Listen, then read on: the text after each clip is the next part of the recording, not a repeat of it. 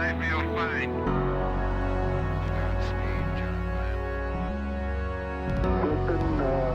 Tranquility Base here. The Eagle has landed. Rocket Tranquility, we copy you on the ground. New possibilities are opening up for scientific cooperation between countries. 2, 1, 0, 0. Liftoff. Americans return to space as Discovery clears the tower. Discovery, go and throttle up. Discovery, roger. Go for deploy. And everybody in the shuttle program, the crew is go for launch. Roger. Nice to be in orbit.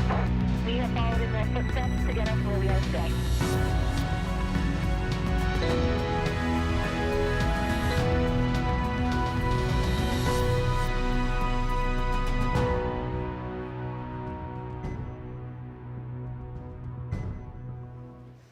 You're looking live at the Crew Dragon spacecraft and Falcon 9 rocket set to carry 3 American astronauts and 1 Japanese astronaut to the International Space Station in just a few hours.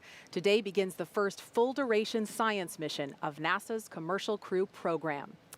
Good afternoon and welcome to Kennedy Space Center in Florida. I'm Marie Lewis with NASA Public Affairs.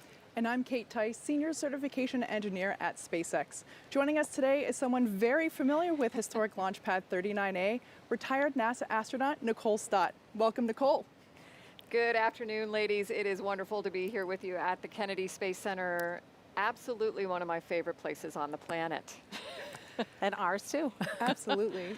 At 7:27 p.m. Eastern Time this evening, NASA astronauts Mike Hopkins, Victor Glover, Shannon Walker, and Japan Aerospace Exploration Agency astronaut Soichi Noguchi will lift off from this historic launch complex 39A at NASA's Kennedy Space Center and begin their 6-month journey in orbit. This mission, known as Crew 1, will be the first American-launched mission with astronauts aboard since the Demo 2 test flight this past summer. That's right, and we have teams across the world covering the action from SpaceX headquarters in Hawthorne, California, Mission Control in Houston, and JAXA headquarters in Japan, and of course, right here in Florida. In just a few minutes, at T-minus 4 hours and 5 minutes, NASA will turn the crew over to the SpaceX team. And once that happens, there are a series of key milestones to complete as we count down to T0.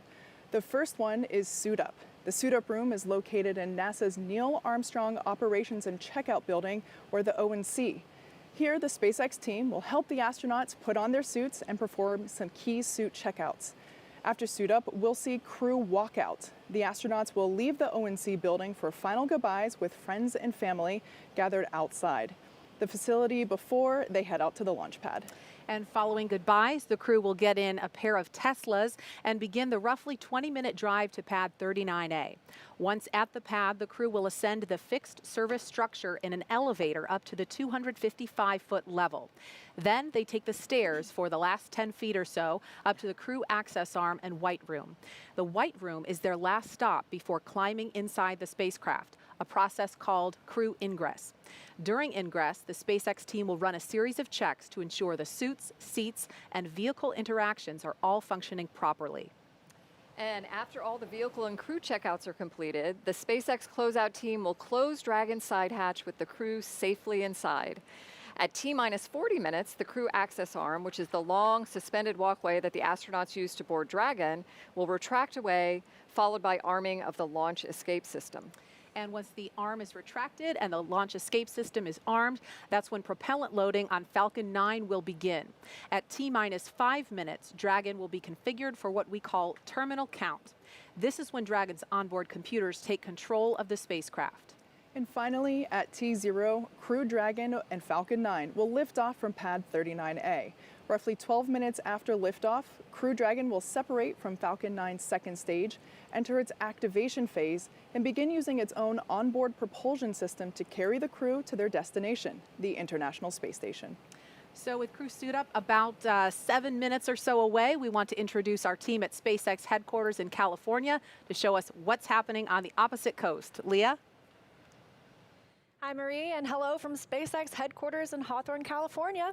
I'm NASA's Leah Cheshire, and we are beyond excited you're joining us live for the first crew rotation flight of the SpaceX Crew Dragon spacecraft on a Falcon 9 rocket to the International Space Station.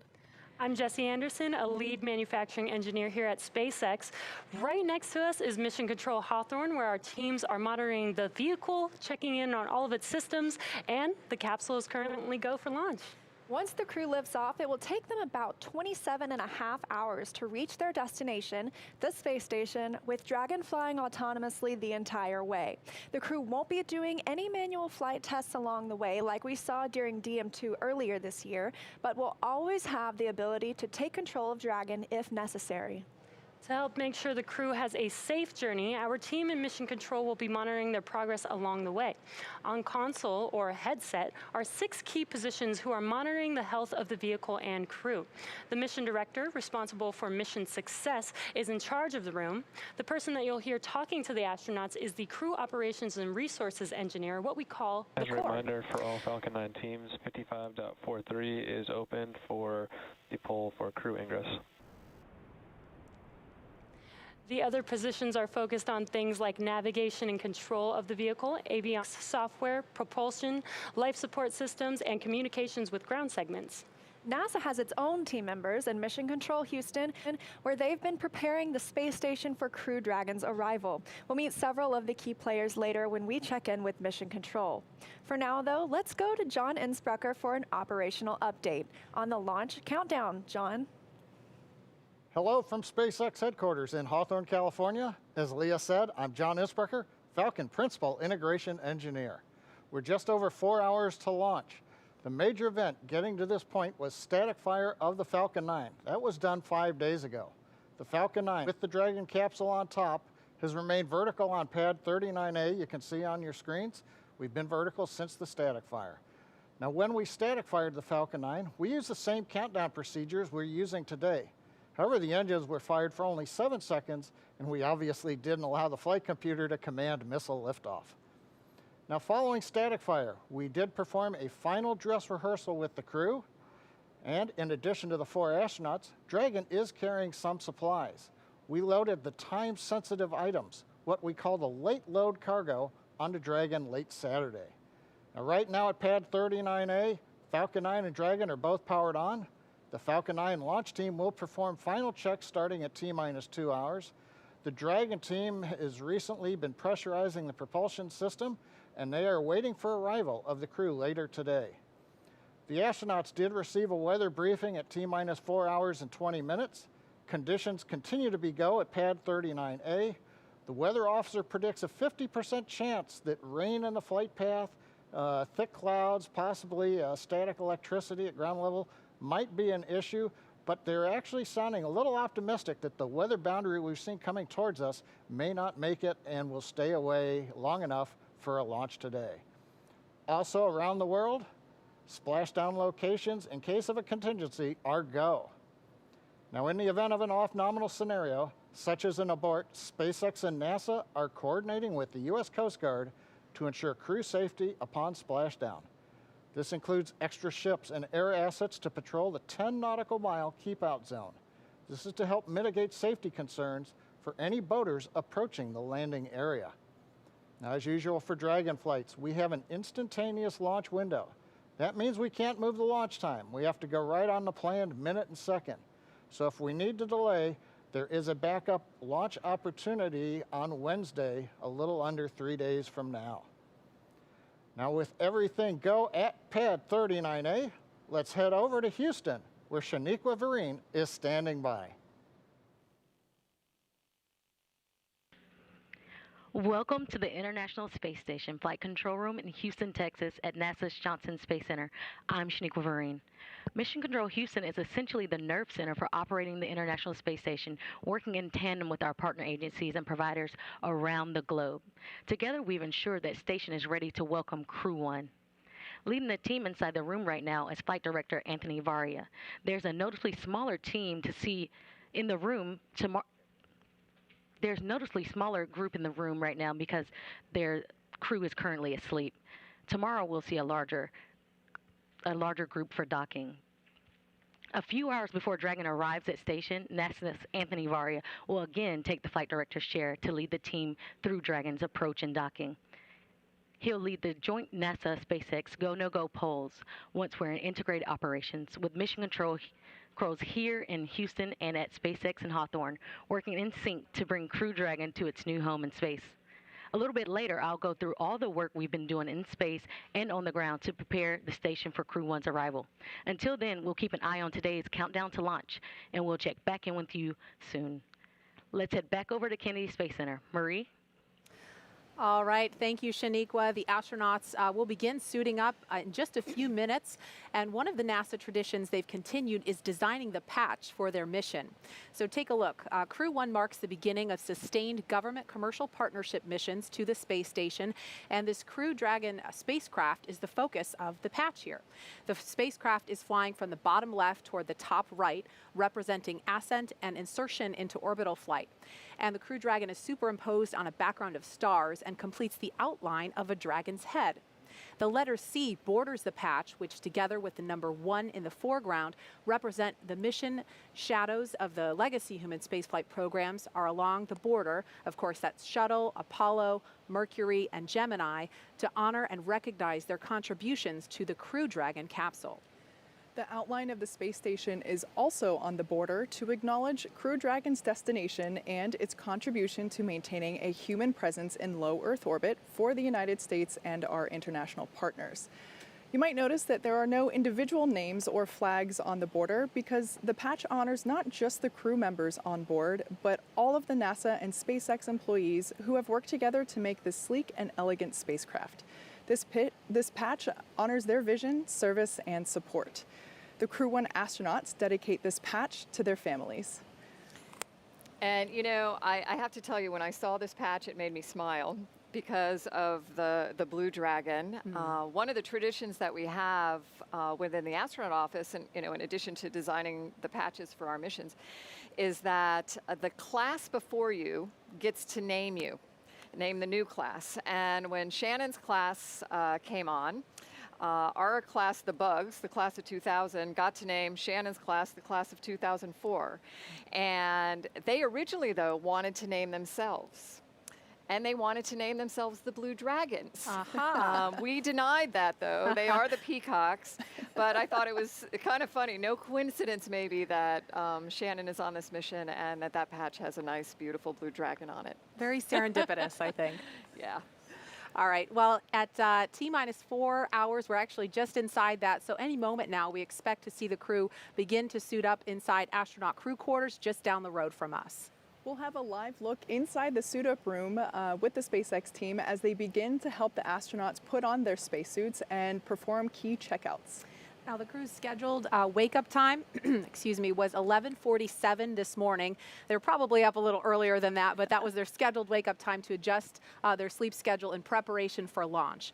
They had lunch at 12:15, and I got to check my phone because I got a text message with what they all ate. Mike Hopkins had New York steak, medium rare, with seasoned fries and dirty rice. Shannon had a juicy medium hamburger with no soggy bun, brioche bun, with sweet potato fries and arugula salad with shaved Parmesan cheese and balsamic vinaigrette. Good choice. Soichi had Japanese curry rice with a panko crusted chicken thigh and curly fries. And Victor had lamb chops medium with sweet potato mashed, and same salad as Shannon Walker, but no dressing. I wonder if they had to pre-order, if that was just on the fly. Well, you get pretty much whenever you want in crew quarters, right, Nicole? I'll tell you what, you are so well taken care of in crew quarters, and food, I think, is at the top of their list for taking care of us. And I'm sure that they put in a pre-order for that, but yeah, that was quite the selection. Yeah, all good. I mean, my mouth is watering thinking about all of that. But besides their lunch, obviously, they did some other things this morning, right? They had their routine daily medical checks. Their flight day preparation included reviewing the procedures on their tablets before suit up one final time. And just a few minutes ago, they listened to a weather brief. And so, again, any minute now, we're expecting to see a live view inside the suit up room. 27:17 local time with an instantaneous window. The crew is starting suit donning in preparation to begin ingress activities. Vehicle gases are at MEOP, FTS checkouts are complete, and Dragon prop tanks are pressed in preparation for ingress. F9 is not tracking any issues at this time. Upper level ground level and pad escape winds remain go at this time. Launch weather will be a watch item this evening with cumulus clouds, flight through precip, and surface electric field rules as the primary concern. In the event of a scrub, the next available launch attempt will be Wednesday, November 18th. As a reminder, the launch escape system will be armed prior to propellant load today. Procedure 52.911 is open in the event of any crew emergency or crew ingress through launch. Firing 4 will go into lockdown at T-minus 45 minutes and last until spacecraft separation or after the launch escape system is disarmed. All personnel requested to stay in their locations until lockdown is complete. CE, any report on Falcon 9 health? Falcon 9 is healthy and good to go. Copy. CE, MD, any comments? Dragon's looking good today. We had a successful vehicle integrity test overnight. Dragon prop press just a bit earlier, as you mentioned, and we're not tracking any issues. We're ready for crew ingress. Copy all. Unless there's any other questions, this will conclude the T-minus 4-hour situational brief.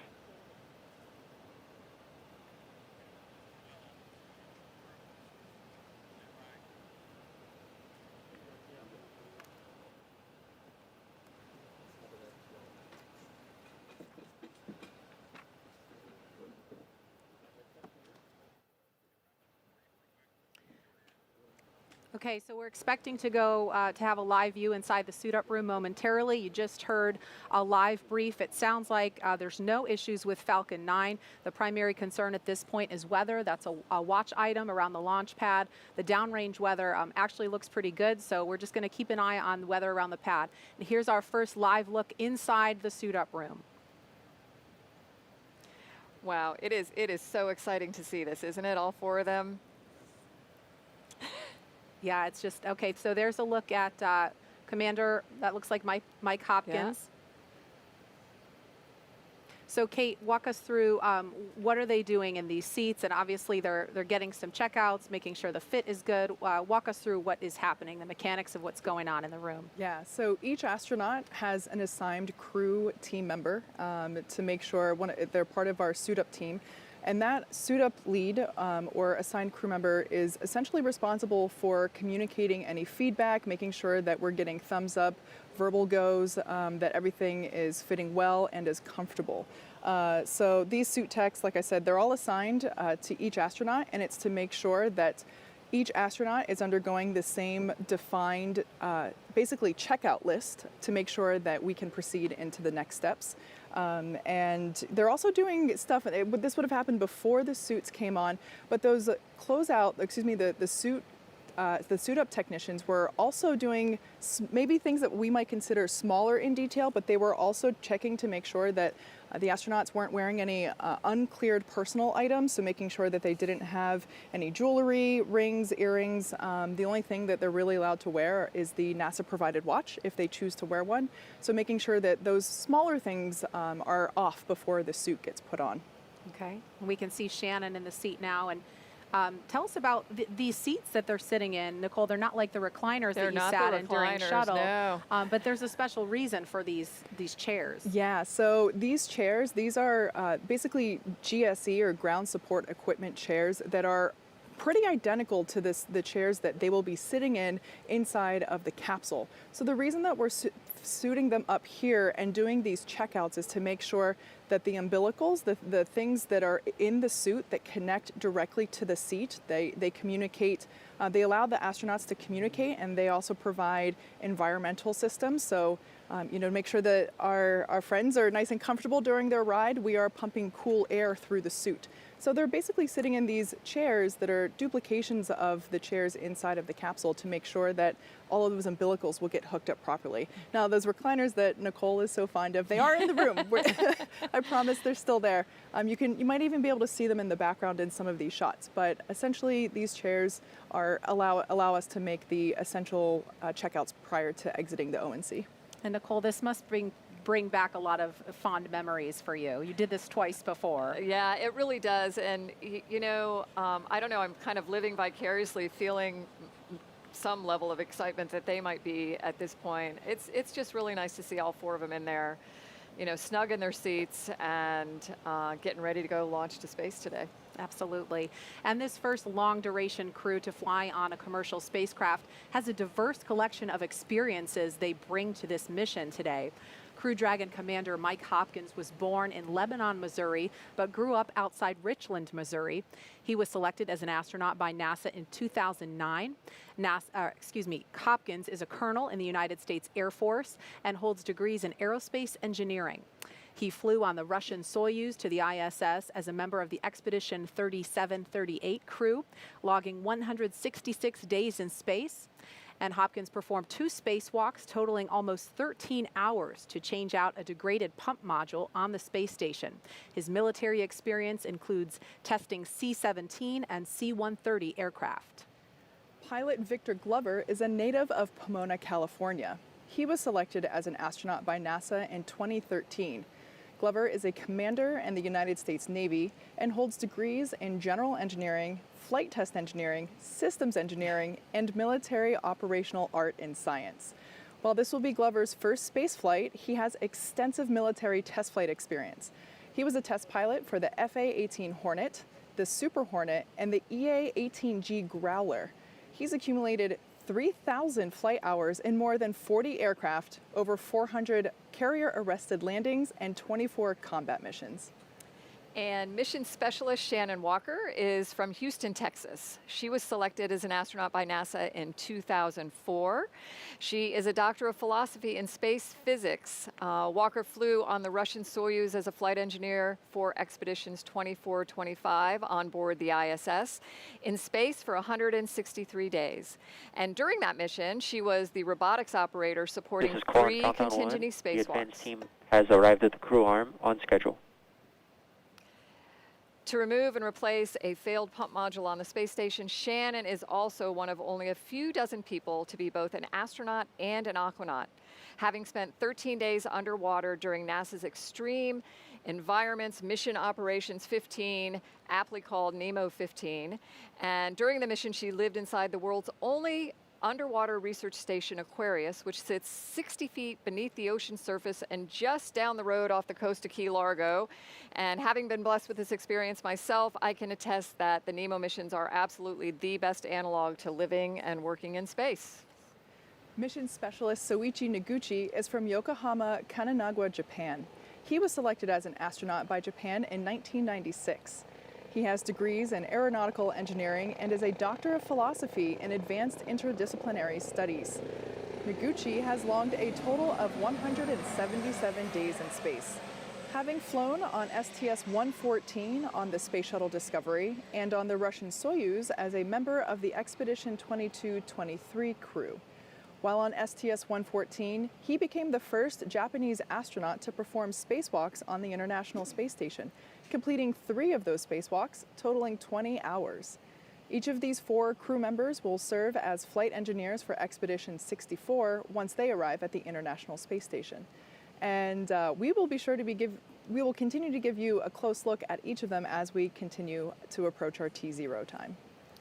You know, it's interesting, I think, as we introduce the crew members, kind of all these little small world brings it back kind of connections. And yes, Soichi was on STS-114, which was a return to flight, first shuttle flight after Columbia.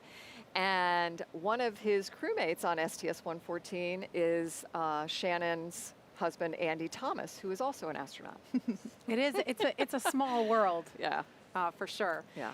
And, we heard a lot about their individual experiences. Nicole, how important is it to have a group of astronauts on a mission together that do have who have been through so many different things? And of course, this will be Victor's first space flight. Yeah. I mean, what's your perspective on that? Well, I think it just in general we've seen across many different industries, but certainly NASA, I think, kind of exemplifies this. Fact that when we bring different backgrounds together, we have a more successful mission, and we can look at solving problems in different ways. And the International Space Station program, without even looking at the crew members here today, has brought together, 15 different countries, 5 international space agencies, all working peacefully, successfully for this last 20 years. I think it's a perfect example of how when we bring these different experiences together, we have real success. Yeah, continued proof. It's also worth noting that even though this is the second crew to suit up for a Crew Dragon spaceflight, they will accomplish several firsts. This will be the first 4-person crew ever on any capsule and on a commercial spacecraft at that. Walker will be the first woman on a commercial orbital spaceflight. Noguchi is the first international partner crew member on Crew Dragon. He will also be the first international partner astronaut to fly aboard 3 different types of orbital spacecraft, those being the U.S. Space Shuttle, the Russian Soyuz, and now third, the SpaceX Crew Dragon. Glover will be the first black astronaut to fly on a commercial spacecraft and the first black long-duration crew member to live aboard the International Space Station. Hopkins will be the first flight test engineer to command an American spacecraft. So making history on many fronts today. Yeah, so just checking back in with the crew there, we see them lifting the visor. What they were doing just before, they were actually pressurizing the suit to make sure that everything was fitting properly, making sure all the seals were in place, making sure, so the spacesuits are custom fitted for each astronaut. They are specially designed to fit their specific bodies. So there's absolutely no chance that you can put someone else's on and you can't mix them up. The same goes for their seat assignments inside the capsule as well. Those are also assigned.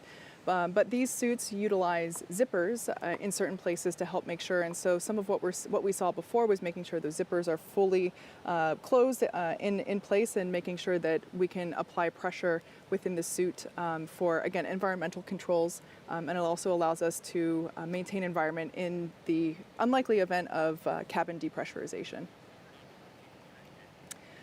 So it's safe to say that this mission certainly represents a lot that has been accomplished this year. It's kind of crazy to think that Demo 2 lifted off and splashed down just earlier. Years of cooperation with the cargo program, the cargo resupply program with NASA going to the International Space Station, then developing this crew system that we see here. We had 22 trips to station so far to date, and 9 of those have actually been completed on a reused Dragon, so that's pretty exciting. Like I mentioned, we've had a lot of progress this year. The in-flight abort test was completed in January, and then, like I said, Demo 2 back in May, lifted off in May and splashed down in August. Nicole, were you able to follow along with that? Yeah, absolutely. I think, just because you retire from the astronaut office doesn't mean you completely separate yourself, Sure. And yeah, I made a point of following along, a lot of living vicariously through Bob and Doug for sure. Just like today is watching these 4. And what's interesting to me is Bob and Doug were in my astronaut class, so it was like watching family, and pretty special to see when Megan and Karen, their wives were able to be out there, and both of them are also in our astronaut class. Yeah. Okay, so while there are a lot of firsts that we have accomplished, will be accomplishing on this mission, for Mike and Victor, the most important moment so far was when Soichi and Shannon were assigned to their crew. Mike and Victor had been training with us at SpaceX for a while, along with Bob and Doug, and so when they had their full one assignment, it was a big deal. The 4-member crew starting training together as a unit earlier this year. Yeah, I remember Shannon saying it was Friday she was a management astronaut, and on Monday she was training for this flight. So it was a really exciting time for her, I know. And while training to fly aboard Dragon is serious business, the crew was able to have a little fun along the way and get to know each other better. Shannon told us that in some ways the pandemic actually made it easier for them all to bond. Once COVID hit, NASA and SpaceX had to find ways to make it safe for the crew to travel. And you can hear the helo flying above us as they get ready to depart the building and ride out to the pad. The crew ended up traveling as a unit and even lived together in a house while they were in Hawthorne instead of staying in a hotel. And at the end of each day, they'd all have dinner together. So spending so much time in each other's company, as you can imagine, allowed them to warm up to each other much faster and obviously get to know each other better than if it were under normal circumstances. The crew also told us that the emergency trainings that they underwent also brought them closer together. Training for emergency scenarios is typically very stressful, and the crew has to approach each exercise with an exceptional amount of teamwork. At the end of these training days, everyone was always a bit sweaty, but mostly smiles as they ate and debriefed around a conference room table. For Mike, he said that those were some of his favorite moments, sitting around the table, sharing stories and laughs with each other. Yeah, and I know they've each talked about how it doesn't feel like work. It's like fun, and you know, I don't want to call it play because it's serious business, but they're having a blast with this. It's clear that this crew has enjoyed the journey with each other so far, and it's going to be so exciting to see them lift off from launch pad 39A in just under 4 hours. We are at T-minus 3 hours, 41 minutes and counting. And Nicole, as you see the 4 of them there, it looks like they're nearing the end of the suit up process, not ready to leave the room quite yet, but what's their headspace like right now? Well, I think it's probably, you know, a little bit of a balance between, holy moly, I'm really here, about to go, you know, walk to a launch pad to go to space today, and then thinking about what they are complete on schedule. And then thinking about what they, you know, need to do as they get strapped into the spacecraft. But you know, Victor with his first flight, I imagine, you know, there's a little bit of a hypersensitivity too. You know, you coming into this room. This is a historic room itself, the suit up room. There's like an aura. There's this awe about it, and you know, I imagine he's, you know, trying to take everything he possibly can in, and you know, to remember it. He'll be thankful for the pictures and videos, like we all are. Oh, for sure. But yeah, and the people that they're there with, you know, like Kate mentioned, this suit up team, you get to know these people. I mean, they're along with you for, you know, for the journey in general, you know, training, and then all the way out to the pad, and so you feel like you're there with family as well, and you want them to feel like they're part of the experience, the excitement that you're having too about it. Sure. Thanks, Nicole. Well, we've got about 15 minutes approximately until the crew leaves this suit-up room. So let's check in with John Innsbrucker for another operation update. John? Thanks, Marie. We're coming up on T-minus 3 hours and 40 minutes, and all continues to go well for tonight's launch as we wait for the crew to walk out of the building. Now, the area around pad 39A was cleared of personnel at T-minus 8 hours.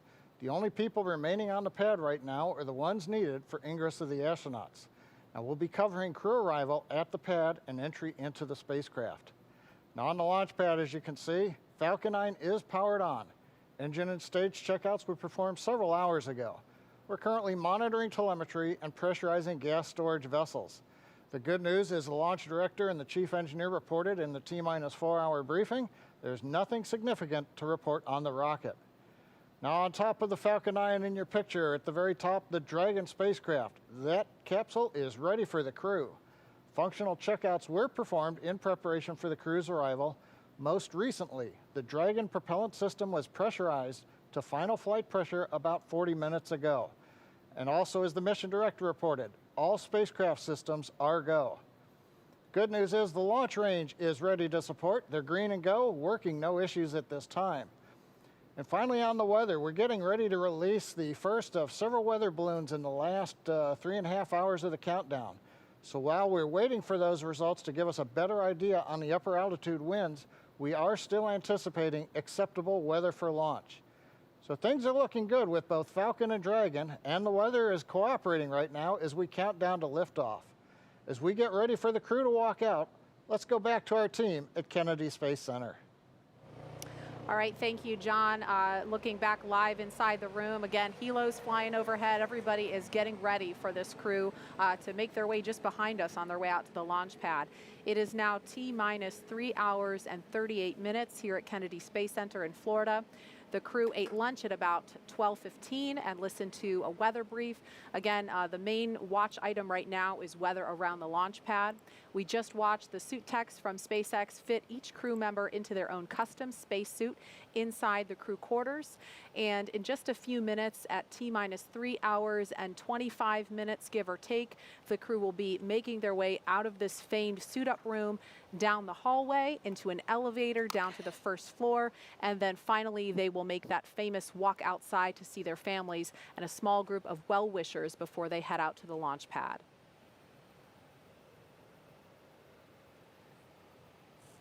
And there are 3 Teslas waiting to drive the crew out to Launch Complex 39A. Riding in the first car will be suit techs and the closeout lead. And in the second Tesla, Mike and Shannon will be sharing a ride with the flight surgeon. And in the third vehicle, we'll have Victor, Soichi, and another closeout lead. We will be following that convoy live every step of the way, getting you as close as possible without actually being in the car with them. So I want to point out, you might notice there on the front windshield of that Tesla, there were a couple of stickers. The 2 Teslas that were utilized in our previous crew missions have those stickers designating that.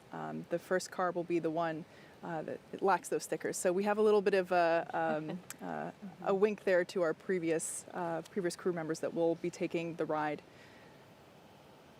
Very cool. And one other thing that I think is really interesting, we'll only get a quick glance of it when the crew is getting into the elevator before they go downstairs. But if you look closely, you'll see when they get into the elevator, there will be a poster there with a bunch of signatures on it. And those are signatures of individual people in the NASA and SpaceX teams that have worked to make this ride as safe as possible. These folks take it very seriously that the crew's lives are in their hands, and so it's really special for the crew to see their signatures on the elevator when they step in those doors. And we do pay attention. There was something similar to that for shuttle, and I hope everyone that signs those, those murals understands that the crew really takes that seriously and is looking for it as well. That's really special. We also happen to be celebrating 20 years of continuous human presence on the International Space Station. The very first expedition mission launched in October 2000, delivering American astronaut Bill Shepard and Russian cosmonauts Sergei Krikalev and Yuri Gidzenko to the International Space Station 20 Novembers ago. A NASA contingent was at the launch site in Baikonur and at the Russian Mission Control Center in Korolev, just outside Moscow, including one of our own broadcasting the launch on that historic day. Ignition. T-minus 10 seconds. 9, 8, 7, 6. We have engine start. 4, 3, 2, 1. We have ignition. We have ignition and liftoff. Liftoff of the Soyuz rocket, beginning the first expedition to the International Space Station and setting the stage for permanent human presence in space. We want to introduce you now to Kyle Herring, the NASA Public Affairs Officer whose voice you just heard. Kyle, there you are. You launched, you called the launch that day. It was October 31st, 2000. And I know you've been involved in human spaceflight and missions way before that and ever since. Now, as we're about to launch long-duration human missions to the space station from U.S. soil on a commercial spacecraft this time, what do you remember about the day it all began? 20 years ago. It's hard to believe, actually. I remember almost everything about that day.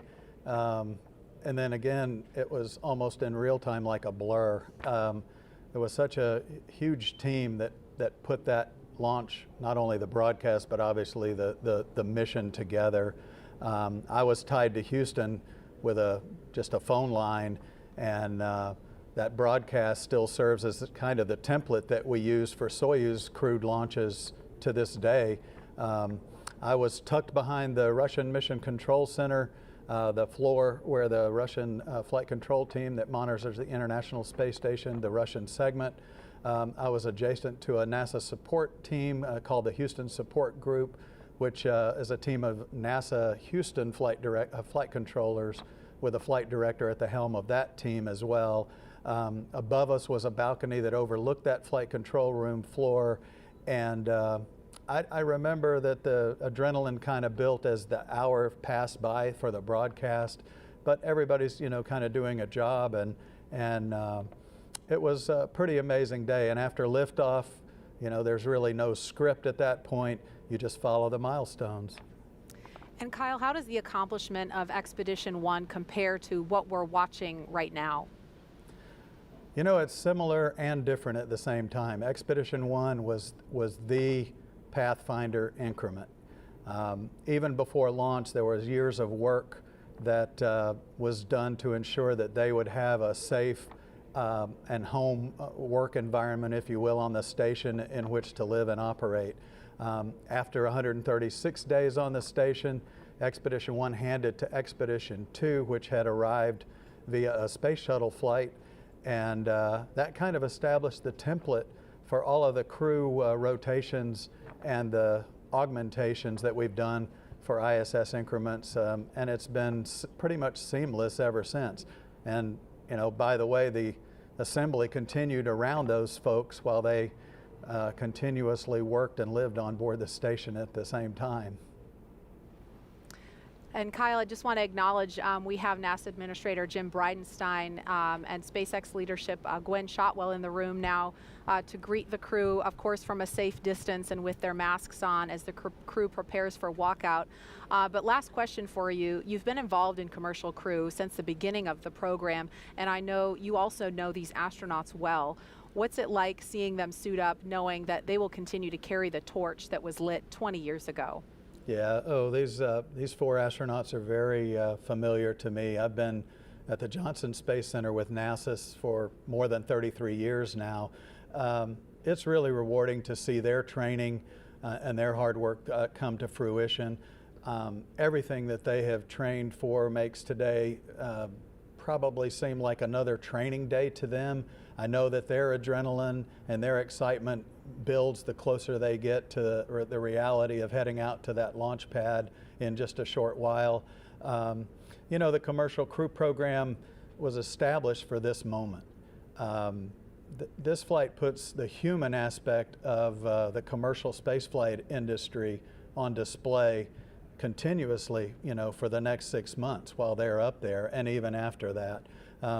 Tonight, engineers that are here on the ground who made this day possible, they're going to pause and enjoy this moment, and then they're going to put their heads back down and start continually working toward the next flights. So, you know, it's just going to keep building and building as we continue to rotate and augment these expeditions.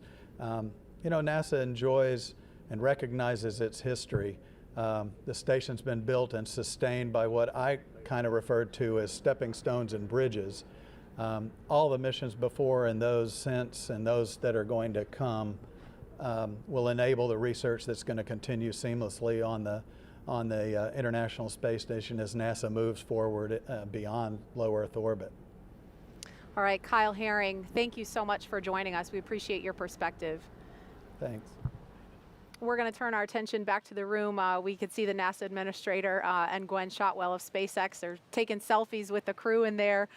Nicole, I know you probably weren't taking selfies in the shuttle days. Technology's come a long way since Not that. that old. No, but, well, we did selfies and you didn't know if you got it or not. Got it, okay. But this was a really special time because there are people in that room, like I mentioned before, that you want to share it with. We saw them doing pictures with all of the suit up team as well, and it's nice when the administrator and your leadership comes by to wish you on your way too. So I would also definitely be taking selfies with Yes. them if I were in that room for sure. Now we're about 15 minutes away from the crew walkout happening, but I just want to draw a little bit of attention to the preparations that are going on inside the capsule.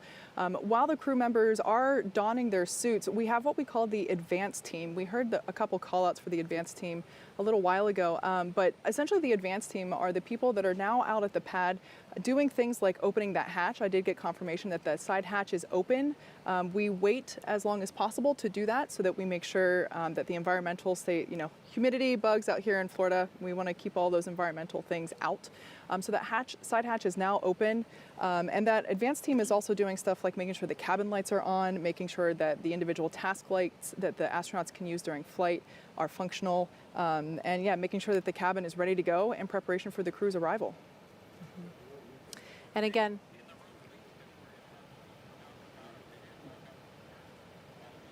So like I mentioned, yeah, there's a shot of Falcon 9 live from the pad at 39A now. Like I said, that side hatch is open. The advanced team is making the final preparations inside the cabin, getting ready for the crew to begin their journey out to the pad. And launch weather today is 50% go. That was the weather at last check. It's actually looking really good downrange, so things look a little iffy around the pad as we get closer to T0 of 727 this evening. But if we can make it past the immediate area, it looks very good for abort conditions. Yeah. And I heard earlier that the forecast for Wednesday, which is obviously the backup day, if we don't make it today, the weather in the immediate area looks really good, but the downrange weather is problematic. So we had 50-50 odds, I think, on Demo 2 launch day. So hopefully the odds will tip in our favor at just the right moment, because this is an instantaneous launch window. I just received the most recent weather briefing a few minutes ago, and we're still at 50-50, so not better, but not worse. Okay. And again, it should be just a couple of minutes before the crew departs that room, and I think we're going to get another look inside there. Again, we do have, if we could, I don't know if we could take a look outside the operations and checkout building, but we have a convoy stationed out there ready to take the crew. There's a look. And again, there are 3 Teslas. The crew will be split up 2 and 2 in the second and third Tesla. Is that right, Kate? Exactly. Yeah, that first Tesla will have one of our closeout leads as well as 2 suit technicians. So we ensure that the whole suit-up crew also transports out to the pad along with our astronauts. Car 2 will have Commander Mike Hopkins as well as Mission Specialist Shannon Walker, as well as our flight surgeon. And then Car 3 will have Pilot Victor Glover and Mission Specialist Soichi Noguchi, as well as the second closeout lead.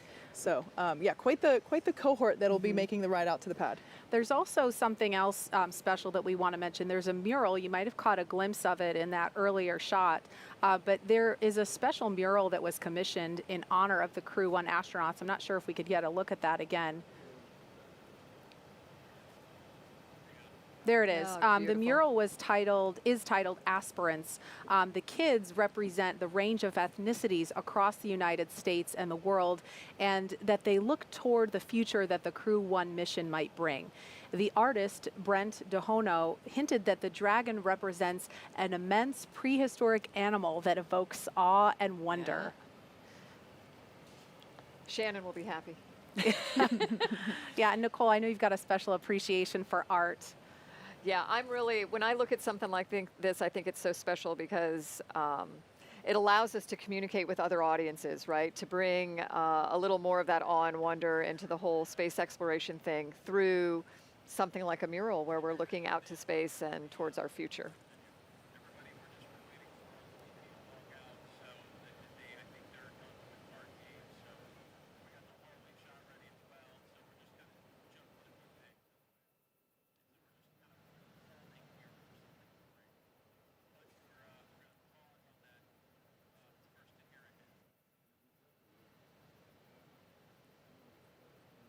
Okay, so again, we're standing by outside the Neil Armstrong Operations and Checkout Building. Crew donning their suits is complete. They should be making their way out of the room momentarily. They probably just a few moments ago finished up playing the mysterious card game. Nicole knows about this. Yeah, you know, another one of these traditions, and yeah, you know, the commander has to beat the chief of the astronaut office in a game of 21 before you can leave the room. So maybe that's what's holding them up. And we've got our resident social media guru here, Tahira Allen. Tahira, as we're waiting for the crew to walk out, what are folks talking about online? Thanks, Marie. So before I get into the conversation, I want to note there are already over 200,000 people tuning into this show right now across all of our social platforms. And I've been monitoring the conversation all week, looking at our hashtag #LaunchAmerica, and that alone is up to 38,000 mentions. And here they come, walking down the hall. Oh. Everyone's looking quite peppy there. Yeah, so cool. They're looking for people. They're looking for the people that have helped them all along the way, too, and wanting to make eye contact. Yep.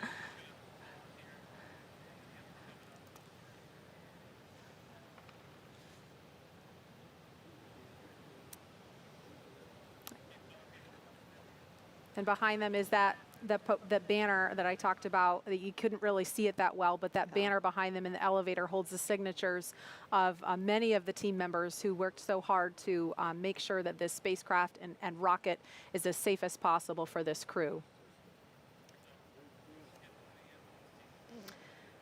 Okay, so we are just moments away from seeing the first multinational Crew Dragon crew exit the operations and checkout building outside here. But before we do, we will pause for America's national anthem performed by country music singer Travis Tritt.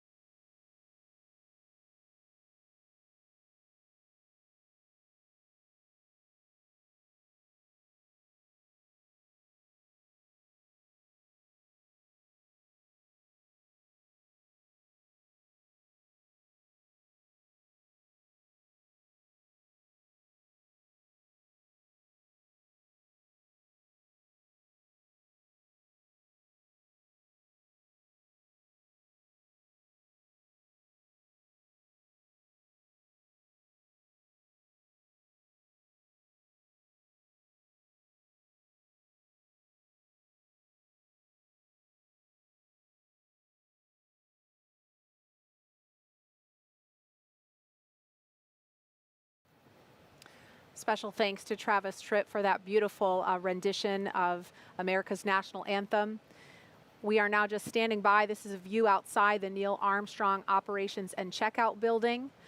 Inside here is the historic astronaut crew quarters and suit-up room. There's a look at the doors that the crew will be walking out of any moment now.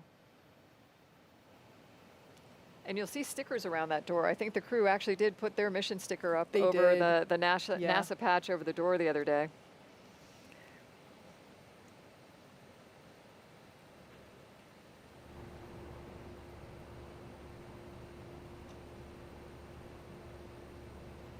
As we zoom in there, you can see along the door frame even more stickers. I believe there's one sticker from every mission, but I did notice that there was just enough room to put the Crew One sticker up on. Oh, here they come. Here they come. The Crew One astronauts now beginning their journey to the launch pad ahead of this historic mission to the International Space Station.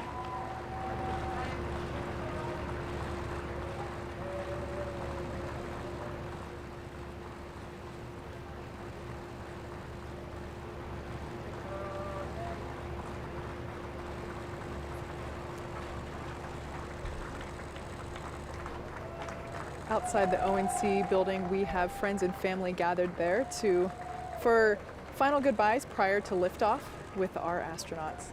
And that's a very different thing to the shuttle days. The last time we saw our families would have been at what we call the wave across the ditch, you know, the day before launch. And typically for shuttle launches, you would have employees and, you know, people that would come out to wish us well. I think it's a very special thing that the crew's families get that up close and personal right before they get into the crew transport vehicles to the pad. You notice everyone keeping is a safe distance here, but that distance would be enforced regardless of whether COVID-19 was a factor in what's going on. That distance is maintained regardless. Like I mentioned before, there are 3 Teslas that will be taking our crew out. In the first car, we will have a closeout lead as well as a couple of suit technicians. The second car will be Mike Hopkins and Shannon Walker, as well as our flight surgeon. And then the last car, we will have Victor Glover and Soichi Noguchi, as well as one of our other closeout leads. So like I mentioned before, the suits are assigned. The seats in the capsule are assigned, as well as the seats in the Teslas. There's no fire drills happening here today.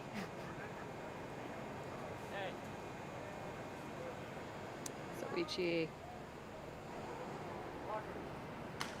can hear just some ambient conversations between the crew and their immediate families.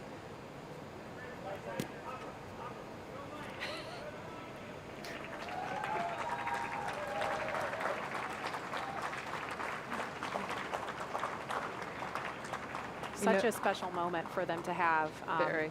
This crew has said a couple of times that Soichi is the funniest one of them all, and that comes out here. Yeah, you can definitely see that. Absolutely. You know, this is all very carefully choreographed. You can see, you see in one of the shots some of the ropes and stanchions, but there are lots of people involved in the planning of where the immediate families are going to stand, where the small contingent of media will stand, especially in COVID times where we have to make sure we're keeping the crew safe and their families safe.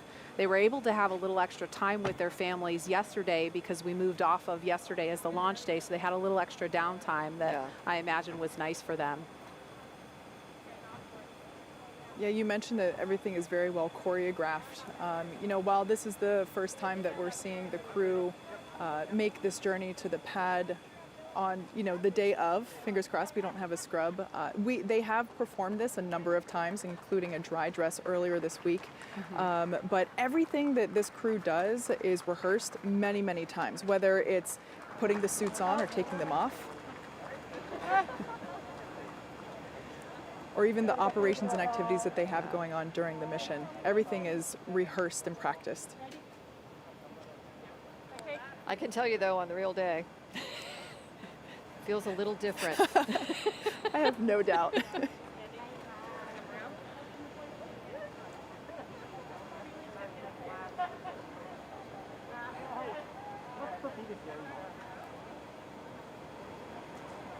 Immediate family members getting a chance to have another moment with the crew before they leave. And then you'll see some of the folks there in the blue flight suits. Those are astronauts from the astronaut office active that are working as crew support astronauts for the families and the crew members.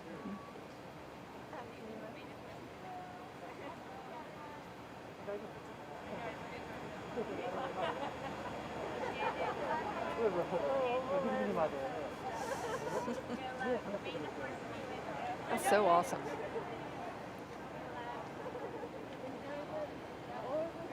So I mentioned earlier that the Teslas that we utilized in our last crew mission, Demo 2, you can tell which Teslas those are because of the sticker in the lower passenger side front window.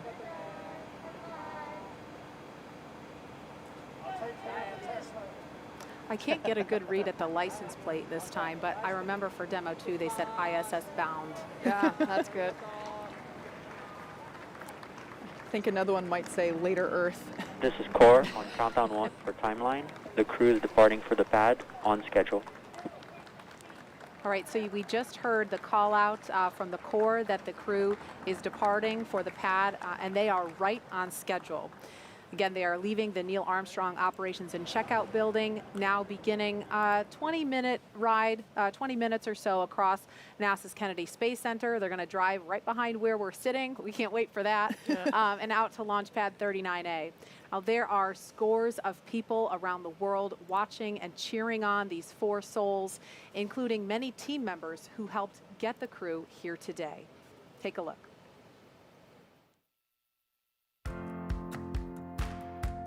This is Stephanie Duncan and the Duncan family from the Commercial Crew Program at the Johnson Space Center.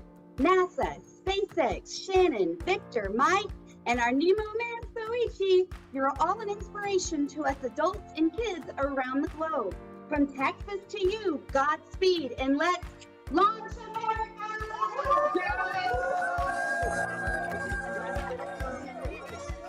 Aloha, I'm Gabriella from SpaceX in Boca Chica, Texas. On behalf of the entire Starship production facility and launch site, congratulations to our crew and astronauts as well as the SpaceX and NASA teams. Shannon, Victor, Mike, and Soichi, safe travels and best of luck. We hope you enjoy the journey to the International Space Station. Godspeed, Falcon 9, go Dragon, go NASA, and thank you for riding with SpaceX.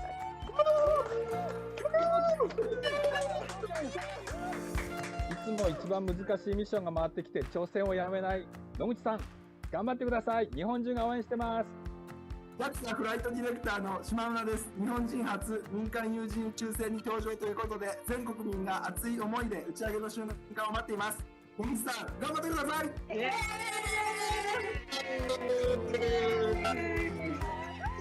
From the entire commercial crew program team, Mike, Victor, Shannon, and Suichi-san, we're looking forward to your flight. Godspeed, resilience, and go Crew 1! This is Mark Welch from the commercial crew program in Houston. Go Mike, Victor, Shannon, Suichi. Have a great flight to ISS. Go Crew 1! Yeah! Woo! Yeah! This is Micah here from the Dragon team at SpaceX. We've all worked tirelessly to build a reliable vehicle for the crew, and now it's time to fly. We hope that they enjoy a totally rad rocket ride aboard Resilience. Go Dragon! Hey Mike, Shannon, Victor, and Soichi. This is Amber Jacobson from NASA's Space Communications and Navigation Program, better known as SCAN. We're all so excited for your launch, and we'll be working hard down here, making sure you stay connected with Earth.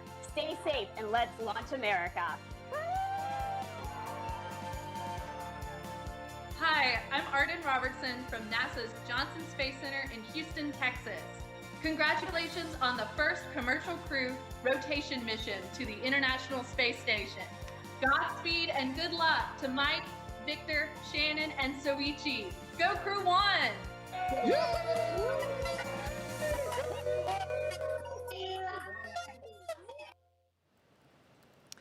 We love hearing from those team members. It was really great to get the JAXA team included in those messages. Again, we are following the convoy out to launch pad 39A. And we understand that the crew has a ride-out playlist. We tried and tried, could not find out what that playlist was, so I think that's top secret. But we had some conversation amongst ourselves about what they might be listening to. My personal pick would be something from Queen. And I told you I'm going to steal that because Yes. we need to have Don't Stop Me Now going right here. Yes, that is the at perfect desk. going to space song. Mine would definitely be something by Daft Punk, you know, with the spacesuits looking like futuristic robot aliens. Yeah, I just have to go with Daft Punk for sure. And as we're watching the crew, this is from we're calling it our chase car. The road is shut down in either direction for the convoy, so we are on the opposite side of the road with a camera, literally, so you can be along with the crew every step of the way. Tahira, I know we had to cut things short earlier, but I imagine there's been a lot of reaction to the things folks are seeing, and I'm sure you've got some thoughts on a playlist as well. Yeah, oh my goodness. So, I mean, the top sentiments that we're seeing online are just a lot of patriotism and well wishes for the crew. And that ride-out playlist question is so fun. I think if I'm awesome enough to be an astronaut, I would definitely be playing Feeling Myself. But I think that's something that we should even pose to the public. So for those of you watching right now, head on over to NASA's Twitter, and we're going to get a question out to ask, what's one song you would absolutely have to have on your ride-out playlist to the launch pad? Ladies, I'm very excited to see what comes in, so I'll keep you updated. So just real quick on that note, I just got notification of the playlist. Okay, we're all dying to know. What are they listening to right Shannon now? has great music. So like we mentioned before, they are in two different vehicles. They're on one playlist. We have songs like Alicia Keys, How It Feels to Fly, Phil Collins, In the Air Tonight, Eminem, Till I Collapse, Van Halen, Right Now. So like a pretty big that's mix. one of my favorites. Yes. And then in the other vehicle, Fly Away by Lenny Kravitz, Jump also by Van Halen, Uptown Funk from Bruno Mars. That's a good one. That's a good one. Yes. Those are all really good ones. I feel like folks are gonna, I don't know, can we make those the choices, Tahira? I'll let y'all know what comes in.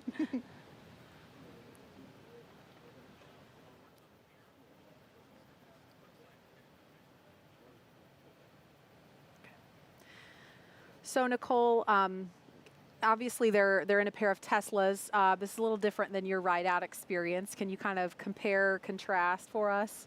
Well, we rode out in something called the Astrovan, which I thought was really cool too. You know, the silver sleek vehicle that was heading out to the pad. But I don't know. There's something about this ride. You're again.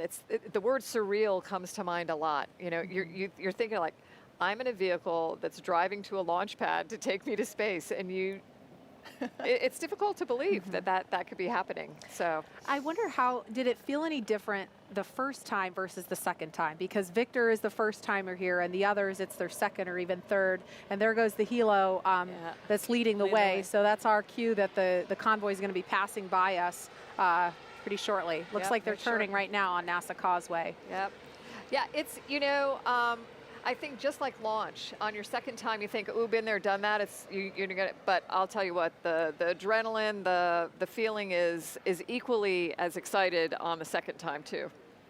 Okay, I know you're all watching the convoy, and so are we. We're turning around in our chairs because it looks like, is that the first car? That's probably the lead vehicle there. I think we see the lead car going by, so we're all turned around in our seats so we can watch them in person. Yeah. So something that's really cool, well, I think, we can see in the background there, they're passing the Vehicle Assembly Building, or the VAB, a very famous building here at NASA. And I just think it's so cool that they're literally driving down the road where the shuttle and the Saturns used to come down on the crawler, down there on Crawler Causeway. And there we see them in front of the VAB now. Woohoo! Yeah.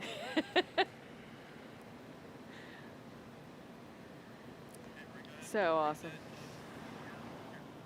All right, so as we're getting an awesome look right behind us of the crew passing by the press site here at Kennedy Space Center, among those of you following along on NASA TV and online are a very special group of folks, some who the crew might even recognize. Take a look. Hello, we are aerospace engineers from the University of Illinois, Mike Hopkins' alma mater.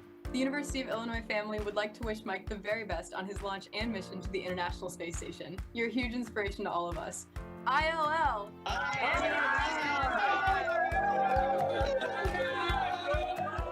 What's up, everyone? My name is Aman Asfal from Cal Poly San Luis Obispo, Victor Glover's alma mater. I and my fellow students from Cal Poly want to wish Victor and all of Crew 1 a safe launch and wonderful mission to the International Space Station. You're an inspiration to us all, and thank you for representing Cal Poly well.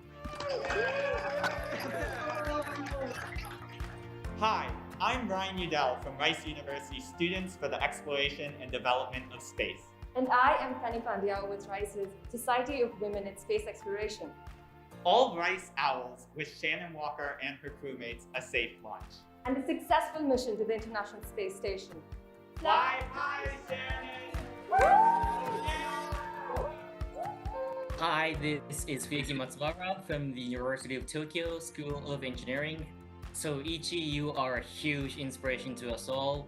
We are wishing you and your crewmates safe flight and can't wait to see you in space. どうかお気をつけていってらっしゃいませ。Hey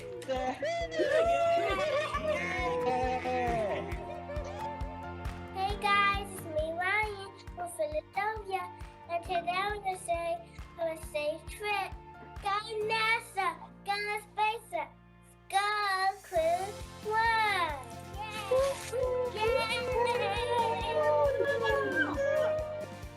Hi, this is Rob Blevins at the Discovery Center in Springfield, Missouri. We want to thank Mike, Shannon, Victor, and Suichi for helping inspire the next generation of scientists and astronauts to go make history like you're going to do today. Go NASA, go SpaceX, go make history!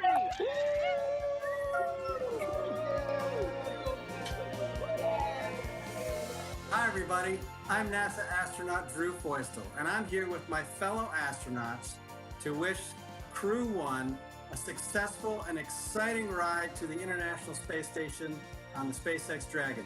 We're excited to see you launch in space. Congratulations to Mike Hopkins, Victor Glover, Shannon Walker, and Suichi Noguchi on this historic flight. We can't wait to see you in space. Go Crew 1! Yeah! Go Crew 1! All right, the crew is continuing to make their way to launch pad 39A. We're at T-minus 3 hours and 3 minutes. So in about 8 minutes or so, we should hear the announcement of the crew arriving at the pad. Loved hearing those shout outs from those folks. I think that little girl was my favorite. But Nicole, I know the first time you saw that video, you got to see a lot of familiar faces from the astronaut corps. Yeah, it's fun, you know. The other words I'll use a lot today are living vicariously. I can tell you every single one of the people in that picture were. It's pretty cool.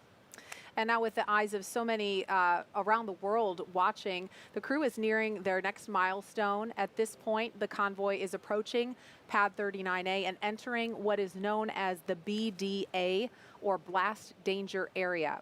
Before any pad technicians, engineers, or astronauts enter this area around the launch pad, the SpaceX and NASA teams have to do internal go, no-go polls to make sure everything is clear and it's safe to approach. This view that we have now, I just love it. This is the pad where humans went to the moon. This is pad 39A, and originally built in the 1960s to support the Saturn V for the Apollo program. It was then upgraded to support the shuttle program. SpaceX signed the lease for it in 2014, made some upgrades ourselves. It might look a little different. We did remove the rotating service structure, but the heart, the bones of the fixed service structure from the shuttle days is still there. We made some modifications and safety improvements. You know, the salty air here can be quite corrosive, but as you know, something that is also a little different, the hangar that is built there allows us to do the integration much closer to the pad itself than in the shuttle and the shuttle and the Saturn V Apollo days. So it's really neat to see them. They're approaching now, driving up onto the pad, and I just love thinking about everything that has happened here and appreciate that we have the opportunity to continue human spaceflight from such a historic location. Yeah, it really strikes me that the last time we saw this happening was, you know, back in the spring with Bob Behnken and Doug Hurley making this approach onto the pad, and we saw them kind of lean back after they got out of the cars, looking up to try to just take in the height and the grandeur of the pad, knowing that they were about to get on a rocket that was going to come to life. And now we have a full crew of 4, and it's just spectacular to know what is just around the corner for them. Mm-hmm.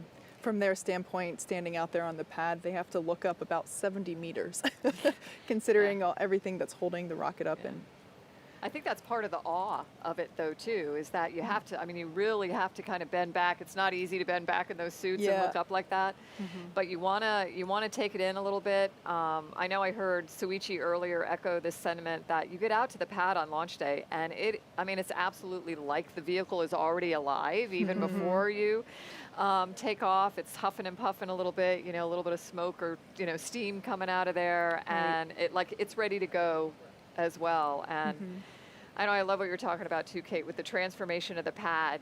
You know, I think I was very fortunate to fly both times out of 39A on Discovery, and I don't know, on the one side you want the pad just to stay the way it was, you know, when you went, but you know absolutely that as it's changing, that new opportunities are opening up. It's allowing us to get back to space on a new vehicle and, you know, look to the future of space exploration. Yeah. I mean, the pad has to change just like everything else does. Absolutely. I mean, the shuttle program was the spaceflight program of my childhood, and there's absolutely nostalgia associated with that service structure. And but you know, to see the transformation take place and to see all of the upgrades that have been incorporated, not only to allow Falcon 9 to fly from here, but also Falcon Heavy, is just, it's really mind-blowing in many ways. Yeah.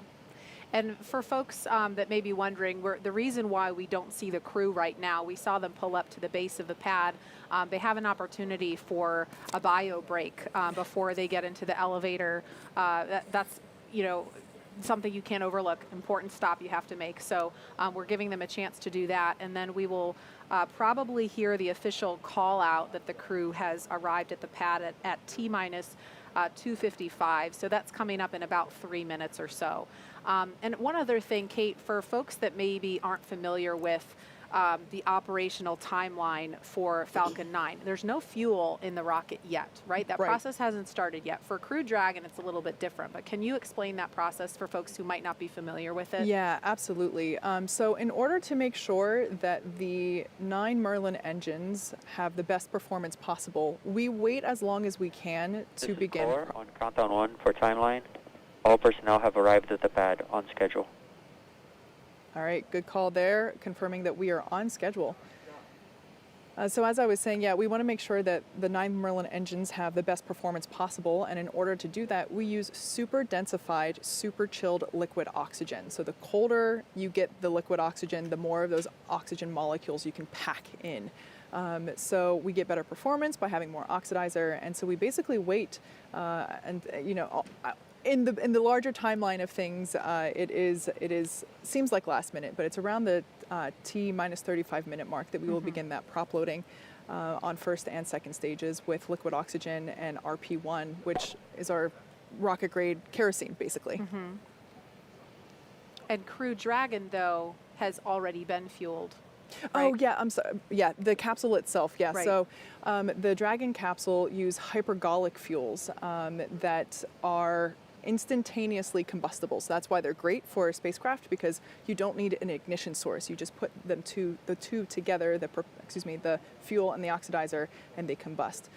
So yeah, those hypergolic fuels were loaded onto the capsule earlier in the week. Actually, it might have been last week. I'm losing track of the days at this point. I know. But yeah, that is all done prior to integration. That's all done in an area called Dragonland down the street. And then, yeah, so the capsule then gets integrated onto the trunk, and then we transport that here to 39A, and then we then integrate the trunk and capsule on top of the second stage. And we had what is called a dry dress rehearsal of this entire process without fueling the rocket. That's why it's called dry dress, because there's no fuel involved. But that happened on Thursday. So I'm mixing up my days like you, Kate. We all are. Today's Sunday, right? Yeah. So Thursday there was a dry dress rehearsal where they went through this whole process from. Best way to. Sorry, it sounds like we were starting to hear a call, so I don't want to step on that.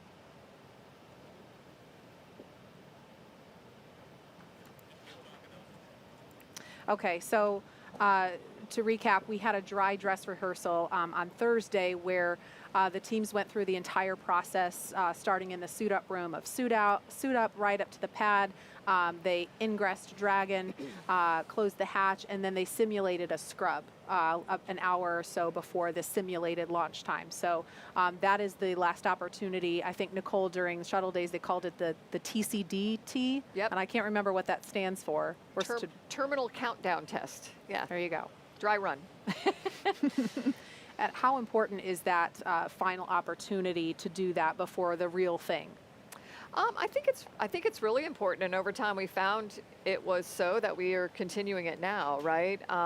There's something about having the team in that, really in that launch mode. Real vehicle at the pad, shortly before the actual time is going to come to run through these things, and to give the crew an opportunity, like you said, at about an hour before, to run through what it would be like if they needed to scrub, and kind of that final countdown and get to their escape baskets or down to the base of the pad and out of harm's way. So just get your head kind of in the right place. Yep. And we actually had a scrub with Bob Benkin and Doug Hurley. The first launch attempt for Demo 2 was May 27th. We ended up not going until May 30th, but that first day, scrub happened at all the way down to, it was like T-minus 17 minutes. Yeah. And so Falcon 9 was still, was well into the fueling process, and the crew can't egress from the capsule until the vehicle is offloaded. Right. We've got to offload all that fuel. So hopefully we won't be in a situation like that today, 50-50. We'll see. But here they are. The astronauts have begun to emerge from their bio break. And I'm not sure which pair this is. I think that might be Victor and Suichi. You have better eyes than I do, Kate. I think that might be Shannon. Yeah, I think that's Shannon. I'm sorry, on the right. Shannon, yeah. Okay, Victor and Shannon. So they are getting inside the elevator. This is the same elevator Nicole's on. Yes, it is. So I mentioned before that we have something called the advanced team, and when I learned about this, Okay, that's Mike and Shannon. When I learned about the advanced team, they are responsible for, like I said before, making sure the hatch is open, the cabin has communications and lights. They're also responsible for making sure that someone has the elevator keys. Yeah. Yeah, you can't just get in there. Yeah. You know, the devil's in the details. For sure. Now, when the astronauts ascend here, just as in the olden days, the levels of the tower are not marked 1, 2, 3, 4, and so on. They are marked by foot height. So they press the 255-foot button and ride to the top. Okay, and here's our first look at that level where they come out of the elevator. Now, they're going to make their way around because they have a handful of stairs to climb to get up to the level where the crew access arm is. That's that long suspended walkway. So here they go up the steps. Got to work for it. Yeah, right. Well, they've made it this far. What's a couple more steps? Oh, look how beautiful. It's been a long time since I've had the privilege of being up there and seeing that view up in person, but it is just, words don't do it justice. Yeah. Okay, so here's a view. You can see the NASA worm, and on the far end, that is where the phone is. Nicole, can you talk about the significance of the phone there? Yeah, and I think they've maintained the same original phone, like Yes. the big handset, and it was one last opportunity to, call your family before loading up into the vehicle. Mm-hmm. And I don't know, I love that NASA and now NASA and SpaceX have maintained these personal touches to the humans that are part of human spaceflight. I think it's really, really important that we do those kinds of things. Mm-hmm. And the one other thing that you'll notice are the white arrows pointing towards us on the camera, and that's not just for design. There's a very Although it does those look are very cool. it does look cool, but that they're very intentional. Okay, and so this will be Victor and Soichi. Yeah. Now approaching the pad. So Mike and Shannon got a head start. Victor and Soichi are making their way to the elevator now. I wonder if they're going to stop and they gotta strain, or maybe they've already done that to get a look up. Here they go. It's kind of like the pre-flight, right? The walk around your vehicle before you get in and fly. Yeah, I feel like this one carries a little more weight. Yeah, yeah. Incredible. I really want to come up with a name for the move that they have to do when they turn and bend and look back. Yeah, it's the don't fall backwards move. Yeah. Yeah. Yeah. And we're having a lot of fun here. We know the crew is having a blast. There they are. Again. I knew they were going to do it. But this is they must have so much adrenaline pumping through them, because when you are getting on top of a rocket, your life is at stake. And that's not something that any of the people involved in this mission from start to finish take for granted or take lightly. The folks who work on this program take that responsibility to heart. And like you said, Nicole, I mean, when you're talking about the relationships with the people in the suit-up room, they have those relationships with people across the NASA and SpaceX teams. They walk the factory floor in Hawthorne, and the people that work this mission, they know the astronauts and they see them as their own family. Here's a look inside the crew access arm from the inside. I love this shot. Yeah. When this was being designed, it was definitely a forward-thinking design that we went with. We really wanted it to encapsulate the experience of the next era of spaceflight, really wanting to make it look futuristic, as with the suits and the capsule itself. Very sleek and elegant. Okay, so here's Victor and Soichi. The last shot inside the access arm was Mike and Shannon. So they're standing now inside the white room. We're going to explain a little bit more about that in a minute, but you can see the side hatch of Dragon open, and that is where They are going to ingress or climb inside in about 13 minutes if things are on schedule. Yeah. They're signing the wall there. Kate, can you explain what they're doing there with the signatures? So we just saw Mike's. The crew has arrived at the White Room on schedule. All right, good core call there. Just notifying everyone that the crew has arrived on time. We now see Shannon adding her signature to the wall. So in keeping with tradition, we painted this room white, and the advanced team, once again, I'll talk about them.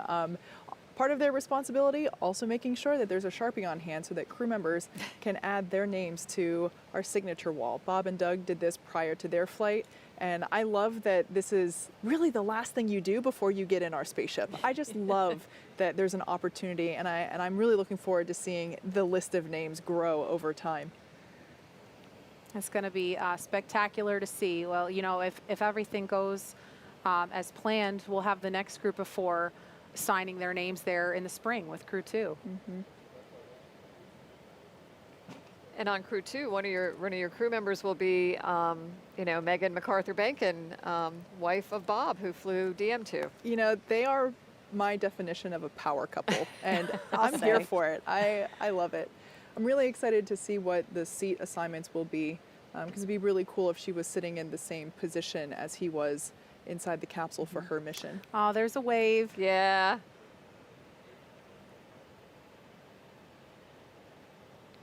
This is so exciting for Soichi, and I know he has some extended family who couldn't be here in Florida for the launch, but hopefully they're getting the opportunity to watch from Japan. And I'm trying to think of what time it is there now. It's early Monday morning, so if they set their alarm clocks early enough, they'll have a chance to.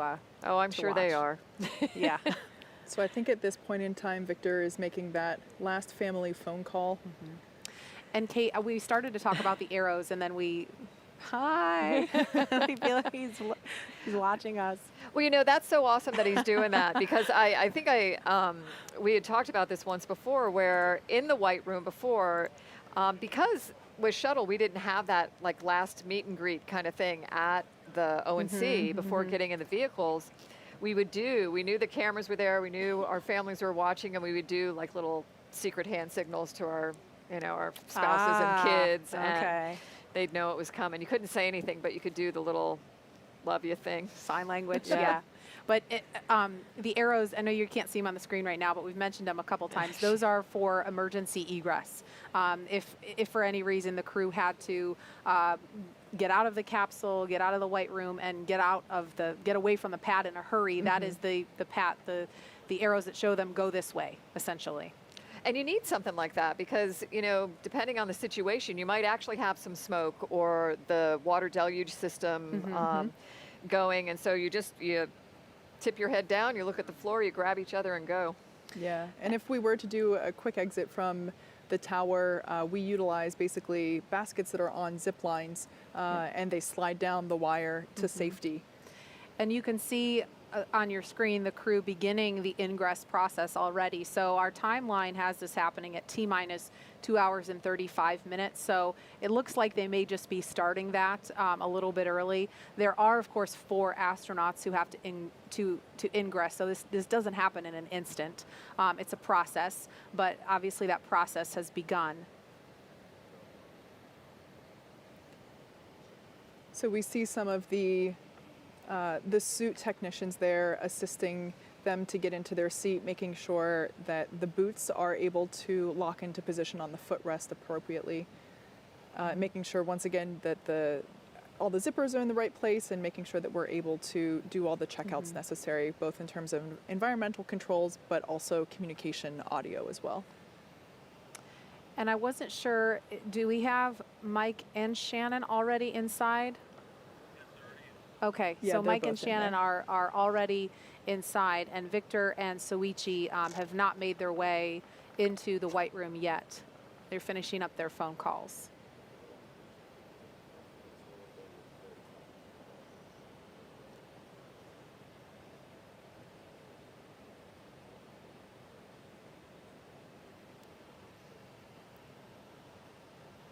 And so again, crew ingress is just a space flight term for getting inside the spacecraft. So Mike Hopkins and Shannon Walker have ingressed Crew Dragon.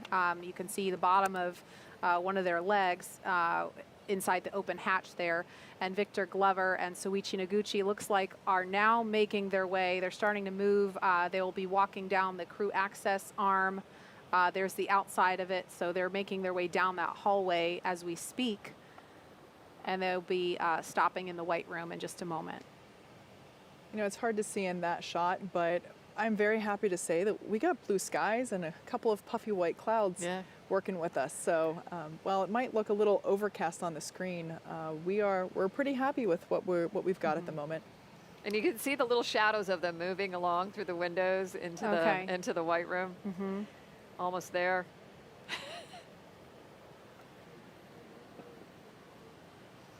Okay, there they are. So this is, again, a look inside the white room. It's not a very big space. It's pretty tight, but that's by design.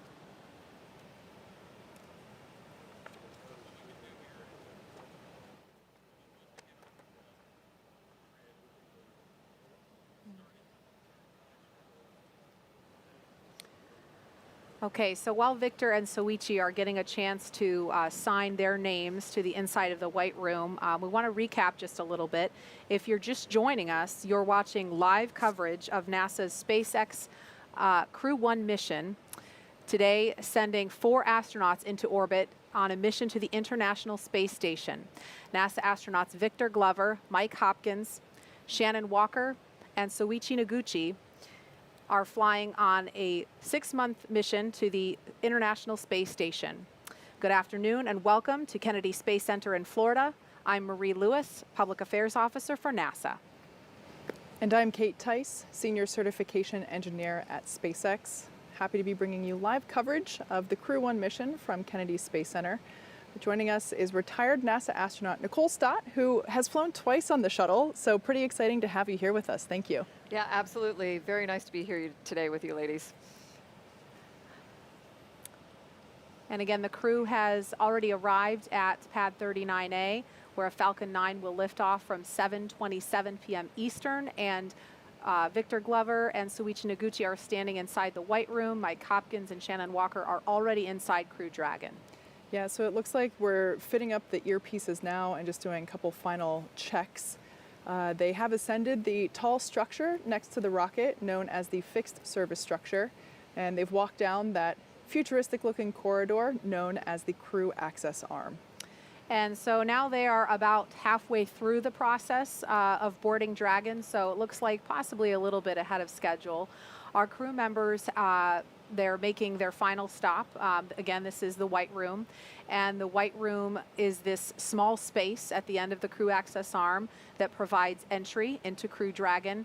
And as Kate mentioned earlier, this is the last place the crew will be on Earth before stepping into the spacecraft for their ride to the International Space Station. Yeah, like I mentioned before, the term white room has a little bit of history. It was first used during the NASA Gemini missions, where the room right before entering into the spacecraft was painted white. So we love traditions when we've continued this one by painting ours white as well. Like Marie said, it is a pretty small area, and it has just enough room for the crew and a couple of ground support members to allow them to complete late cargo load at T-minus 24 hours. And then, of course, what we were just witnessing, crew ingress, running a little bit ahead of schedule at T-minus 39 minutes, 2 hours and 39 minutes. And ingress is how we refer to boarding on top of Crew Dragon. Now inside the white room where we're looking, there is a movable platform that gets extended out to the capsule, and that helps bridge the gap between the crew access arm and the Dragon side hatch. And this allows for easy entry into the spacecraft. As you might expect, it's environmentally controlled so that the Dragon side hatch can be opened while at the same time keeping dust, dirt, that nasty Florida humidity out of the capsule to make sure it is just in pristine condition for the crew. There is also a large seal that gets inflated and compressed against the capsule to make sure that we can maintain these clean environments. Yeah, so this is all really exciting to watch. Like I mentioned, you saw them take part in that tradition that we've mentioned a couple of times and it began with our Demo 2 crew of NASA astronauts Bob Behnken and Doug Hurley. They signed the wall of the room to mark that they are now part of the select few who will have launched after leaving this room. So the White Room also has lots of other tools that are utilized in order to open the side hatch and complete crew ingress, as well as allowing them to prepare for any contingency or emergency that might be encountered. So, as we're waiting for our last crew member to hop inside Crew Dragon, let's check back in with Jesse and Leah back at SpaceX headquarters in Hawthorne, California. How's it going over there, Jesse?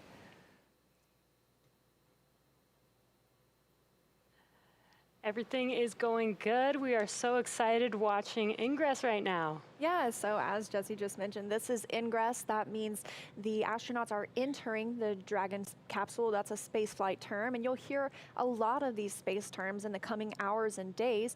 Ingress is what we use when crew members are getting into a spacecraft or airlock, and egress means the opposite. They're exiting. But before climbing into the capsule today, the crew completed a foreign object debris check, also known as FOD check. That means they themselves have to be inspected for any substance or debris that isn't supposed to be on them or their suits, which could potentially cause damage to Dragon. To help protect against debris, the crew has covers on their boots as well as their umbilical port on their suits that need to be removed before they ingress. So they've been doing that.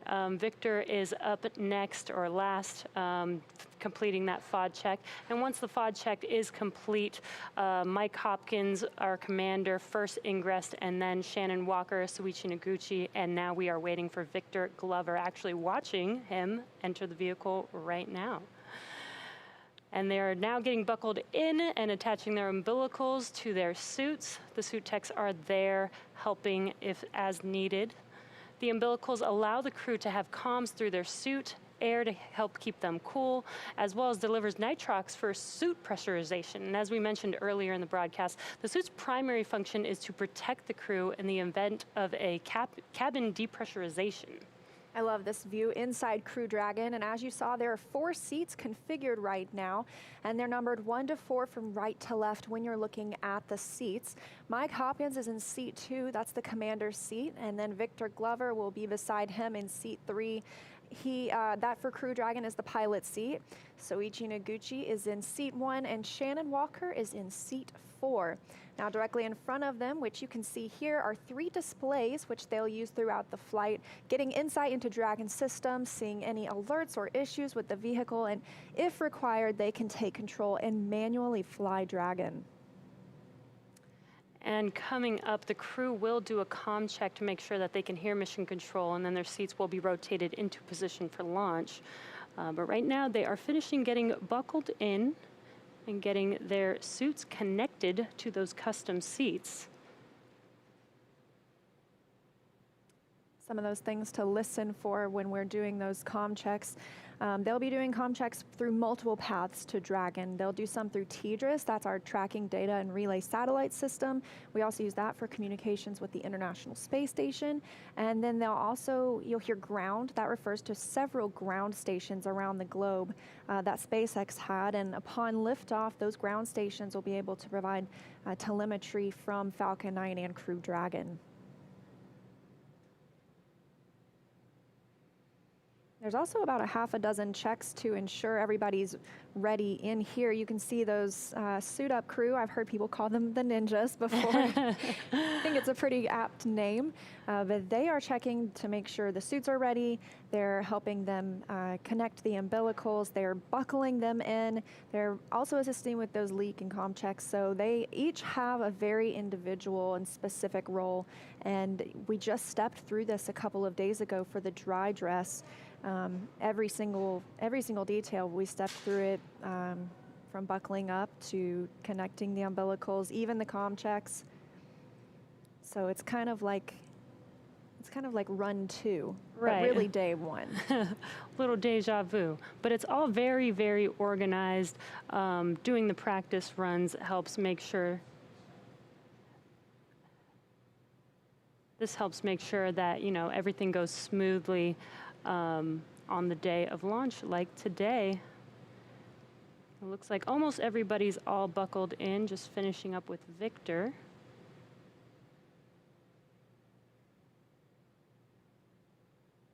Comm check should occur once everybody's already buckled in. So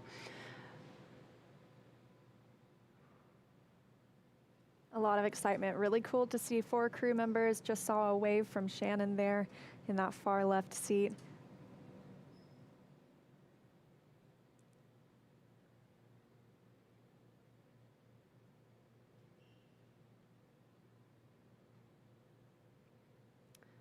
all right, well, let's check in with John Innsbrucker for the latest with the health of both vehicles.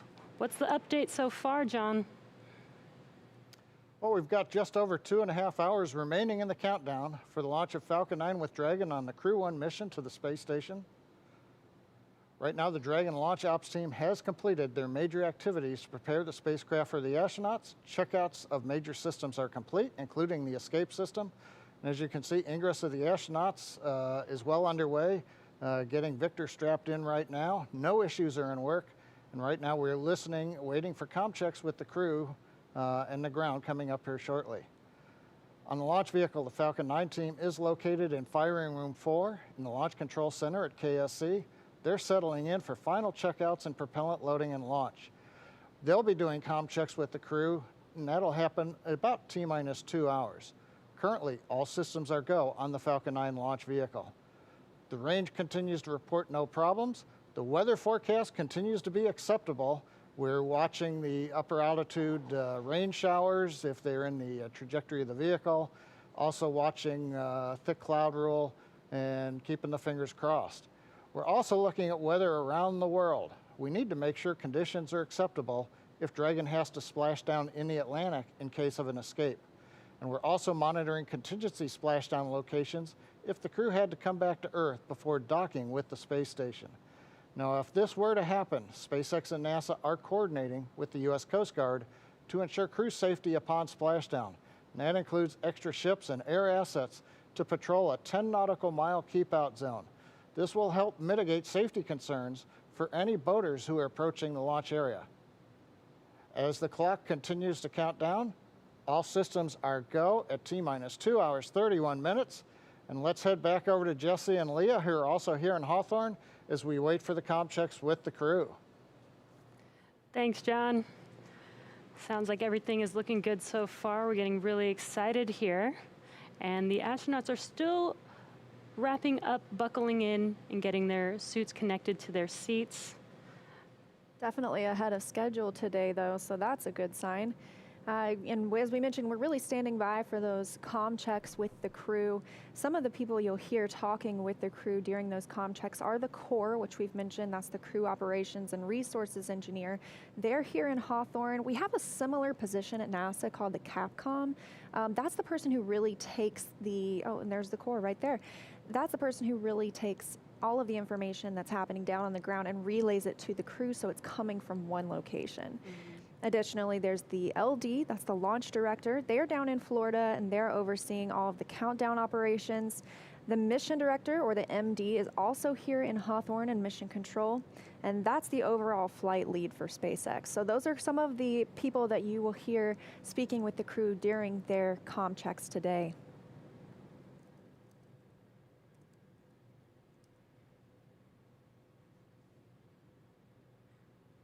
Once they're all finished getting buckled in, those seats will also rotate into launch position. Right now, it does look like they're a little further away from those display panels, but once they rotate backwards, those display panels will be right in front of them and easy to access. Just under 2.5 hours now, too, before we launch today. As John and I mentioned, weather's still looking good. Just a little bit about the vehicle they're on itself. Crew Dragon and its trunk are about 27 feet tall. That's from the tip of the nose cone to the base of the trunk. Under that nose cone, we have bulkhead thrusters. Those will be used for some of the burns after the crew are already on orbit.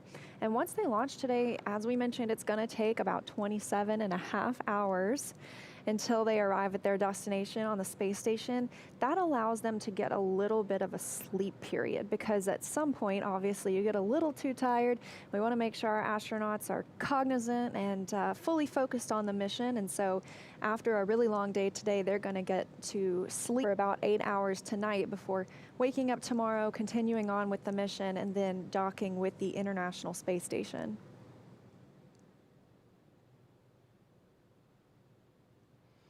And again, we are standing by for those comm checks. This is just to make sure that their comm path does work properly before liftoff, making sure that they can hear the core here in Hawthorne. Just a high-level look at some of the other milestones that will be coming up over these next 2.5 hours. The next big milestone will be the hatch closure. We'll be looking for that around T-minus 1 hour and 55 minutes. And then at 45 minutes before launch will be the go, no-go for propellant load. So there's not any propellant on the first or second stage of Falcon 9 right now, but they'll begin loading some densified kerosene, and then the oxidizer is some liquid oxygen. That will be loaded onto the Crew Dragon up until just a few minutes before launch, or loaded onto Falcon 9, I should say.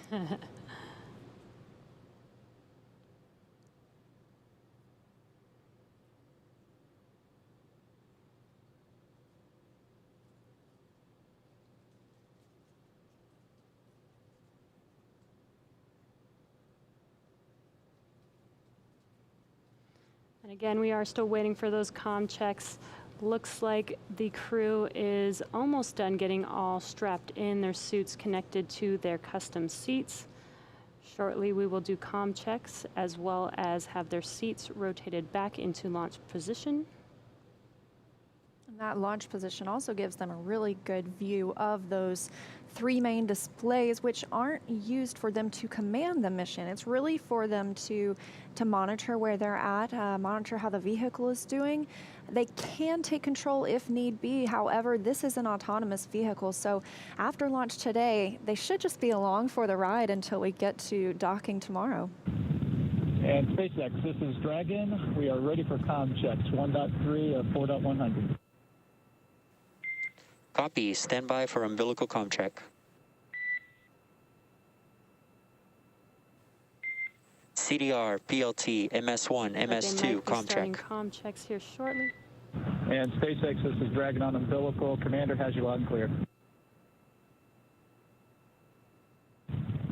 PLT, umbilical, loud and clear. MS1, umbilical, loud and clear. MS2, umbilical, loud and clear. And core, copy. 4 good comm checks, loud and clear. Umbilical comm check complete. Stand by for ground station comm check.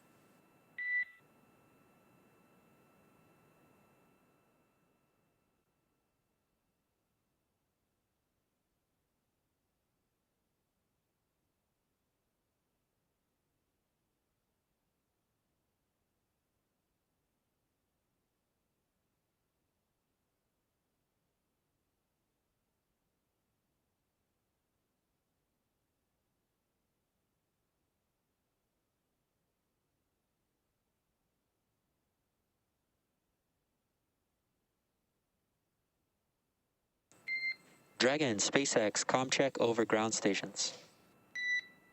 And SpaceX, this is Dragon. Have you loud and clear on ground station. And core, I've got you loud and clear. Ground station comm check complete. Stand by for TDRS comm check.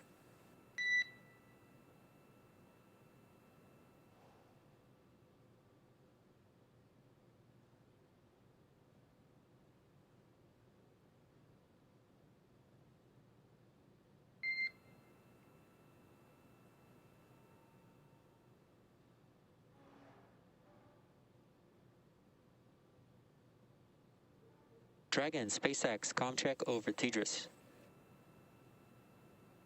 And SpaceX, this is Dragon. Have you loud and clear over TDRS. Copy, have you loud and clear as well. TDRS comm check complete. Stand by for comm checks with MD and LD in the launch configuration.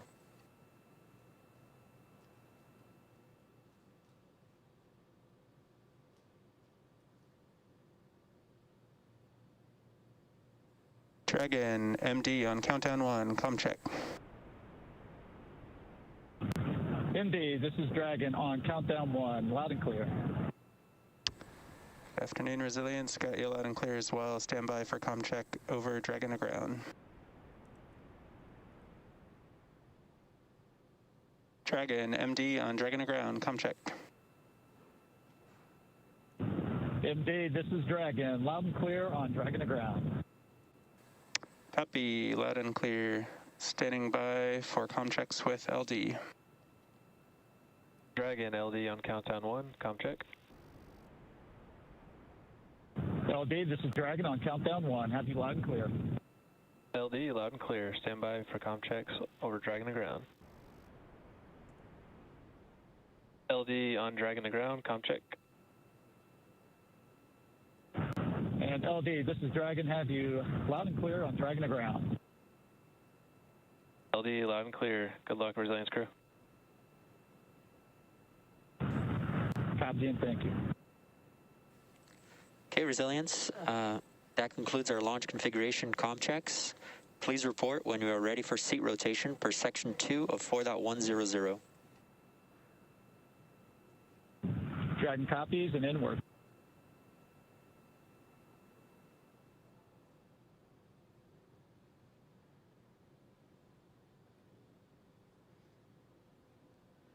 And sounds like we just completed comm checks. Sounds like everything is good to go. So we're going to head back over to KSC with Marie.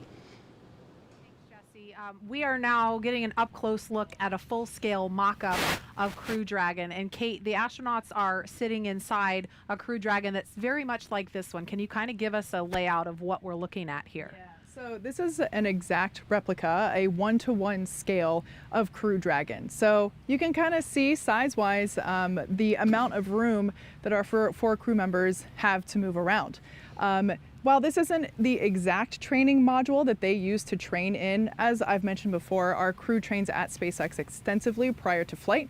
They use a mock-up similar to this one for things very detailed, such as running procedures inside the capsule, but also something as simple as practicing getting in and out, going through the side hatch. Especially in a spacesuit, that could be a little clunky. Nicole, you flew on shuttle twice. I'm sure you had training and modules similar. We did, and you know what's really exciting for crew members is once you start doing a lot of training in the mock-ups, you know you're close to flying in space. So you really get excited about that.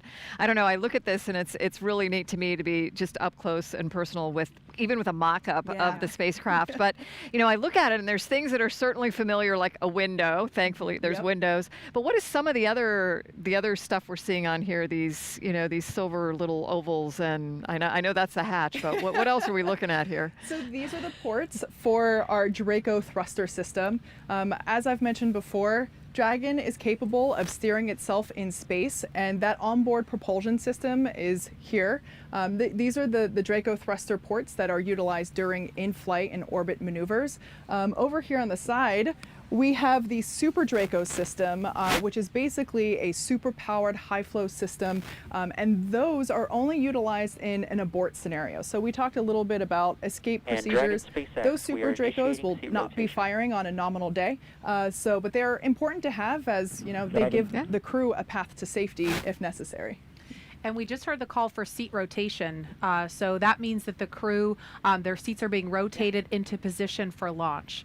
So we are going to send it over to NASA's Daryl Nail. He is at the OSB-2 viewing location with Kennedy Center Director Bob Cabana. Daryl?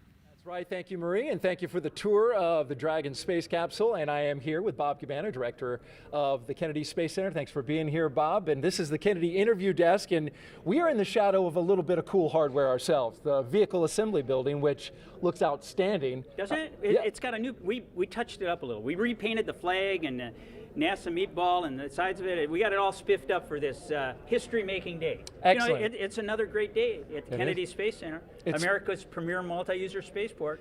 We're making history. You like to talk about that.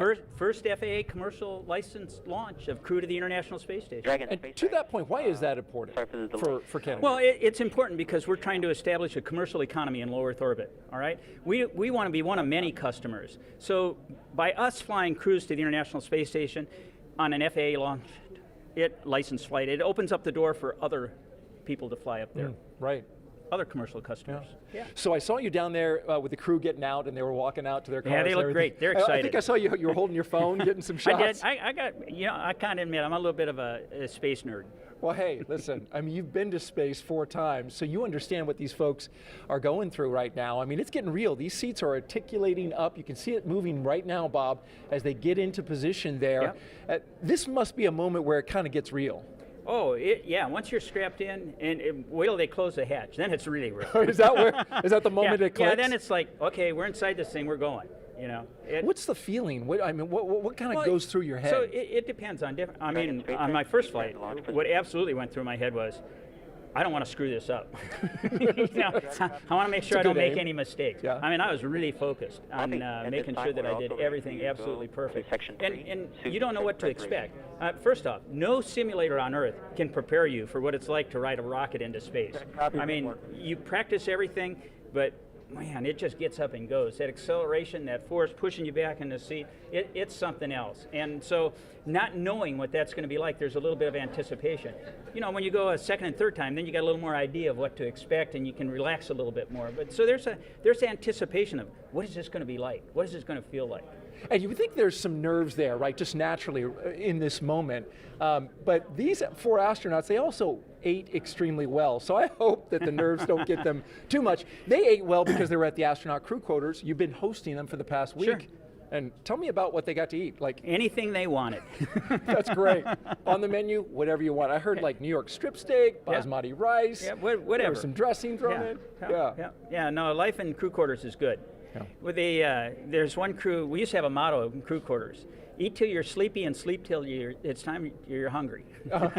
That's a good way to leave. I'm surprised you can get them out there to get on the rocket with that kind of living. So that's why you don't want to spend too much time in crew quarters. Yeah. No, but we do a great job protecting our astronauts from keeping them healthy. But it's not about it's just amazing what we do. I would trade places with any one of them in a heartbeat. I'm really proud of these guys, and I'm proud of what we've accomplished as a nation to have this commercial crew program. Kathy Leaders and her team have just done an outstanding job getting Bob and Doug Hurley up there and home safely, paving the way for this first flight under contract with SpaceX. Yeah. This is the future, and we want to get Boeing flying too. They're right over here building the CST-100. We got to have them have a successful flight so that we have dissimilar redundancy so that we can get crews to and from the International Space Station. Their test launch right around the corner next year in 2021. Bob Cabana, thanks so much for being here. Appreciate your insight as always. Bob Thanks Cabana for having me, Daryl. Flew into space 4 times, folks. So between me and him, we have 4 flights into space. There you go. We'll send it back to you guys. Tahira. Hey, Daryl, thank you so much. So right now, we've got about 300,000 people tuning in across all of our social channels. That's about 100,000 more from when we last checked in. And ladies, I am seeing some great comments coming in online, and I've got a few I want to show you. So this first one is, she says, I've always heard NASA astronauts talk about steak and eggs for breakfast, but this is the first time I've heard of curry rice. Love this, and just a huge thank you to astronaut Soichi for sharing this tradition with us. And let's take a look at another one. So we've got this user saying this is like watching Apollo 11. This will make history, and a private company sending humans to space with a reusable rocket. The future is now. So, and again, Marie, people have been super curious about what the zero gravity indicator is going to be on today's flight. I was wondering if you could maybe give us a hint. Okay, so I know what it's going to be. Nicole knows. I think Kate might know. We're not allowed to say yet, but I can tell you to keep your eye out. It will make an appearance at some point, but it's a surprise. It's special. Even it's better. Be great. Have to tune in. So, and ladies, we're hearing about the larger crew size in the capsule today, and I think that's super fun to think about of those at home. So I think we're going to pose the question to the public to see how big is their dream space crew. And we'll make this a poll, and so I'll share the results with you later on in the show. But Nicole, you're the only one up here that's actually been to space and on a few different crew sizes. Do you have a preferred number? Well, 6 seemed to be the number for me, and I think if I could add my family members on top of that, that would be outstanding. Oh, I agree, and room for pets. Yeah. Oh, yes. So ladies, over the past month, we've also been asking users on social media to show us how they're getting excited for today's launch, and we've received some amazing submissions from around the world. Take a look at these. 3, 2, 1, 0. Ignition. Liftoff.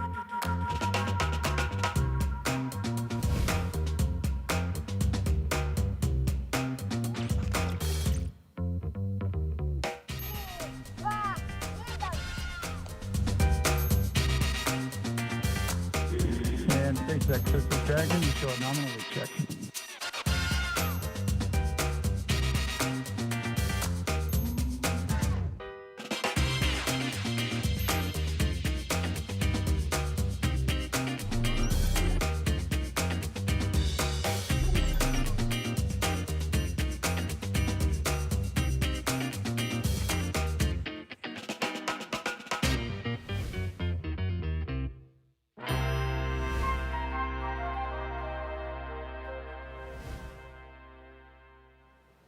I mean, there you have it. People from around the world are just engaged with this launch. All right, thanks to Hira, and thanks to all of you following along. Keep sending us your submissions, how you're watching. We love seeing those.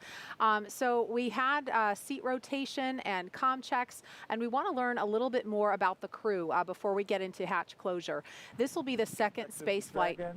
5.2 of 4.100. We are ready for Dragon hatch closure. Okay, so we just heard the Copy, call. ready for hatch closure, and we'll keep you posted as that progresses. Okay, so we heard the call that they're ready for hatch closure. So we're going to pause for just a moment.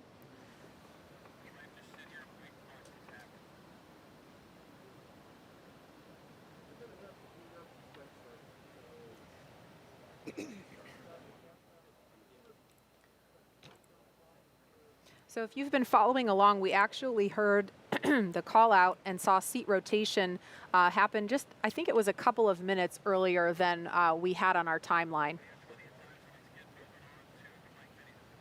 Okay, so hatch closure is coming up, but in the meantime, we want to learn a little bit more about Crew Dragon Commander Mike Hopkins. He is a U.S. Air Force colonel, and here's a little bit more about the Missouri native who's already logged 166 days in space.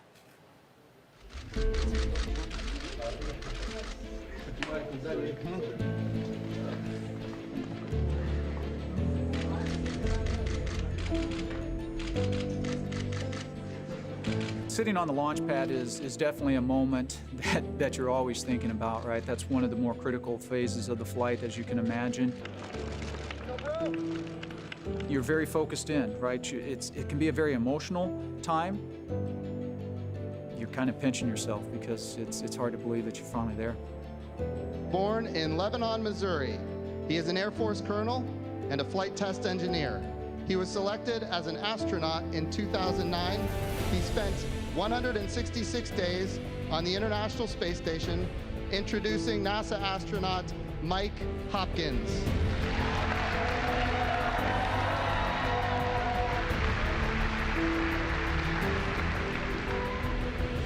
You know, it's funny. I mean, a lot of times people think of the dream of being an astronaut as something that a kid would have. And I remember when my wife and I first started dating at the University of Illinois, and I told her that I wanted to be an astronaut. She laughed at me and kind of said, "Are you serious?" But at the same time, she stuck with me throughout the years, and to have that dream come true is pretty amazing.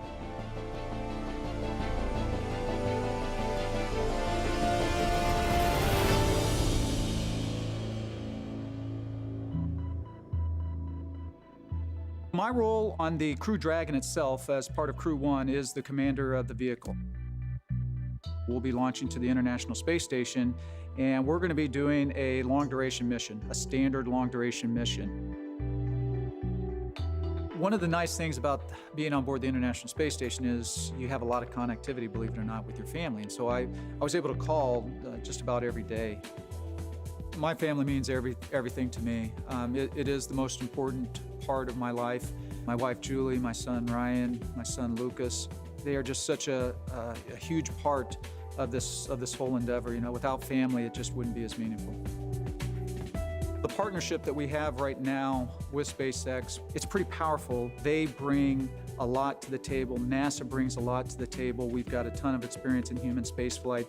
When you're out there on a day-to-day basis and you're interacting with their engineers and you're interacting with their trainers and you're interacting with the people that are actually building the rockets and building the capsule itself, you really get to establish the relationships, the personal relationships. It's not just about the astronauts that are on board, but it's about the entire team at NASA and SpaceX that it's taken to launch this Crew 1 vehicle, and we couldn't do our job without them.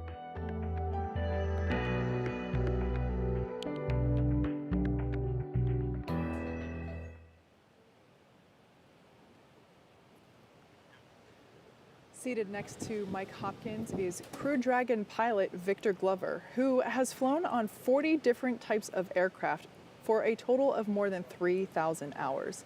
Helping prepare him for this, piloting his first test flight to space. Here's more about the U.S. Navy commander and California native. I saw a shuttle launch when I was in elementary school, and I thought I really want to fly that. And that's where it began. He is a Navy commander, a naval aviator, and a test pilot. He was selected as an astronaut in 2013. This is his first space flight. Introducing NASA astronaut Victor Glover.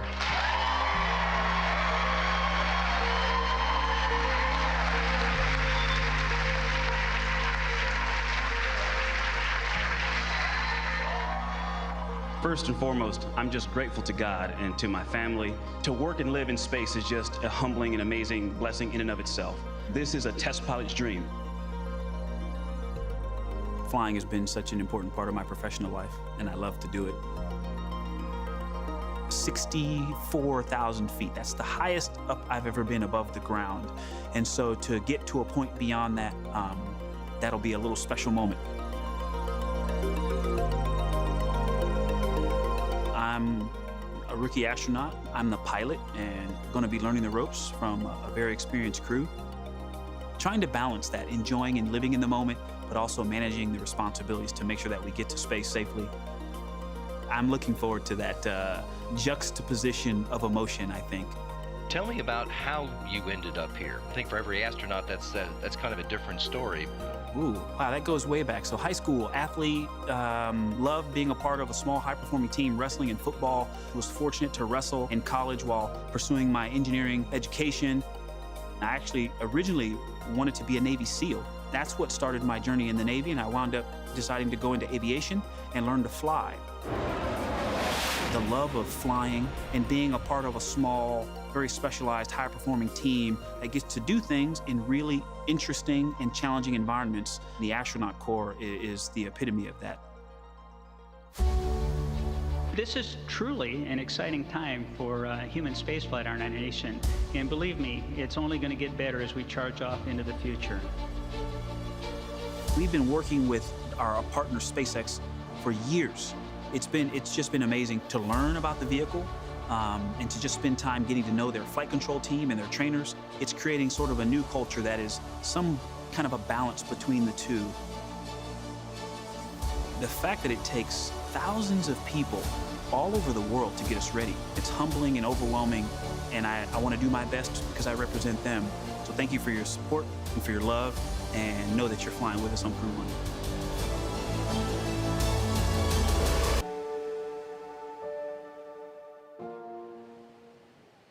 Okay, so while we were in that video, we saw the hatch close. We have not heard the confirmation of the hatch close. We're not expecting that until T-minus 1 hour and 55 minutes. So we're still almost 10 minutes away from that. But even though the hatch appears to be closed, there's a process to completing this and making sure that it's sealed and there's no leaking. So Kate, can you kind of explain what the crew is doing now during this hatch closure process? Yeah, for sure. So like Marie said, it's not quite as simple as closing your car door. Of course, they're having to make sure that everything is in place. There will actually be a seal that is inflated to ensure that all of basically that it is watertight. If it's watertight, it'll get to space. So we see the crew, the closeout techs, the suit techs, all there in their numbered uniforms going through the steps. You can see the tablets in their hands. Those are our electronic procedures or e-procedures, and they are essentially stepping through each one to make sure that, and giving verbal cues saying that is complete, we are good, and we're basically just counting through the process step by step, getting closer to launch time, which at this point we're just a mere 2 hours and 3 minutes away from. Nicole, what was it like when you were sitting inside the space shuttle when that moment when, you know, that last door to the outside closed? You know, I think it's like all the steps we've been talking along the way. It's another one of those, wow, this could be real today steps. And that is certainly one that makes you think it's going to happen. You're at that point, you know the closeout crew is getting ready to depart the pad shortly, and you know that you're going to be out there on your own with your crew waiting to go. Mm-hmm.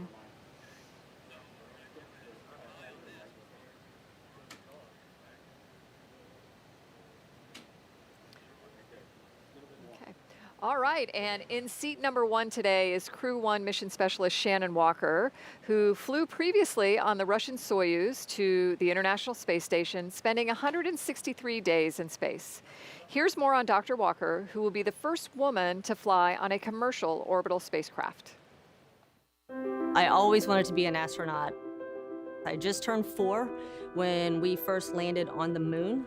And I have very distinct memory of my parents taking me and my older sister out into the backyard, and the moon was rising over our house, and they pointed up there and said, "We have people there."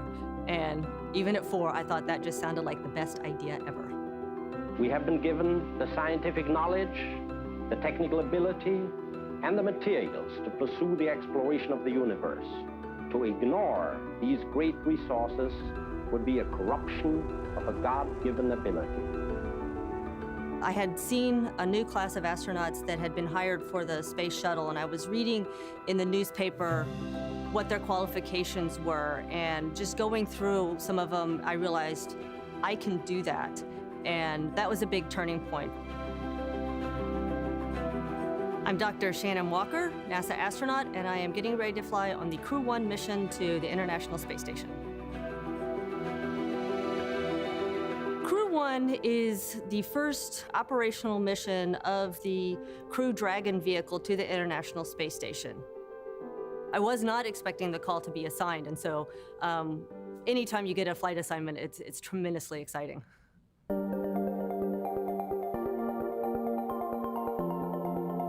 I spent 6 months on the station previously in 2010, and I am so looking forward to getting back there and having another 6 months on the space station. There are so many things that you could do on station. What I like about it is every day really is different. You get up and you may be doing a biological experiment one day, you may be doing maintenance on equipment the next day, and then the day following that you'll be doing some sort of experiment in chemistry. What I have found being part of the International Space Station program, and not just Russia, but our colleagues in Japan and Europe and Canada, is that underneath it all, we all have the same goals and we all have the same passions. The Dragon spacecraft represents to me is just a continuing evolution of better computing power that's evolved over the years and different ways that the crew can interact with the spacecraft. SpaceX is a very interesting company. There are so many young people. I always imagine it to be like it was in the early Apollo days at NASA, with so many young engineers so passionate about what they are doing. The important thing is we both have learned from each other, and now we've got a very strong bond on what we want to accomplish and how we need to accomplish it together. I do believe that human spaceflight is an imperative for our planet, and to be a part of that, to keep the progress growing, I find very inspiring.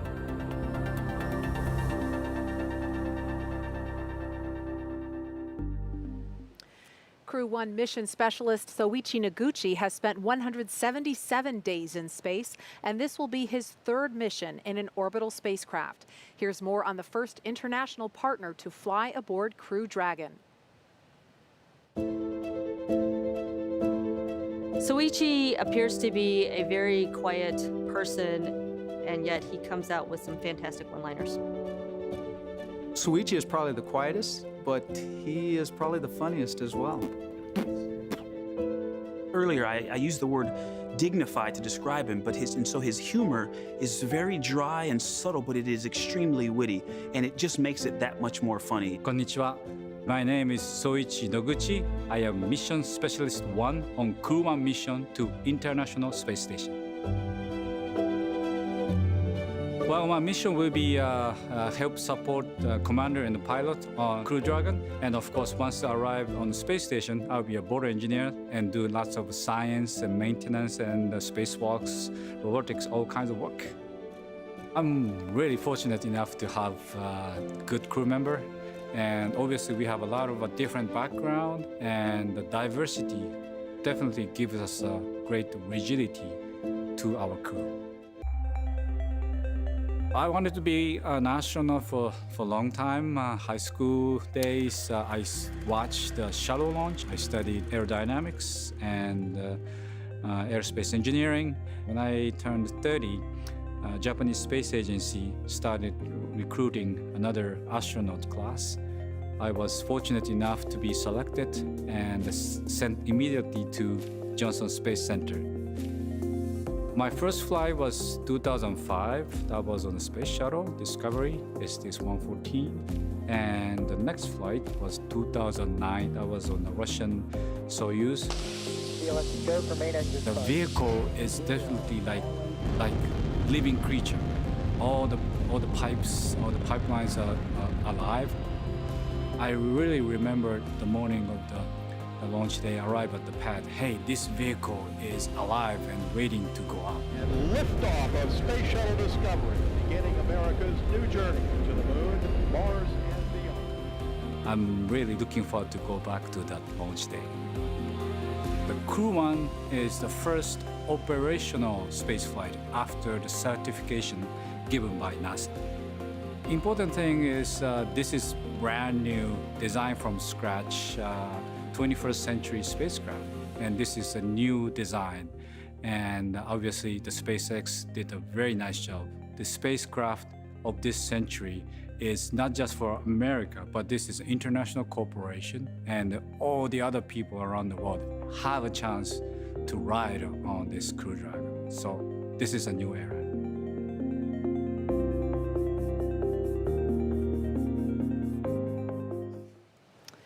Okay, we're looking live now inside the White Room. You can see. We're discussing that. Negative. We're going to go to pad hatch reopen temporarily. Okay, so it sounds like they may be reopening the hatch. We're going to listen in to see if we can hear any more chatter about that.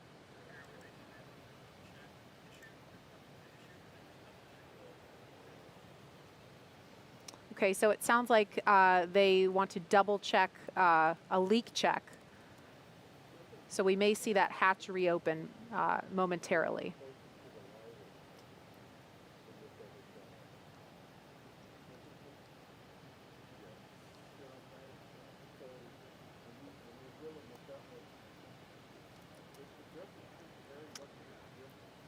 Nominally, we would expect right about now to hear a call out for hatch close right at T-minus 1 hour and 55 minutes. We haven't heard that just yet, but we did hear that the teams are looking at reopening the hatch to double check some leaks. So what I'm hearing is that the closeout team saw a little bit of a pressure drop during those leak checks. So like I mentioned before, it's not like closing a door, right? Or it's not closing the door to your car. The door closes, they check the environments inside the capsule, make sure we're good. Then they perform a leak check again, essentially making sure that the cabin and the door are able to maintain pressure and environments. So something like this, if they have to reopen it, it might just be they have to reposition a seal. So we're considered a minor issue at the moment, but it might be as simple as allowing us to open the hatch, check the seals and the latch mechanism, and then able to reclose it.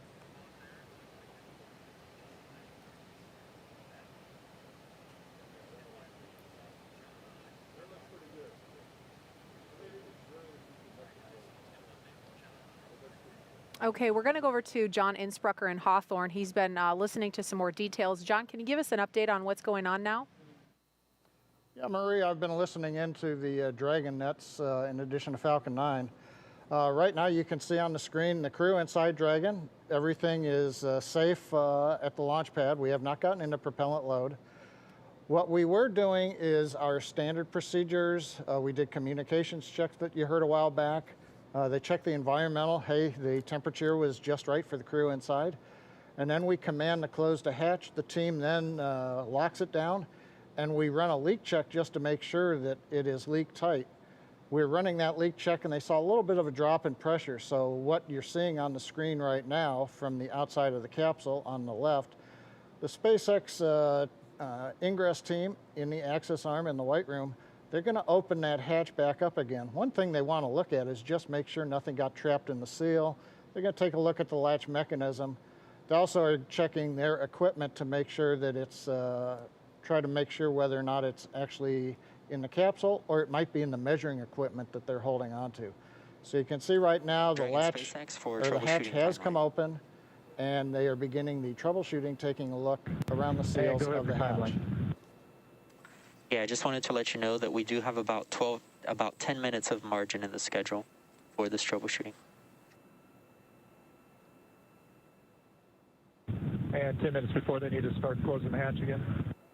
That is correct. Yeah, 10 minutes till hatch close, and they're taking a look at the CO at this time. Dragon copies. I'm only listening to program now.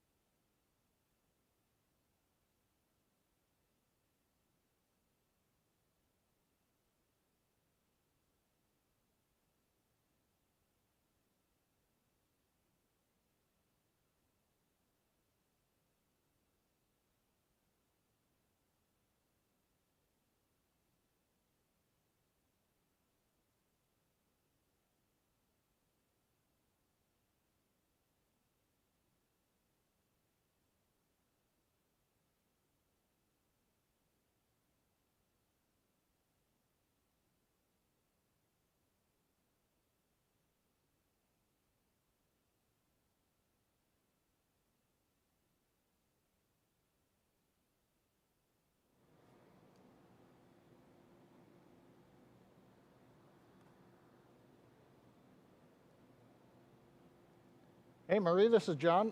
Did you ask me a question? I didn't pick it up. Yeah, I wanted to first just acknowledge that we heard on the call-outs that they said that they had about 10 minutes of margin in the schedule, so not necessarily going to throw the timeline off track. But is this something, I know that people that are watching this live have got to be wondering, is this something that can cause a scrub, or how significant is this issue right now? Well, I'd say from a crew safety standpoint, which is what we're always looking out for, if we could not resolve the issue, if we thought we were actually measuring a leak, then that would be a probable scrub issue for today. However, it's premature to say that. They're doing the first round of troubleshooting. And yeah, I also heard the comment, we've got about 10 minutes, but as a reminder, the SpaceX team doesn't actually leave the crew access arm until T-minus 60 minutes. So while we've got standard margin, they may be able to compress other activities since there's still 50 minutes before the crew that you see there in the black pad access uniforms actually has to get out of the area. Sure. And when we put out the mission timeline ahead of time so folks can follow along, but we understand and we try to impress upon others that these are the kinds of things that can come up. And so this timeline, while it's a guide, it is fluid. For sure. Thinking back to Demo 2, if I remember correctly, they were also running ahead of schedule in terms of when Bob and Doug got in their seats and strapped in and closed the hatch. So obviously, given an instantaneous launch window for the space station launches, if we didn't have margin, that would be a potential scrub scenario. But like we heard at the call out earlier, we're about 10 minutes ahead of schedule. So glad to have that flexibility. Yeah, and just to add on to what Kate was saying, looking back over my notes, when we did the first Demo 2 launch, it wasn't until about right now in the countdown that the first hatch leak check completed. So by that schedule, which we were ready to support launch right on time until the weather got us, we're still looking good, I think, in the countdown. Something I want to point out, you heard me mention earlier that the team is working off of tablets following along with the procedures. This is considered the kind of contingency procedure that is written into the procedures. So what we're seeing them go through on screen now, they're not, while they are troubleshooting live, we do have a procedure written for this type of contingency. So it's a matter of working through those side steps essentially. Nicole, I wonder, did you have any issues that had to be worked through real time on either of your shuttle missions that might have been similar to something like this? Yeah, I think in both cases, actually, and it's really amazing how the team just comes together and works those procedures like Kate mentioned, where, you know, we've tried our best to think about what could go wrong in these different scenarios, and then put those procedures in place to work it. And as a crew inside, unless there's something that we can actively participate in, we're just following along to make sure that, you know, everything is picking back up onto the timeline, and then waiting in case there is some switch to throw or, you know, communication to have to help with the procedure.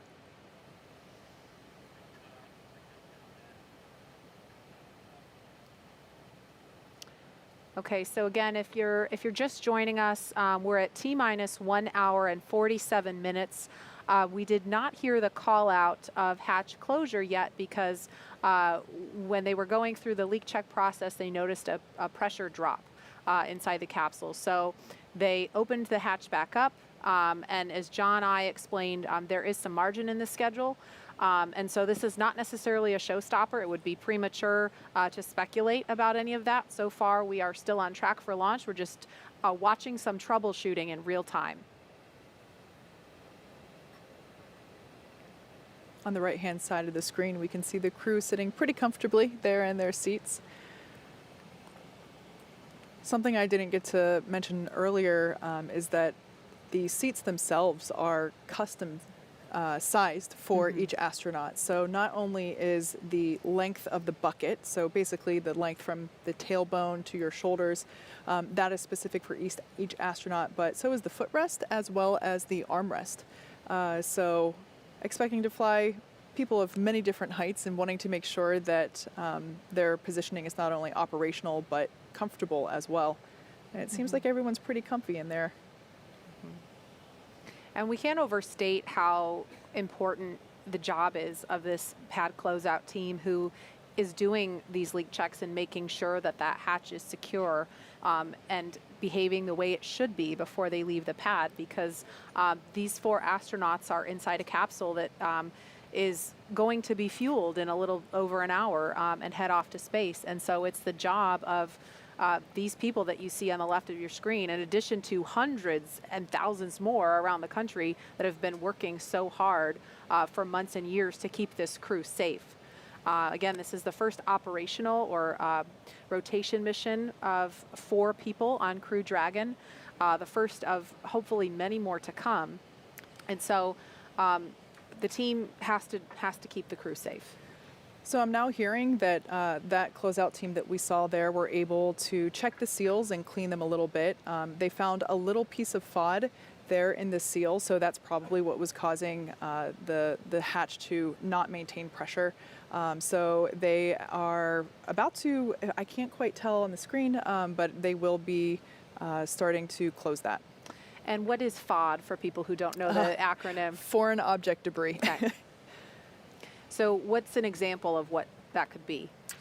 You know, it's hard to tell because it depends on the environment, but something as small as a piece of lint to, you know, something like our cell phone or an earring. So that's part of the reason why earlier in the webcast I mentioned that the the suit technician team are checking to make sure nobody's wearing unapproved earrings or jewelry. Those are all considered FOD or foreign object debris. But it looks like we're going to be closing that hatch again if it's not already, and reperforming that leak check Like I mentioned before, we do have contingencies built into our procedures. We are running ahead of schedule, so nothing to speculate causing an abort at this time. But that being said, we will be repressurizing that hatch. And I should say that it's not like we bring it to pressure and check it and it's good. You want to bring it to pressure, allow it to sit there for a couple of minutes and watch whatever the decay is, if any. Dragon SpaceX for status. And go ahead for Dragon. Yeah, the team did find a possible root cause. They are checking cabin environments, and we're getting ready to close the hatch again. Okay, Dragon copies, and we see pad hatch closed, prep. Copy it.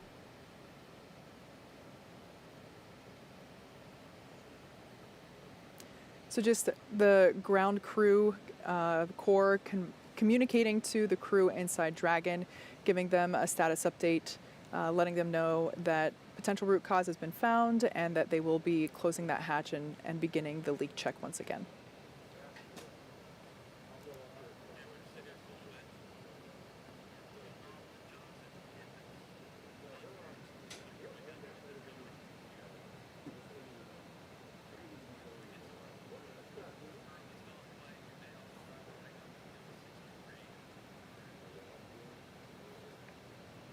So we heard that they may have identified the root cause, but we haven't heard what that root cause is or what they suspect it is yet. So if we hear that, we will relay that to you, but that is not information that we have heard just yet.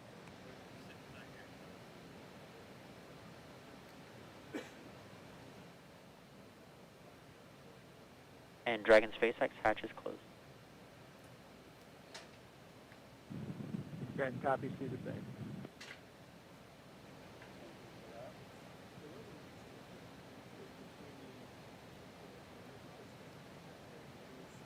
Okay, so we heard hatch is closed, and so we expect a leak check to be forthcoming.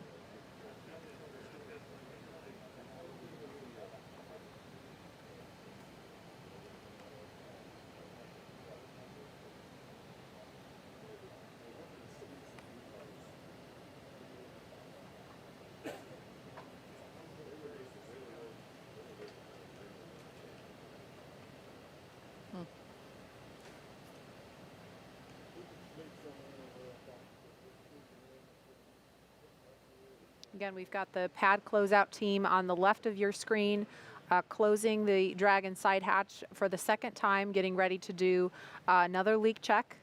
And the crew is sitting tight on the right-hand side of the screen. So we see them performing the mechanical sealing of the hatch. After this is complete, we'll begin the leak check.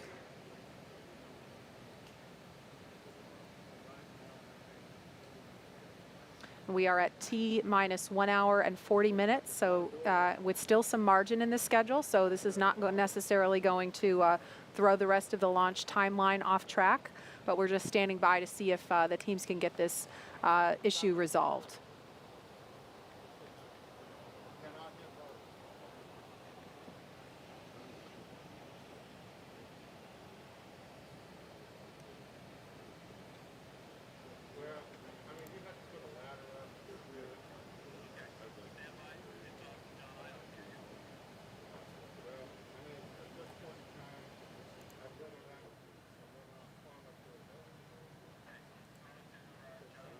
Okay, it sounds like we've got an update from John Innsbrucker in Hawthorne. John, what can you tell us?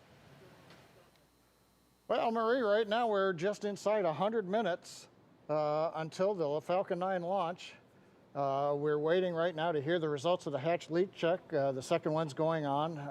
As we've mentioned, we think we found a little bit of debris in the seal, and fingers crossed that we're going to do that. We're also waiting to hear the comm checks between the Dragon crew and the Falcon 9 launch team, the responsible engineers down in the firing Dragon room. SpaceX for status. To catch up right now, as I mentioned, we're just inside of 100 minutes. And go ahead for Dragon. Okay, the leak check hardware is connected and we're holding pressure now. Still in progress. Dragon copies, and that's good news. Yeah, and I will provide some more words on what they identified during my post-ingress brief. Okay, Dragon copies, and I assume we still have some more time on the leak check. That's affirmed. Yeah, they're still performing it. Dragon.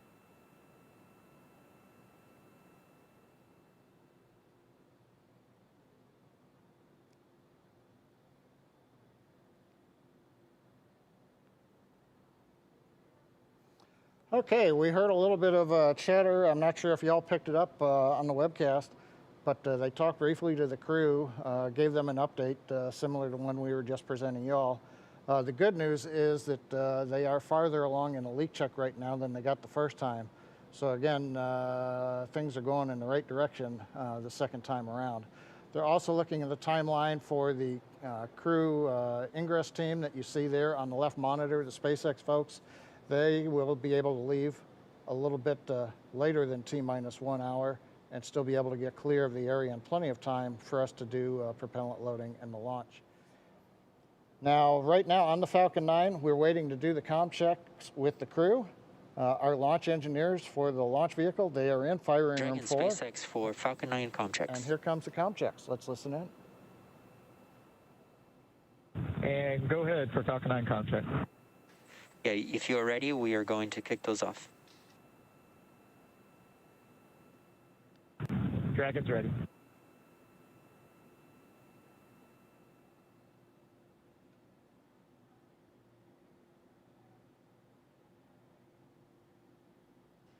Dragon GNC on countdown 1, comm check. And GNC, this is Dragon on countdown 1. Have you loud and clear. GNC loud and clear. Stand by for comm check by propulsion.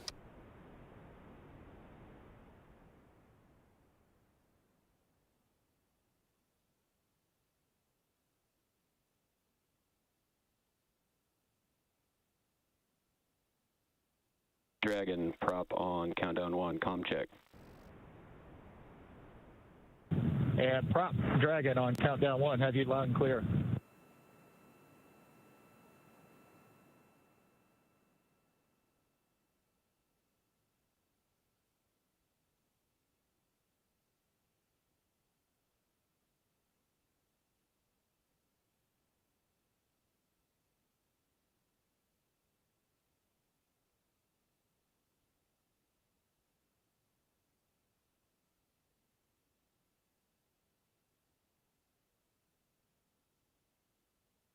Prop loud and clear. Stand by for comm check with avionics engineer. Dragon, avionics on countdown 1, comm check. Avionics, this is Dragon on countdown 1. I have you loud and clear. Avionics loud and clear. Stand by for comm check by the ground segment engineer. Dragon, ground segment on countdown 1, comm check. Ground segment, this is Dragon on countdown 1. We have you loud and clear. Ground segment loud and clear. Stand by for comm check by launch control. Dragon, launch control on countdown 1, comm check. Launch control, this is Dragon on countdown 1. Loud and clear. Launch control, loud and clear. Stand by for comm check by the chief engineer. Dragon, see you on countdown. Comm check. CE, this is Dragon. Hans, we have you loud and clear on countdown. CE, loud and clear. This completes the Falcon 9 responsible engineer comm checks. Safe flight. Correct.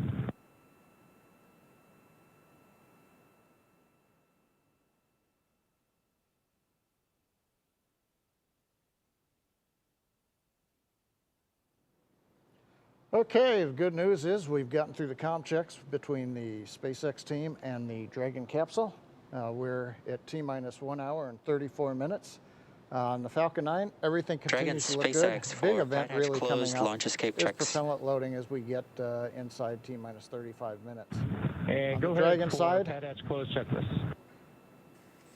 Okay, resilience. At this time, we're going to commence health check for the launch escape system. You can expect a momentary flight computer state change followed by a transition back to pan hatch closed. Dragon copies, and we're monitoring.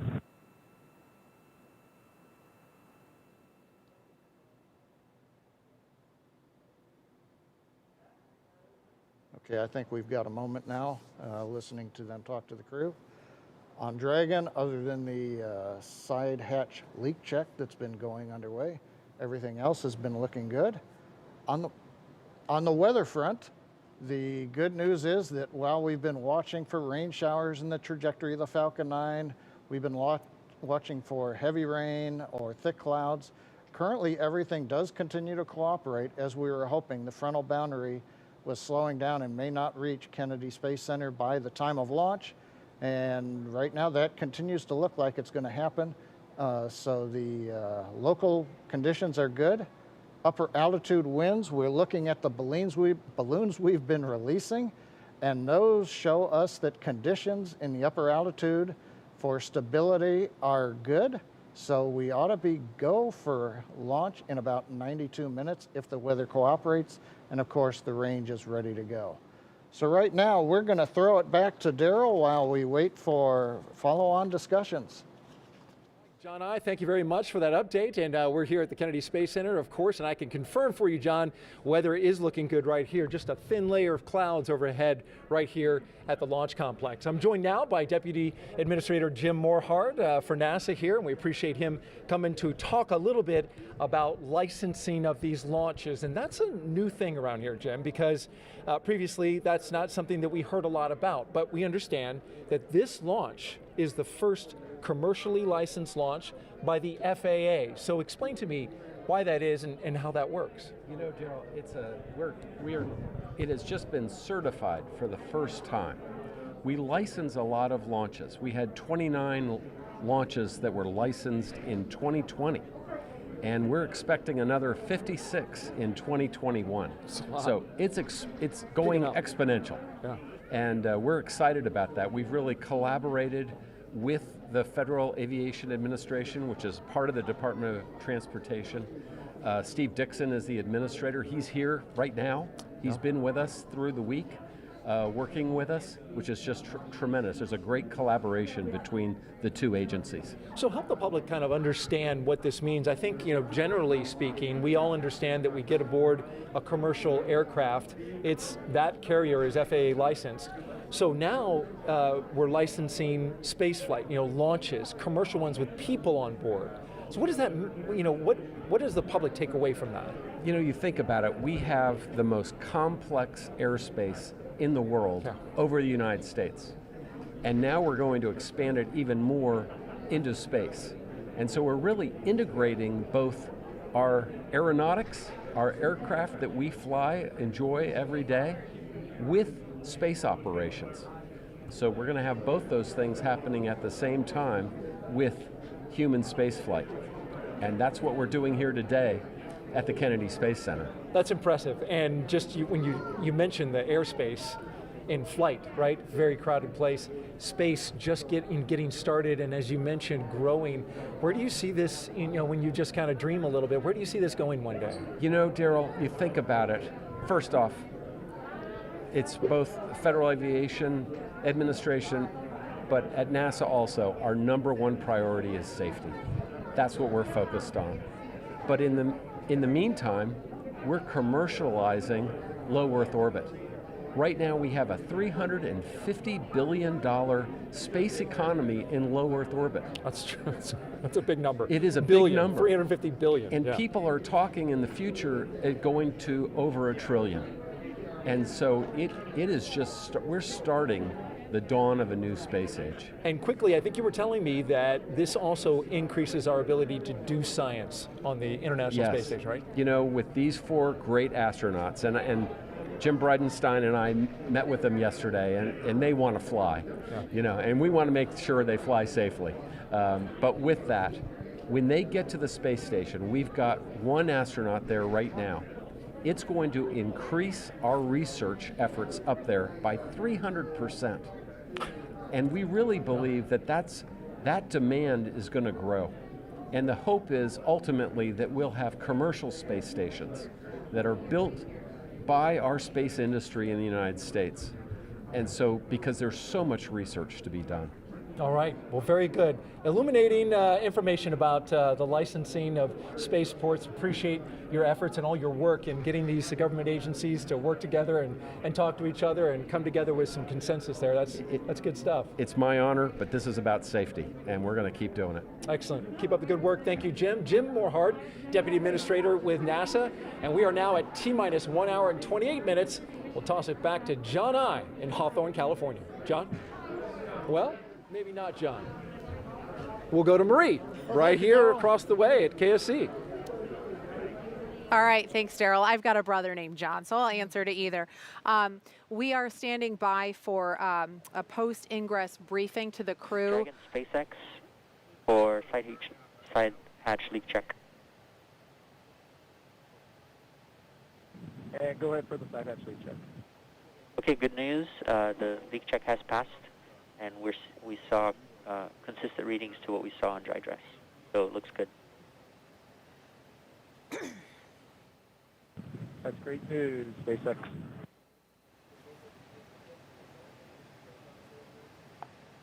So what you just heard there was the core team briefing the crew, letting them know that the leak check passed, and we're going to be moving along in the timeline here. They're now attaching the final exterior cover there on the side hatch.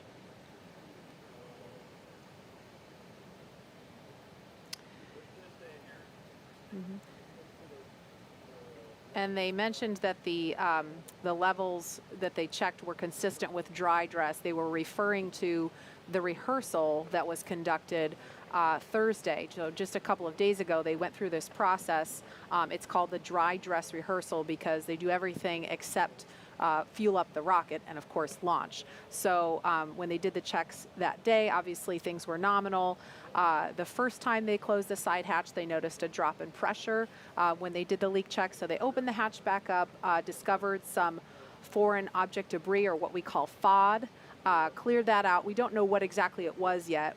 We might hear about that in the post-ingress briefing. But they closed the hatch back up, did another leak check. Everything looks nominal, and that's what we just heard confirmation of. So that they said that was great news. So it sounds like we're getting back on track now. So it looked like that closeout team member just took the final closeout photo there, or one of final, and we are moving along. If you look closely on the right-hand side, you might be able to make out some signatures there on the wall of our white room.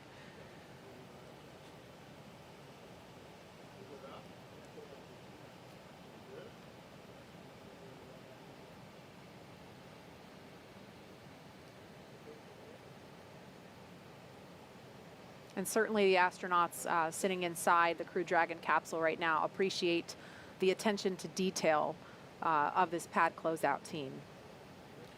Yeah, I'll tell you, Marie, it's interesting. I think one of the things we definitely appreciate is that the team that works here with us on these spacecraft absolutely believe that the care and feeding of those spacecraft is their responsibility. And we know that. You can tell as they're working with you and hear them outside the hatch and on the radio as well. Now, Kate, can you explain what we're seeing now? It's a little difficult for me to see on the screen. I'm sorry, I can't tell what they're doing. It is a little off, you know, it's above the frame of the camera view that we can see. Are there things they have to remove before the seal with the hatch can pull back? No, there's nothing necessarily attached to the capsule, but I would like to point out, again, we're not only taking into consideration the safety of the crew, but the safety of our team members as well. You can see the straps there. I believe what they're doing is they're basically allowing, so there's a mechanism there on the crew access arm. There's kind of like an airplane door. It doesn't, the metallic pieces don't go anywhere near close to the airplane, but there's a little bit of a seal there to try and control the environment. Again, dealing with humidity and rain and bugs here in Florida, trying to keep all of that out and keep the environment stable and under control there. But yeah, so they are now preparing to move all of that fixturing away, and they are leaning out over towards essentially the side of the rocket. So we have those wires in place for fall protection. Mm-hmm. So we should be hearing any time now a post-ingress briefing. That's what we're expecting for the crew inside to kind of get a recap.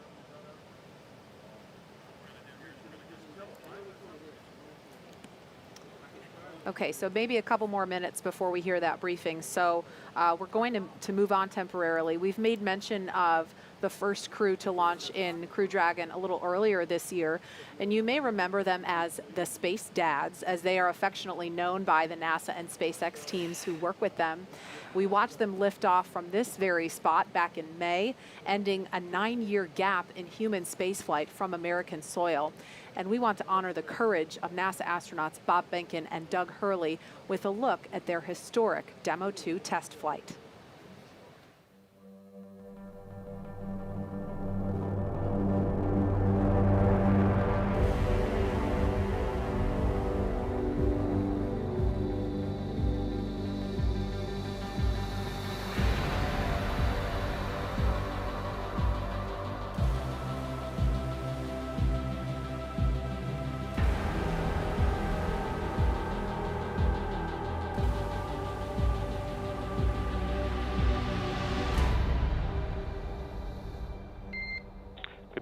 Welcome aboard. Dragon, SpaceX, ComCheck, ground stations. SpaceX Dragon, we're go for launch. Let's light this candle. 3, 2, 1. Ignition. Liftoff of the Falcon 9 and Crew Dragon. Go NASA, go SpaceX. Godspeed, Bob and Doug.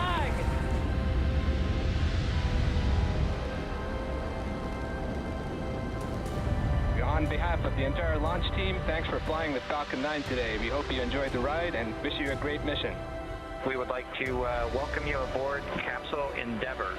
We do have a friend on board with us, Trimmer, the Apatosaurus. I think I was requested to do a backflip. Good night, Megan and Theo. And Karen and Jack.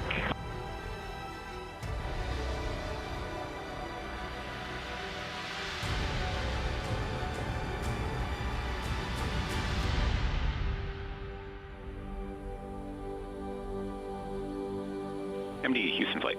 Houston is go for undocking and departure. Dragon is committed to undock. SpaceX Dragon on Dragon to ground. We are ready for the systems brief. Copy. As stated, Dragon's in a healthy state. We are proceeding toward the primary landing site, and your timeline is current.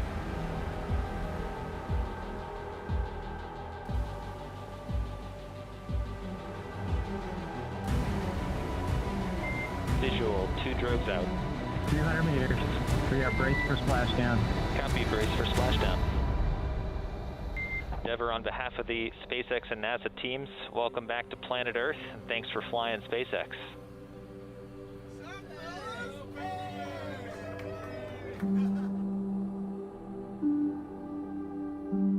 It's a humbling experience to be a part of what was accomplished. It's great to see how excited everybody was. We hope it brings a little bit of brightness to a pretty tough 2020. Wow. I don't know about you guys, but that gives me goosebumps watching that recap. Yeah, absolutely. My family and I made a point to drive over here to the East Coast to watch launch from just down the road in Cocoa Beach with our dear friends, the Honeycutts, a name that's familiar to the Kennedy Space Center family. And I'll tell you, it was a real joy to watch Bob and Doug in space and then to have them safely back on the planet with us. And now, special treat, we're going to hear from my dear friends and fellow bugs, AKA the Space Dads themselves. Daryl is standing by to talk with them. Daryl. That's right, Nicole. We have Bob Behnken and Doug Hurley, the Space Dads, with us live from Houston, Texas. Gentlemen, thank you so much for joining us on yet another historic day here at the Kennedy Space Center.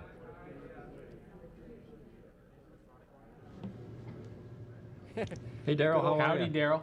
Good to see you guys. Good to see you. So you know this moment. You remember it, I'm sure, well, when we came to this moment in time where the capsule, the door was closed.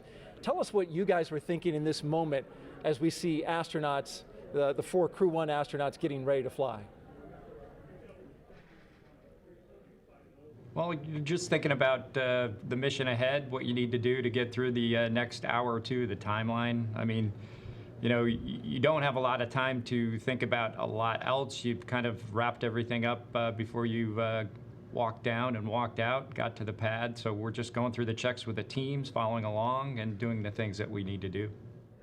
You just saw that video that was put together about the whole mission that you guys did. Is there anything that, as you watch that, stands out to you as, you know, that was my favorite moment? I think for both of us, our favorite moment was after splashdown, when we were able to get the hatch opened and climb out of the vehicle. As you might imagine, as you embark on a test flight, you've got to have a lot of things go very smoothly, and you got to get them all done and get to the final test point that's out there, which was the splashdown and coming home. And so I think there's a little bit of relief, but kind of a big, let our emotions come out, I think, at that point, after being really focused on, you know, the mission in hand all the way up to that point.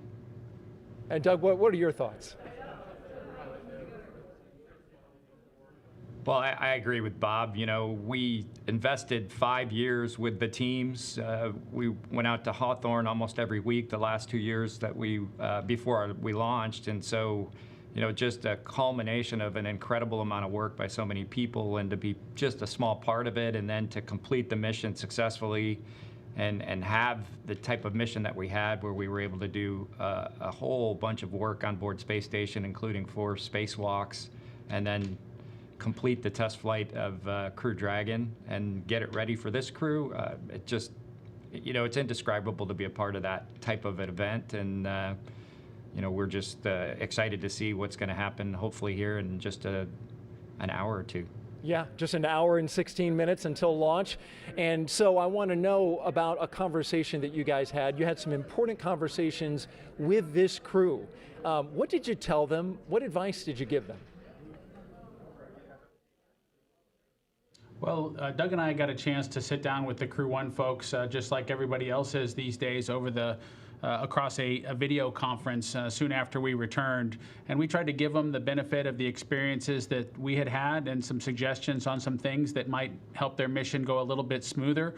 But I think the biggest message that we passed on to them was that there was a good ship here, and it did a great job getting us to Space Station and back, and they should have confidence in the team as they go off and execute their mission. And so there are things that can be improved after our test flight, and they took a lot of those minor things to heart. But overall, we just really passed on just a lot of confidence in the vehicle, and that, you know, that goes a long way for a team that's got a lot of things to do as they lead up to the mission that they're about to launch on today, and not a lot of time if you look at how quickly the vehicle got assessed and changes were made in preparation for this mission. It was just a short couple months ago, I think, at this point, since we came home, and we just really wanted to pass our confidence on to them as they got ready for their mission.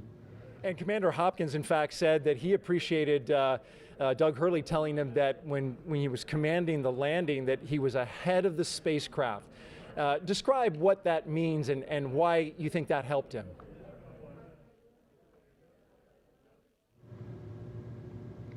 Well, you know, it was a little bit drawn on my experience as a shuttle pilot. You know, my first flight, I just felt like I had to work really hard to keep up with the shuttle as we were re-entering. And, you know, it's a little bit of how you operate on orbit, and then the quickness of the events that you deal with on re-entry. Everything happens pretty fast. So just mentally knowing that that was coming, I tried to enforce that with Hopper and just say, hey, look, it's, you know, you're going to be in orbit for a while. Your brain slows down in a sense. But then when re-entry occurs, those events really happen fast. From the time that you separate from the trunk all the way to splashdown happens, it seems like in an instant. So we talked a lot about that, and I just wanted him to be calibrated and be ahead of Dragon as best he could, and then communicate that obviously to his crew. He's got a great crew, and they'll be ready for it when they come back in next spring. And in fact, he said that as a result of that statement, that he studied hard because he knew he had to be ahead of it in order for when these events happen to be ready for them as they come. Bob Behnken, Doug Hurley, astronauts with NASA, and the crew of Demo 1. We appreciate you guys. Demo 2, sorry. Appreciate you guys being here. Thank you very much. And enjoy the launch. And now we're going to send it back to the desk. All right, thank you, Daryl. It is T-minus 1 hour and 13 minutes, and we understand John I has been listening in, has some more information to pass along on what's been going on, what information the crew has. So, John I, let's hand it over to you in Hawthorne. Thank you, Marie. It's, as she said, T-minus 1 hour, 13 minutes, 24 seconds. The good news is we are on the timeline. While we were interviewing Bob and Doug, we did hear some discussion with the crew over the SpaceX to Dragon crewnet. They gave them an update on a couple of issues that we've been working. The one of great interest right now has been the hatch close. They summarized that, as you saw on the monitors, we did reopen the hatch. They found a small piece of FOD, and they also worked on the seal around the hatch. They also did add a little bit of lubricant. They closed the hatch and then reran the 5-minute leak check, and they got a good result. So the crew heard that, and they are supportive, and that issue is now resolved and behind us. The other issue that we've been working that they briefed the crew on is just above the first stage where the propellant tanks in the inner stage meet. You can't see on your monitor there, but there are some weep holes, and what we'd seen is some water, I think, from maybe rain that has gotten in there has drained out, and that gave a little bit of discoloration. They wanted to make sure that might not be something else like the RP1 fuel that's on board the rocket. So they've done some review of data. They see no issues with the fuel system, or in this case, it's the grid fin system that's in proximity in that area. They believe it's water. They briefed the crew, and again, that issue is now closed out. So coming up on just inside T-minus 1 hour and 12 minutes, we've closed up our couple issues, and as we also heard just a couple minutes ago, the closeout team has left the crew access arm, so we're looking good on schedule. So Jesse, everything in the very busy last 20 minutes or so has come together and closed out. What else has been going on? That is awesome news, John. Thank you for that very detailed update. We're just 1 hour and 11 minutes from launch, and it just keeps getting more and more exciting, especially with those updates coming in. Since arriving at the spacecraft, the crew were helped by our closeout engineers to get into their seats, attach their suits to special umbilicals that provide breathing air and a communication link to Dragon systems. They conducted leak checks which were successful, and communications checks with the core here in Hawthorne, which is the person who will speak to them directly throughout the mission, as well as the launch director in Florida. This is where they are checking their comm path through both ground stations and tracking and data relay satellites that will use to talk to the crew the entire way to the station. And after those suit checks, we were looking for the leak check on the hatch. So we closed the hatch, and as John and I explained, there were some pressure changes. And so they reopened the hatch, removed what appears to be a piece of foreign object debris or FOD, reclosed the hatch, conducted those leak checks, and everything has come out well. So the closeout team is departing the pad, and weather operators are kicking off the final check on wind speeds at the pad, and that'll be used for the final go, no-go poll for launch. Before we get to that final go, no-go, the various teams at both NASA and SpaceX will do an internal go poll, making sure conditions are right with the Falcon 9, the Dragon, the crew, the range, and the space station before the final go is given. So let's check back in on Houston for a status on the team supporting the space station on their readiness for launch. Shaniqua? Thanks, Leah. The team here in Mission Control Houston remains go for launch. All systems on board the station that required to be healthy for mission are continuing to look good. Before the station team is go for launch, they verify that key systems on board the station are functioning as expected. This includes life support systems like oxygen generation, carbon dioxide removal, and the water recycling system that allows us to reuse about 9% of the water we send to station. We're also ensuring that the computers that allow us to command the station's major subsystems, essentially the station's nervous system, are functioning normally. We also work with our Russian counterparts to ensure both methods of controlling the station's attitude or the direction station is pointing are fully functional. This includes the large U.S. gyroscopes and the thrusters found in the Russian segments. Both systems play a critical role during Dragon's docking. Mission Control Houston will be closely monitoring the crew's flight and checking off milestones for most of the journey. Lead NASA Flight Director of Crew 1, Anthony Varia, will lead flight controllers in Houston for launch, and they will all be coming back tomorrow for docking, where we join joint operations with SpaceX. So I'll send it back over to you, Marie at KSC. All right, thank you, Shaniqua. If you are just now joining us, you picked a great time as we are now at T-minus 8 minutes and 22 seconds until launch. Welcome to coverage for the mission known as Crew 1, NASA and SpaceX's second flight with crew to the International Space Station. Liftoff time is still holding for 7:27 p.m. Eastern Time, an instantaneous launch window, and we are tracking no issues currently with Falcon 9 or Crew Dragon. The range is green and weather is cooperating so far. The last check, it was 50% go. Over the last 3 hours, our crew of Victor Glover, Mike Hopkins, Shannon Walker, and Soichi Noguchi donned their SpaceX spacesuits in the historic crew quarters suit-up room. They walked out of that crew quarters building just as every astronaut to fly from this spaceport in Florida has done since Apollo 7. They were then transported to the pad, where our crew entered the SpaceX Crew Dragon spacecraft you see live on your screen atop the Falcon 9 rocket. Well, this is SpaceX's second time flying astronauts in Crew Dragon. It will also be the first time a private company will fly a crew of 4 people to the space station. If you remember, back in May, we launched NASA astronauts Doug Hurley and Bob Behnken to the space station in the historic Demo 2 mission and then brought them safely home in August. Over the next hour, we will conduct a series of polls to get ready for launch, have the crew arm and the launch escape system, and we'll begin fueling Falcon 9. Launch is set for 7:27 p.m. Eastern. This will include a 12-minute flight to orbit and then a 27.5-hour flight to dock with the International Space Station, set for Monday at 11 p.m. Eastern. So, Nicole, you know, we're coming up on T-minus 1 hour in about 6 minutes. And I know when we were listening to Daryl talk to Bob and Doug, Doug talked about how, you know, there's not a lot of time to think about your emotions. You're focused on the operation and your procedures. Yeah, your emotions are kind of in you at this point, and you're just trying to make sure you're as best prepared for, you know, what's about to happen. Sure. And today's flight is the first of 6 planned rotational missions NASA has contracted with SpaceX as part of the agency's commercial crew program.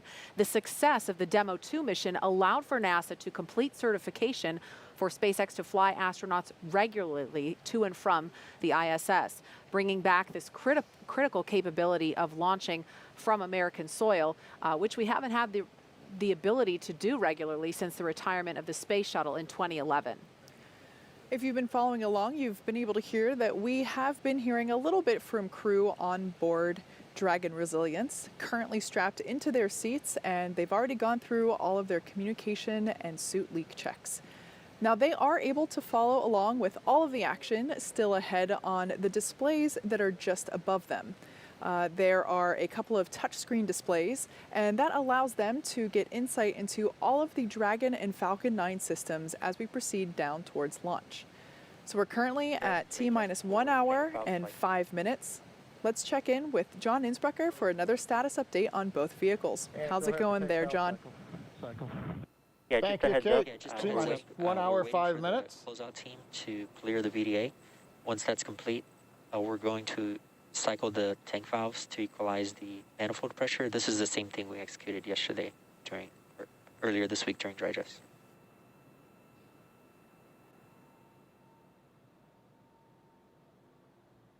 Okay, we copy that, and Jay, your calls are coming in a little bit soft, and we're losing you kind of at the end of them. Copy all on that call. and I'll let you know when we're ready for that tank valve cycling. Okay, Dragon copies, and that was much better. Thank you. Okay, we've just heard a little bit of the dialogue between the crew inside the Dragon capsule Resilience and the SpaceX Dragon team. Looks like they're going to be cycling a little bit of pressure, giving the crew a heads up. Probably hear some of that noise. Now, as I've mentioned, we're T-minus 1 hour and 4 minutes, counting down. Good news is, as you heard a few minutes ago, we've resolved a couple issues we were working earlier in the count. And while the pace was busy before, now it's going to begin to pick up again. Falcon 9 is into its checkouts of first and second stage propulsion systems and engines. That's in preparation for propellant loading. We're going to hear polls between T-minus 47, T-minus 45 minutes on readiness for propellant loading and then on to launch. And then at T-minus 35 minutes, propellant loading will begin. Now on Dragon, we've done our checkouts. Everything is looking good. The astronauts are currently inside Dragon. The hatch is closed, and the leak check is successfully complete. The SpaceX folks have left the access area and I believe are now clear of the blast area. So we'll have two major events coming up on Dragon. Between T-minus 45 and T-minus 42 minutes, we're going to see that crew access arm currently alongside Dragon. That's going to retract away from the capsule. And then we'll follow that pretty much immediately by arming of the Dragon launch escape system. That needs to be armed prior to loading propellant onto the Falcon 9. We're launching out of historic pad 39A from the Eastern Range. The range is green and go to support launch, not only here, also the worldwide network of ground stations and the on-orbit tracking and data relay satellites are ready to support Dragon as it heads to orbit. And the good news, weather continues to be acceptable, both at ground level and the upper altitude. Dragon SpaceX, we are cycling the orbit tank isolation valves to equalize pressure. Heard the call out from Core. They're cycling the valves to equalize pressure. Now, as a reminder, we have an instantaneous launch window today at 27 minutes, 17 seconds after the hour. So once we get into propellant loading, there's no opportunity to change the T0. Once we get into propellant loading, and actually right now, we're committed.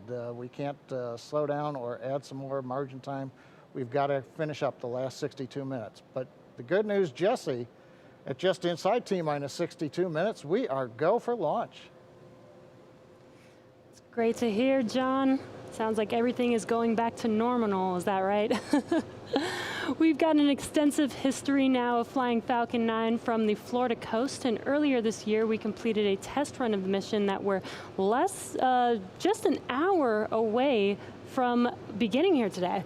And the purpose of that mission was to demonstrate Dragon's capability to safely and reliably fly humans to and from the International Space Station. The success of Demo 2 was a truly exciting moment and paved the way for today's mission. And Dragon SpaceX valve cycling is complete. Dragon copies. And good words from Core to the crew. But that mission paved the way for where we are today, sending this full crew for a long duration expedition aboard the International Space Station. Dragon and Falcon 9 together have years of operational experience, or what we refer to as flight heritage. As Leah mentioned earlier, SpaceX has successfully completed 23 flights of Dragon to and from orbit since 2010, including 22 trips to the International Space Station. Not only have we conducted thousands of hours of testing, we've also enhanced and added a number of safety features to Dragon. Much of what was learned with Cargo Dragon was leveraged in the design of this vehicle. It's fully autonomous, which means it can basically fly itself, but also features full manual override capabilities in case of emergency. Bob Behnken and Doug Hurley tested these capabilities during the Demo 2 mission to the station. Many of the other enhancements help towards SpaceX's goal of reusability and less refurbishment time between missions. So let's take a closer look at some of these advancements. Standing at almost 27 feet tall from bottom of the trunk to top of the nose cone, Crew Dragon is composed of two main elements. Dragon SpaceX, just passing T-minus 1 hour. Your go for section 6. When ready, report go for launch. Dragon copy, section 6 is in work. T-minus 1 hour, we're getting there. But the capsule that the crew is flying on today is designed to hold crew and pressurized cargo, and it also has an unpressurized section known as the trunk. The nose cone at the top of the capsule protects the docking system and also the guidance navigation control system, or what we call GNC. The nose cone opens for docking and remains attached to the Crew Dragon spacecraft, unlike the previous version of Dragon, and that helps towards our reusability efforts. Opposite the nose cone is the trunk. It provides attachment points for Falcon 9, the Dragon capsule, and cargo. On the outside, one half of the trunk contains a radiator that rejects heat from the active thermal control system to space using SpaceX's new picotiling technology. The other half contains solar cells used to charge the spacecraft's batteries. The spacecraft is designed to accommodate up to 7 crew members with modular seats that can be removed and replaced by additional cargo. And SpaceX, this is Dragon Resilience for 6.4 or 4.100 launch prep. Dragon is go for launch. Copy, go for launch. Yeah, we're looking good on weather, and you can expect the next call to be the C brief at T-minus 45. And very exciting. Very exciting. We just got confirmation that Dragon is go for launch. The next call coming up will be from the launch director. So exciting that we are on target for T0 today. Back to what we were talking about, the seats are made of carbon fiber and will be custom sized for any crew members flying on board. That control panel is centered between the pilot and the commander's seats. You can see it a little bit here on the right side of your screen. That consists of 3 touchscreen displays, allowing the crew to operate the vehicle and fly it manually. And finally, our Super Draco launch escape system is a key safety feature of Crew Dragon, giving the crew the ability to safely escape from the time of launch all the way to orbit. We are now T-minus 57 minutes from launch. This day is the beginning of regular crew flights to the space station from U.S. soil, NASA having certified SpaceX for these missions after the successful Demo 2 flight test, which launched in May and splashed down safely in August. Today's mission will be Crew Dragon's 2nd mission with astronauts aboard and its first long-duration mission to the International Space Station. It's been an awesome countdown so far. Weather is still looking good. We just on countdown. The technical team has been pulled and is ready to proceed into the propellant load. Thank you.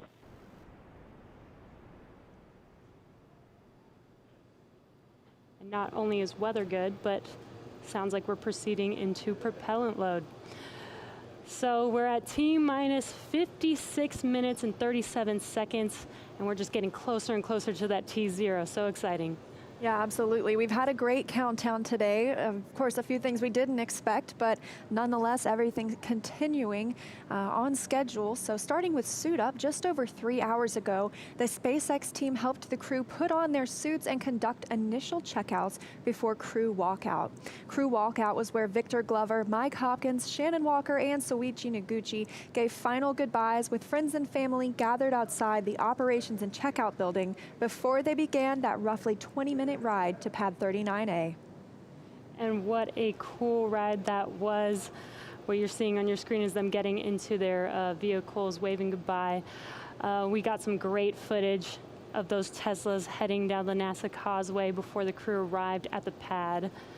And once they got to the pad, they took a minute to take in the sights. There you can see on your screen. They took some pictures and then they headed up into the fixed service structure to begin a process known as crew ingress, where the astronauts entered the vehicle and the SpaceX team performed a series of checks to ensure their suits, the seats, and the vehicle interactions were all functioning properly. And about 15. As a reminder, step 55.72 is open for propellant load go, no-go buys. That's the team continuing to discuss the go, no-go for propellant load. But about 15 minutes ago, the team closed Dragon's hatch with the crew safely inside. So with about 55 minutes to go until Dragon starts breathing fire, things will pick up as we get close to that go, no-go to begin propellant loading and arming the launch escape system. The crew will pull for readiness, which was completed just about 5 minutes ago. And the Dragon pull for prop loading was just called out not too long ago.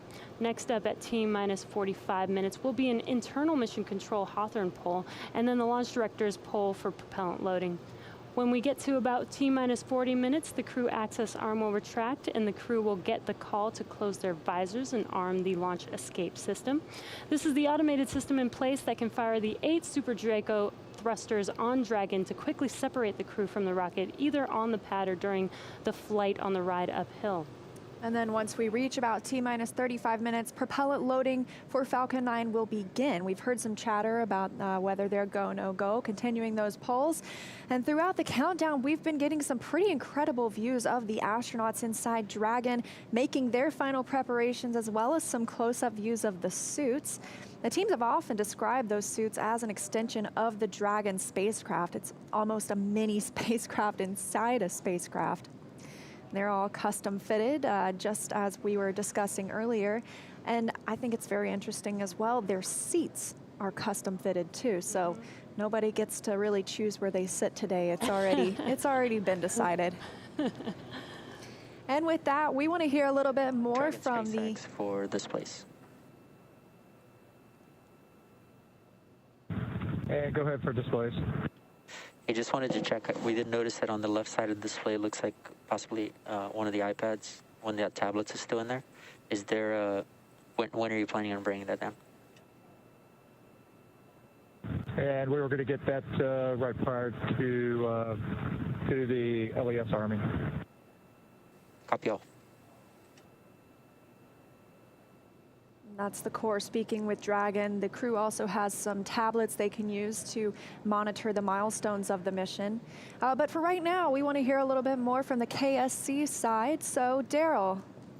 Yeah, thank you very much. Back here at the Kennedy interview desk, and you know, we talk a lot about the astronauts, what they're doing, and the preparation for good reason, but they have a lot of work to do.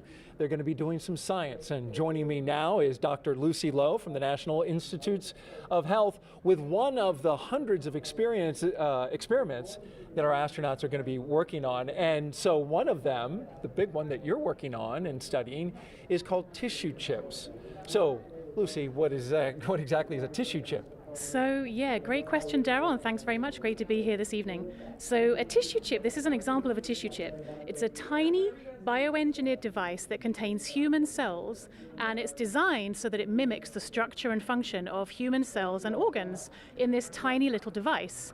And so the idea is that we can use these to understand human physiology, we can use them to model diseases, and we can even use them to test drugs and therapeutics in human systems before they go into humans, for example, in clinical trials. So really they're just models that we can use to model disease and then test therapeutics for safety and efficiency. Taking actual tissue that's been genetically engineered, right, and to see how Not it reacts? necessarily, no. So there's lots real. of different ways that you can put cells on these chips. You can buy them, but you can also use stem cell technologies to actually create cells from all kinds of different organs and tissues: heart, liver, lungs, skin, brain, bone. Lots and lots of different kinds of tissues can be created from stem cells, and they can be put onto these tissue chips, and then you can model diseases and all sorts on a little chip like this. Fascinating. We're looking at some video, I believe, of one of these tissue chips being put together. Kind of explain us through what we're seeing. So what you're seeing there is one of our kidney chips that the Tissue Chips in Space program from the National Institutes of Health and the ISS National Lab has been funding. So this chip here is being seeded here. You're seeing that blue fluid coming through in those little triangles, those little squares, are cells that are being placed into the chip. And they're put in there with this pink stuff, this extracellular matrix that keeps them alive and keeps them bubbling away, happily chatting to each other over the course of a few weeks. And so what you're seeing there then with the blue fluid coming through is how we feed those cells during that time that they're up on the space station. Got to keep them alive. Exactly. They need all their nutrients, they need all their stuff that keeps them feeling good up there. So what is the benefit of an experiment like this? What can we glean from this and hopefully in the future? Yeah, so that's a great question, Daryl. So when astronauts go up to the space station, they have a lot of changes that they see in their bodies that look very similar to certain kinds of disease states or even aging down here on Earth. So when we put cells onto tissue chips and we send them to the space station, we're able to see the same kinds of changes that might happen to the astronauts, but on a very, very short time scale. So for example, diseases that might take months or years or even decades to actually be a clinical problem down here on Earth, can actually be modeled in space in just a couple of weeks. So we can really accelerate the disease modeling using these tissue chips and then see how different drugs and therapies act on them. So we're super excited that some of the Crew 1 folks might be doing some research for us. So thanks very much, guys. Fascinating, and thank you very much, Dr. Lucy Lowe, for being with us here from the National Institutes of Health. That was a fascinating experiment, and we hope the astronauts get some good work on it so that you can further develop your research. Really Wonderful, thank you, Daryl. All right, very good. And so now we'll toss it back to Hawthorne, California, and John I for the latest at T-minus and 49 minutes and counting. Thank you, Daryl. T-minus 49 minutes, 7 seconds, continuing to count down. Right now, the launch director, launch team are preparing for the readiness for propellant load and launch pole. The SpaceX launch director has checked with the Dragon mission director and the NASA launch manager. They are ready to proceed. Currently, we're doing an electronic poll of the 7 members of the SpaceX launch team for their go to load propellant and then to press on with launch. Now, the Falcon launch crew is located in Firing Room 4 in the Launch Control Center, adjacent to the historic Vehicle Assembly Building on Kennedy Space Center. Key NASA launch members are also located in the firing room. Now, what we're waiting for right now is we expected about T-minus 47 minutes to hear the results of the poll. While we're waiting to hear that, a couple other status items. The crew is currently on board, and the crew access arm is about to be retracted. You can see the access arm currently in the pre-launch position alongside the Dragon capsule. We'll rotate that out of the way, then we'll arm the launch escape system on Dragon before we go into loading propellant on the Falcon 9. We're launching out of pad 39A, heading northeast out of the eastern range. The range continues to be go for launch. They're monitoring clearance area around the launch pad as well as the air and sea space around the flight corridor. Now, the good news on the weather front, we have been given a new probability of violation of only 20%, or as the optimist would say, 80% chance of good weather. There's a small chance of a shower, but it would have to pop up pretty much right over the pad here at the last minute. They're looking, ground winds are cooperating, upper altitude winds are cooperating. So the weather officer gave us some good news about 10 minutes ago as we got inside of T-minus 1 hour. Now we're coming up on T-minus 47 minutes, and the SpaceX team is finishing up their go, no go polls. We're waiting for a few more people to give the electronic thumbs up so that then the SpaceX launch director can check that item off and then proceed into the remainder of the countdown, which will include propellant loading at T-minus 35 minutes. So let's listen in for a moment to the countdown net.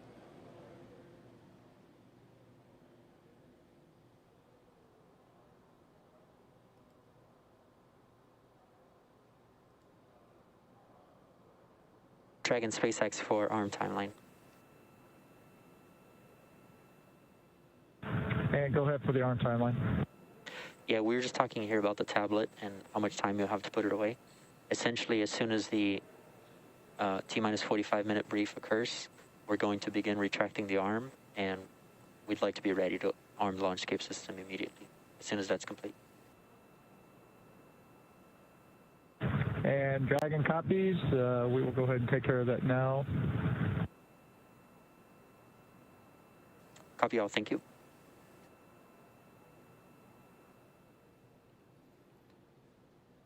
Heard a little bit of dialogue there between Core and the Dragon crew looking at a computer notebook that they're getting ready to put away, letting the crew know what the timeline would be once we finish the go, no go poll and we give the instructions to the launch team at T-minus 45.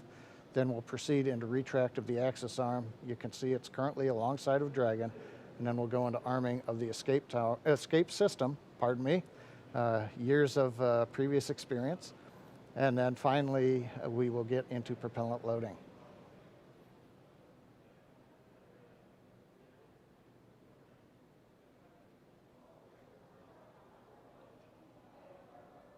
Right now they're getting just the last thumbs up.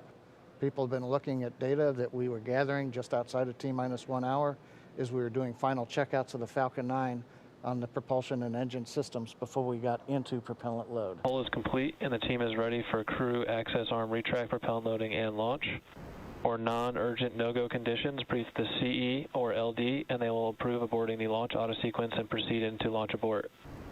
For urgent issues affecting the safety of the operation, operator shall call hold on the countdown net. Launch control will abort the launch auto sequence immediately and proceed into the launch abort auto sequence.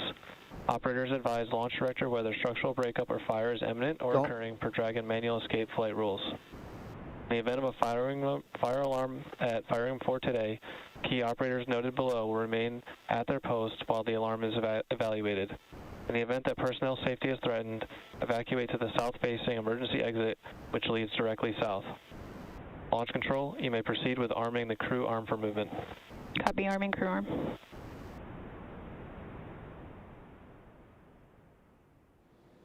And there you've heard it. Just inside 44 minutes, the SpaceX launch director has announced polls are complete. We're go to head into propellant load.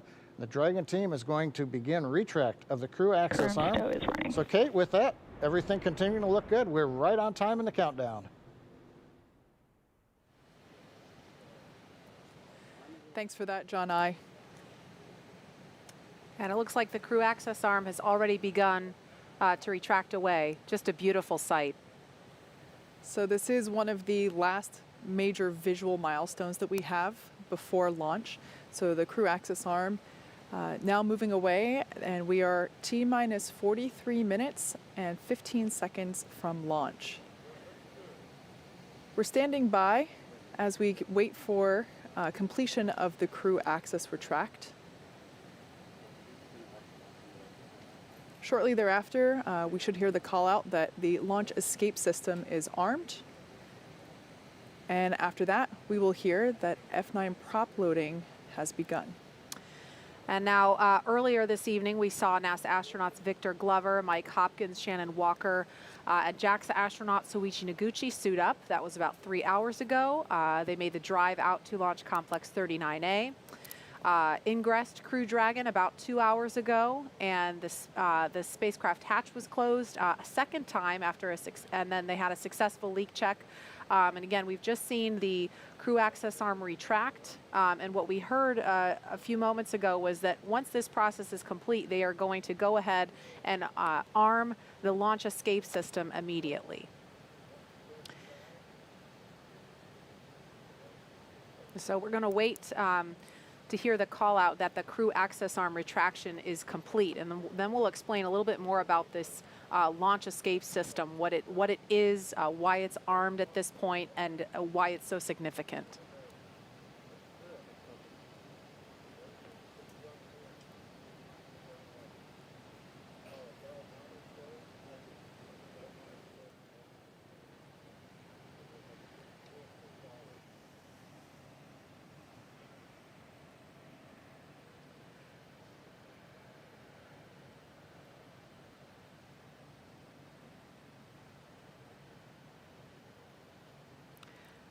So again, we're at T-minus 41 minutes, 23 seconds and counting.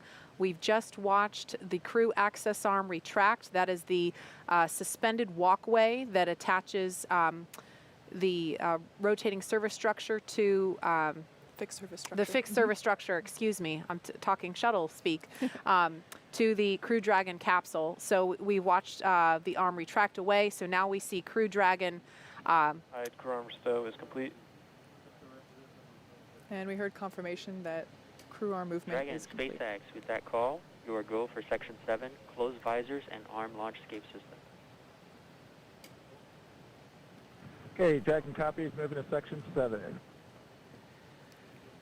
So their confirmation from Core telling crew that they are allowed to move on. You hear us mention move on to Section 6, Section 7. That's simply making sure that everyone's on the same page in terms of which procedure we are now working toward. So that was just the Core, who is the person that is essentially the single voice communicating to the crew inside. Dragon, visors are closed. We are arming the launch escape system. Copy. And there we heard Commander Mike Hopkins. Thank you. Commander Mike Hopkins informed that they are now closing their visors and now commanding the launch escape system to be armed. Now the launch escape system is basically the crew's path to safety in the event of an anomaly, quite simply. If we were to have an abort scenario here on the pad, we have demonstrated the efficiency and success of that system, having done a pad abort test. Previously, we did a launch escape system test mid-flight earlier, I believe it was January of this year. And so basically this is a system that could return... Verified armed.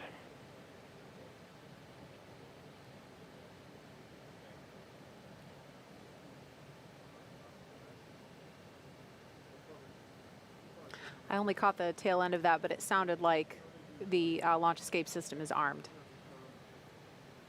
So now the launch escape system is armed. Essentially, this is the system that all the way from now on the pad until they are in orbit, the crew would be able to escape safely in the event of an anomaly. That's why it is so important that we check the weather all around the world, really. It's not just the weather here at the Cape that we're looking at in order to determine if we're go or no go. It is the weather along that entire escape corridor. Right. And as Kate was mentioning, again, the launch escape system is armed. That has to happen before the SpaceX teams will proceed with fueling Falcon 9. And so that propellant loading process is set to begin at T-minus 35 minutes, so just a few minutes from now. And what that looks like, Kate, you talked about the tests that were done. You did a pad abort test back in 2015. You did an in-flight abort test at the beginning of this year. And so what that looks like in action, if it were to happen, a pad abort test, or excuse me, a pad abort would be before liftoff at any point from propellant loading, which begins in just under 3 minutes now, until the moment of liftoff. If something were to go wrong and the crew were in danger, Crew Dragon can kind of act as a rocket on top of a rocket and propel itself off of Falcon 9 using its 8 built-in Super Draco thrusters, right? And so the idea is that if that happens, Crew Dragon would splash down off the coast, and then we would have a rescue scenario. Correct. And so we've rehearsed that ahead of time. We coordinate very closely, the NASA and SpaceX teams, with the Department of Defense Detachment 3 to prepare for a scenario such as that. We're also prepared for if there were to be a need for a launch escape after the point of liftoff, at any point from liftoff until they reach orbit, about roughly 12 minutes after liftoff. At any point in that sequence, Crew Dragon could still launch itself off of the Falcon 9 rocket. And in that scenario, Crew Dragon would splash down at some other location further downrange, farther away from Florida, obviously. And that's why the weather downrange is just as important as the weather around the pad for liftoff, because they're thinking about how are we going to rescue the crew if we get into a scenario like that. Exactly. So it's really complicated, but it is a system that we have spent a lot of time designing and testing, and it's it's definitely something to consider in terms of that weather criteria that we do look at. And so now at T-minus 36 minutes and 20 seconds, in just over a minute, we should be hearing that Falcon 9 is ready for propellant loading.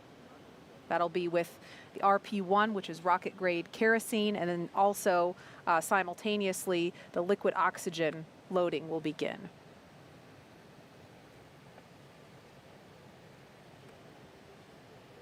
Once we begin loading that liquid oxygen, we'll see plumes of what will appear to be white smoke. It's actually the liquid oxygen vaporizing, turning from liquid form into gas form around the rocket itself in the rather humid Florida air.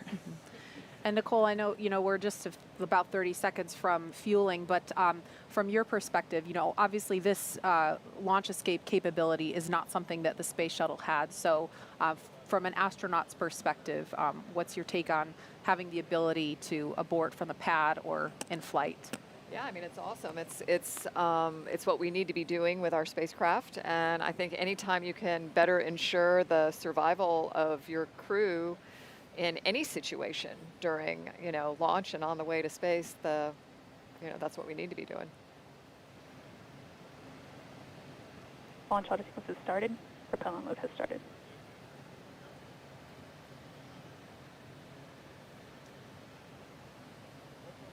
So we just heard that call that propellant load has started. That means fueling of Falcon 9 has begun.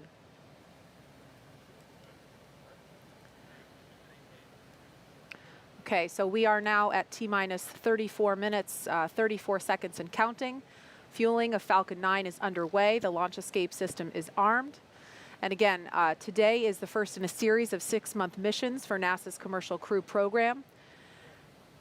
And the Dragon capsule was loaded with propellants about a week and a half ago, just a few miles down the road from us. Yeah, that's an area that we affectionately refer to as Dragonland. Yeah. Yep. And in order to fly, Dragon needs fuel and an oxidizer. So for the fuel we use, Kate, you're going to have to help me with these words. No I can't problem. pronounce them. Yeah, so it's monomethylhydrazine, or MMH, and nitrogen tetroxide, or tetroxide, for also known as NTO, for the oxidizer. These are two propellants, a fuel and an oxidizer, that when they come into contact, they combust instantaneously. So it's a great propellant to use in spaceflight because you don't need an ignition source. So we use those propellants to maneuver Dragon on orbit, and those propellants super power the Draco engines, as well as the 8 Super Draco engines that would be utilized in the launch escape system in an abort scenario. And again, we want to be crystal clear. Now that fueling for Falcon 9 has started, that means that the 8 Super Draco engines built into Crew Dragon are ready, if needed, to launch the capsule away from the Falcon 9 rocket in an instant if there is any kind of emergency associated with the rocket or on the pad. Now let's go over to SpaceX headquarters in Hawthorne for an operations update. John? Well, we are counting down those final minutes, and everything is still looking good for Falcon 9 and Dragon for an on-time launch just under 33 minutes from now. As you heard, Falcon 9 began propellant loading right on time at T-minus 35 minutes. Now, the propellants that feed the Merlin engines that power Falcon 9 are 2 liquids. One liquid is the fuel, the other is an oxidizer. And that fuel is a refined form of kerosene, also referred to as RP1. Now, our oxidizer is densified liquid oxygen, also called LOX. Densified means it is kept much colder than typical for launch vehicles, and it takes up less volume. This allows for more oxidizer to be loaded into the first and second stages. Now, to ignite the fuel and oxidizer in the Merlin rocket engine, we use an ignition fluid called TTAB. When TTAB comes in contact with oxygen, it ignites, and it gives off a green-colored flame. Once we've got the flame going, we can then add the kerosene fuel into the chamber, and the engine goes to main power. And you might see the green flash just as the second stage engine ignites, following stage separation 2 minutes, 48 seconds into tonight's flight. Now, currently, we're early in the propellant loading. The first stage fuel tank is about 10% full, and that first stage is the bottom 2/3 of the vehicle. You can see on your screen, you've got the black carbon fiber landing legs, then the white propellant tanks of the first stage, topped off by that black cylinder, the inner stage. Now, liquid oxygen loading is also underway on the first stage. That loading will begin on the second stage, which you can see on your monitor, which is the cylinder, the white cylinder just above that black interstage. Liquid oxygen loading on stage 2 begins at T-minus 16.5 minutes. And we'll continue loading liquid oxygen on both stages until the last few minutes of the countdown. Helium loading into pressure vessels is also underway. We use that to pressurize the tanks in flight as the propellant is pulled out by the Merlin turbopumps. Now, on board the Dragon spacecraft, the astronauts are monitoring systems while propellant is loaded into the Falcon 9. And the call out you just heard, ground loading and the crew know that helium loading is going on the vehicle right now. So as I mentioned, the astronauts are listening to this right now. As part of their training in the simulator, we also can give them the playback of sounds that we've recorded in Dragon capsule during recent flights. Plus, they also had a discussion with Bob and Doug after their flight, who related what their flight experience was like earlier this year. Now, out on the Eastern Range, we continue to hear they're green, ready to go. There are no problems, and they are go for launch. And finally, the weather, as I mentioned a little while ago, it's actually improved during the day. We're down to 20% probability of violation. The biggest thing we're watching is just in case in these last half hour, if a rain shower might spring up within a mile or two of the launch pad. But currently, the rain looks like it's holding off, The upper altitude winds are good, and the ground winds are very light. Now, as a reminder, today we have an instantaneous launch time. So at this point, if we hear a hold for any reason, we'll have to stand down and target our backup launch opportunity just under 3 days from now. But let's turn it over to Jesse and Leah for an overview of events after liftoff. Thanks, John. For Crew 1, the astronauts' flight to station will take about 27.5 hours, and their journey is much longer, but fairly similar to the trip NASA astronauts Doug Hurley and Bob Behnken made earlier this year in Crew Dragon's first mission with humans aboard. As we await T0 in just about 29 minutes, the ground operations teams are doing a series of system checks to make sure both Dragon and Falcon 9 are ready for launch. You're looking at a live view of our teams at the Cape as they prepare for liftoff. Now, as we wait for the launch clock to hit 0, we wanted to give you an overview of what the ascent portion of the mission will look like. Once we hit T0 and a successful launch occurs, we will watch Falcon 9 and Dragon lift off from historic launch pad 39A and make their ascent.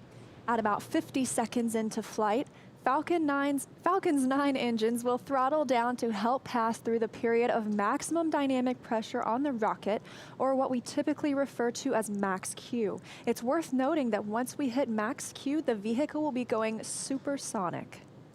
Once we are through the period of maximum dynamic pressure, we can throttle up our Merlin engines again. And from there, at about 2.5 minutes into flight, we have a series of 3 events that will happen in rapid succession. First is MECO, or main engine cutoff. This is where all 9 Merlin N1D engines shut off in preparation for stage separation, which is our second event. This is where the first stage detaches from the second stage, with the first stage making its way back to Earth for landing as the second stage continues on its journey with the third event. SES, or second stage engine start 1, is where the MVAC engine lights up and propels the second stage along with our Crew 1 astronauts to orbit. As Stage 2 heads towards its targeted drop-off orbit, Stage 1 will execute 2 burns in order to make its way back to Earth. The first is the entry burn, where 3 of the M1D engines will reignite and then shut down. This helps to slow the stage down in preparation for entry back into the Earth's atmosphere. While the first stage is heading back to Earth, the second stage will cut off its 1 Merlin engine that was ignited right after stage separation. Once this happens, we will wait for confirmation of a good orbital insertion. And about 90 seconds after Dragon gets into orbit, Falcon 9 will land back on Earth. The landing burn, which is a single engine burn, will bring the vehicle speed down rapidly in order to land on the drone ship about 9.5 minutes into the mission. While Falcon 9 first stage is landing, Dragon is preparing to separate from the second stage. At about 3 minutes after the second stage gets into orbit, we should have a great view of Dragon with its 4-person crew drifting away from the second stage. Once Dragon is a short distance away, it will begin checking out its Draco maneuvering thrusters to make sure Dragon continues to increase separation distance from the second stage. It's worth noting that these are not the Super Draco engines that would be used during an abort scenario. And about 40 seconds after separation, Dragon's nose cone deploy sequence will begin. It will take roughly 4 minutes for the nose cone hooks to unlatch and open, exposing its guidance navigation controls, or GNC, that will help Dragon autonomously fly to the space station. And lastly, once the nose cone is deployed, the remaining Draco thrusters on the forward bulkhead will be checked. From there, over the next 27.5 hours, Dragon will begin its approach phase, undergoing a number of phasing burns as it makes its way to station. All of that will be coming up soon. Stage 2 cryo-helium load. And confirmation, Stage 2 cryo-helium being loaded now. But for now, let's check back in with Marie at Kennedy Space Center. Marie? All right, thank you, Leah. If you're just joining us, we are now at T-minus 25 minutes, 5 seconds and counting from the second astronaut launch from U.S. soil this year, and the first with 4 astronauts aboard Crew Dragon. We want to go over to NASA's Garvey McIntosh. She is standing by in Japan to speak live with the president of JAXA. Garvey, are you with us? Yes, I am. Thank you, Marie. Hello, I'm here in Tokyo, Japan. This is Garvey McIntosh, and I'm going to interview JAXA President, Dr. Hiroshi Yamakawa. Dr. Yamakawa, konnichiwa. Konnichiwa. Could you tell us about the partnership between JAXA and NASA? Oh, thank you very much for your question. The US and Japan have built a close relationship in the aerospace field for more than 50 years. And NASA and JAXA have been collaborating in many fields, including earth science, space exploration, human space activities, and aeronautics. Astronaut Noguchi participates in the Crew 1 mission as the first foreign astronaut on board a US commercial spacecraft. This shows a trust relationship between the two countries. We recognize that this mission is an important milestone toward future international space exploration, and we will firmly support him from the ground. Thank you very much. Could you tell us a little bit more about today's mission and what the mission represents for Noguchi-san? Well, as the first Japanese astronaut on board 3 different spacecraft, Space Shuttle, Soyuz, and Crew Dragon, I'm sure he will play an outstanding role based on past experiences. Experiments on the ISS are expected to contribute to the advancement of people's lives on Earth. Protein crystal growth experiments in microgravity environment may lead to the development of new medicine. Japanese private companies are also getting to use the experiment module Kibo for the initiatives. We expect that we'll round the utilization of Kibo. Thank you. Thank you. And last question, looking a little bit towards the future, I know recently Japan, along with 7 other countries, including the United States, recently signed the Artemis Accords. Can you tell us a little bit more about the Artemis Accords and what that means for future space exploration? Well, last month in October, the Japanese government signed the Artemis Accords, representing the strong partnership as one of the first countries to join in the future international space exploration. Well, I think Japan has expertise in human and robotic space technologies accumulated through our experiences, TV and Hayabusa 2. And we continue to move forward with technical considerations with NASA and other international partners. In addition to the field of human spaceflight, we will continue and deepen our cooperation with NASA and our international partners in order to explore the new era of space and contribution to our society on Earth. Thank you very much. Well, thank you very much, and arigatou gozaimashita. Thank you for your time this morning, and I'll pass it back to you, Tahira. Thank you, and back. All right, so we just took a look at numbers across all of our social channels, and there are over 500,000 people tuning into this broadcast right now. And the hashtag #LaunchAmerica is trending at number 20 on Twitter, last time we checked. And Marie, Kate, Nicole, I've got some great photos rolling in, and I have a few that I just have to share right now. So take a look at this first one. We've got this little explorer asking if there's room for one more on the mission. Aww. I love it. I know. Let's go to the next one. We've seen so many cute space pups today, and this corgi and its little NASA onesie is just the icing on the cake. Yes. I can't get enough space dogs, so. Okay, let's go next. How incredible is this little patriotic astronaut holding the flag? Now, y'all, this one definitely made me pretty emotional the first time I saw. Yeah. Okay, last one. Check out how awesome Kiana looks in her blue flight suit, and I mean, wishing her hero, Victor Glover, well on his Launch America mission. So you've seen it there, and for those of you at home, thank you for sharing a piece of what this mission means to you with us.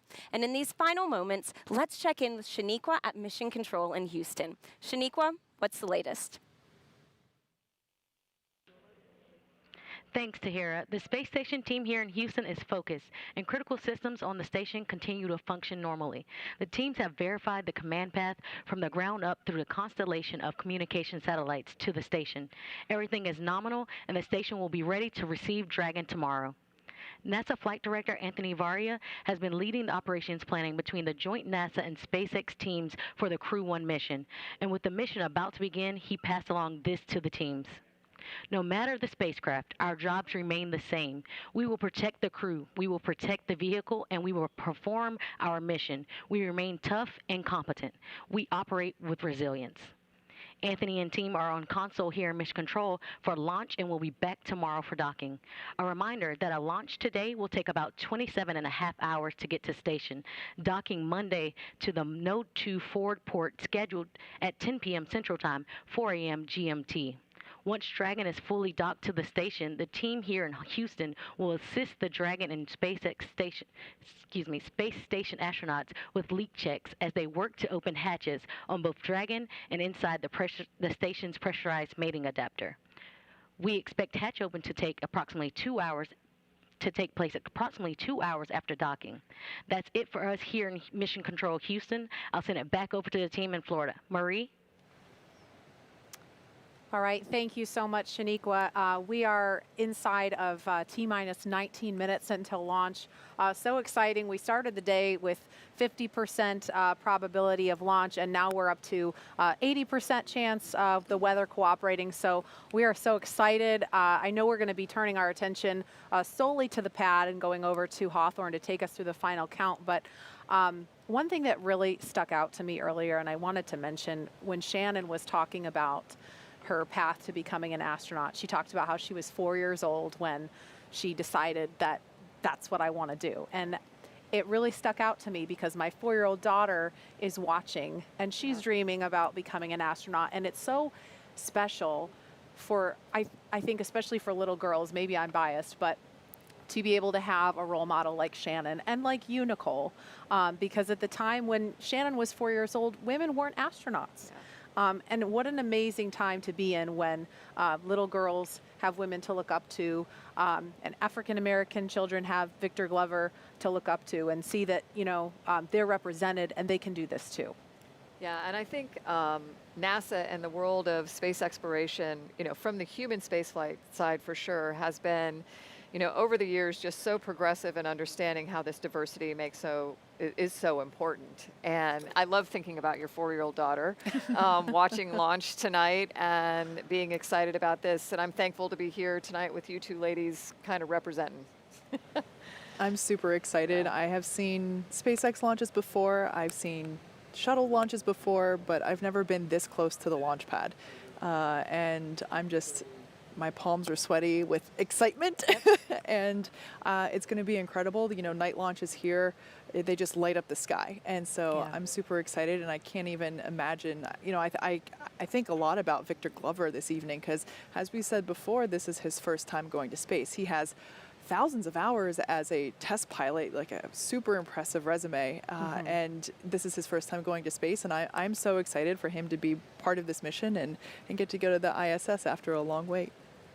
Yeah, and that is a beautiful destination. Let me just tell you that the four of them are going to, do amazing work there. And it's been mentioned a couple times before, this partnership that we have that's allowing us to do such incredible things that are just ultimately about improving life on Earth. It's very Absolutely. Cool.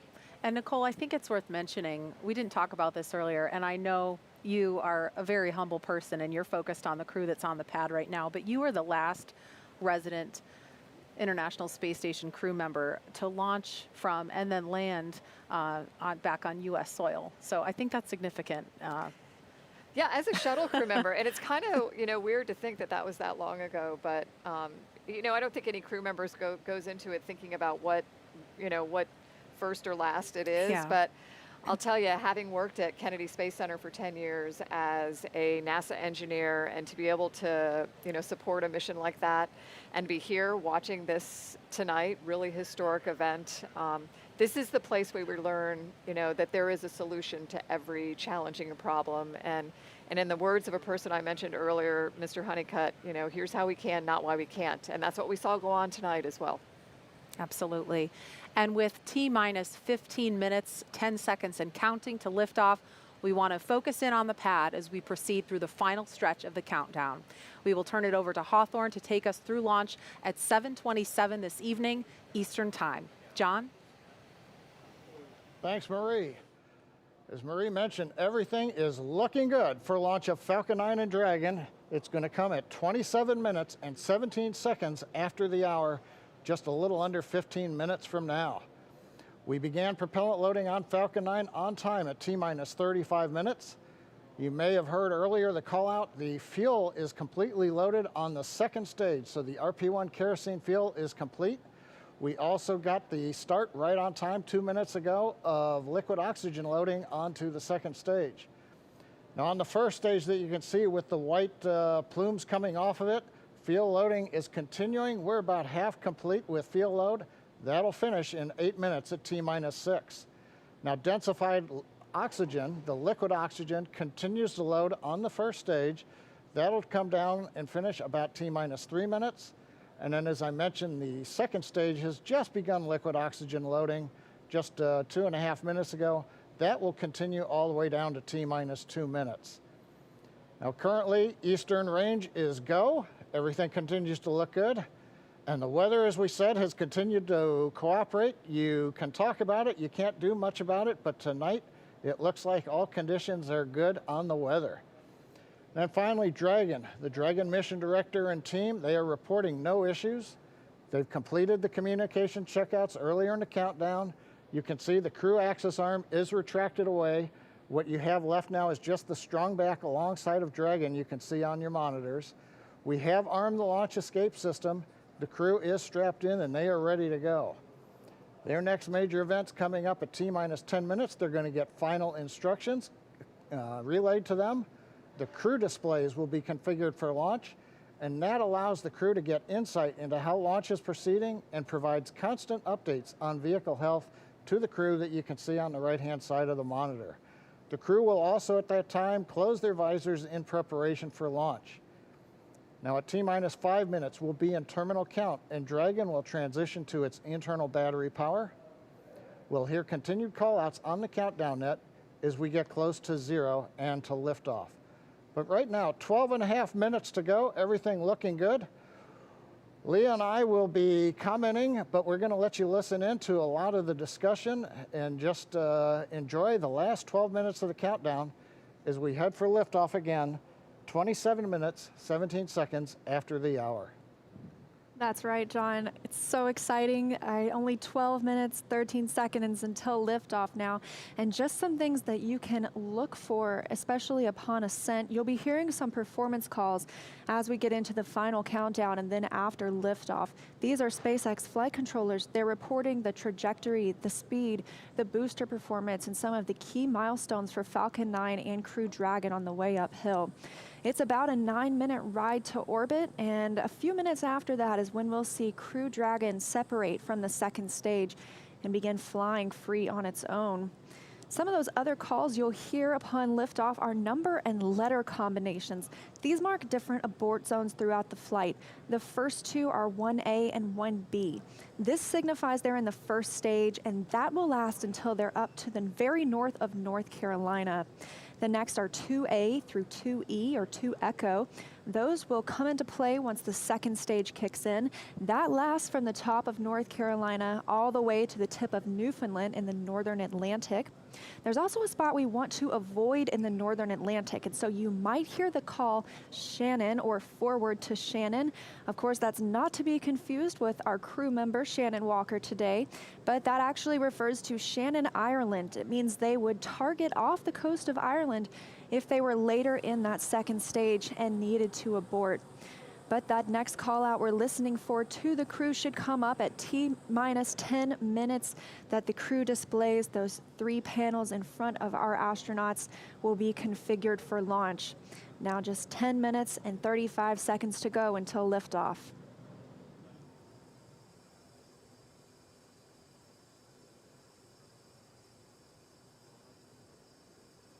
Also, as John and I mentioned, that stage 2 fuel load is complete. Stage 1 is at about 90%.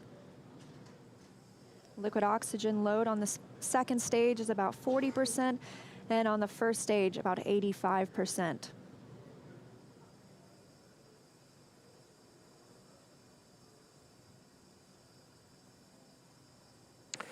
Dragon, SpaceX, confirm crew displays are configured for launch.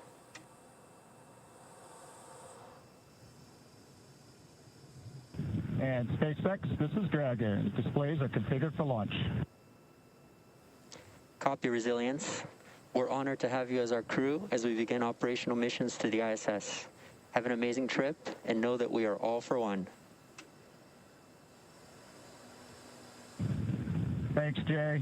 And to all the people at NASA and SpaceX, by working together through these difficult times, you've inspired the nation, the world, and in no small part, the name of this incredible vehicle, Resilience.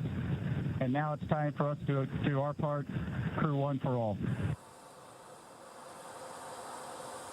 Copy all. Thanks, Hopper. That was the voice of Commander Mike Hopkins confirming those crew displays are configured, and that T-minus 10 minutes was another check for the Falcon 9 launch commit criteria. It was checked by some computers. It was the last check of a wide variety of the Falcon system data to make sure we are go. From here on, we continue to count down until T-minus 7 minutes when the pre-valves open.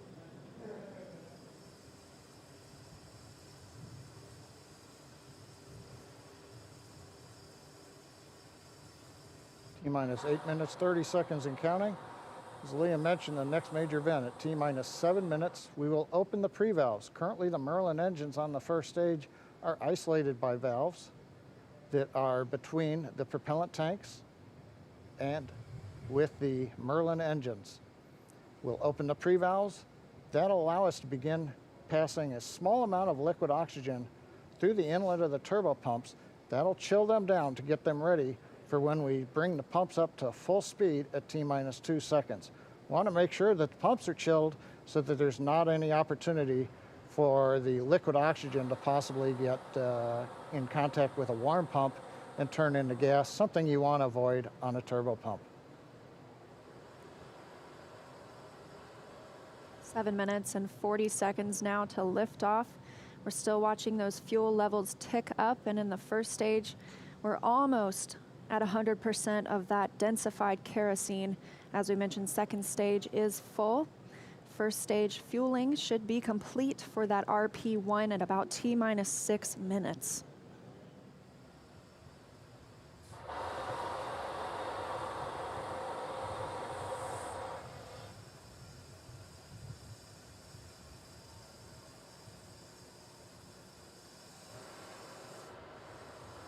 Standing by for pre-valve opening.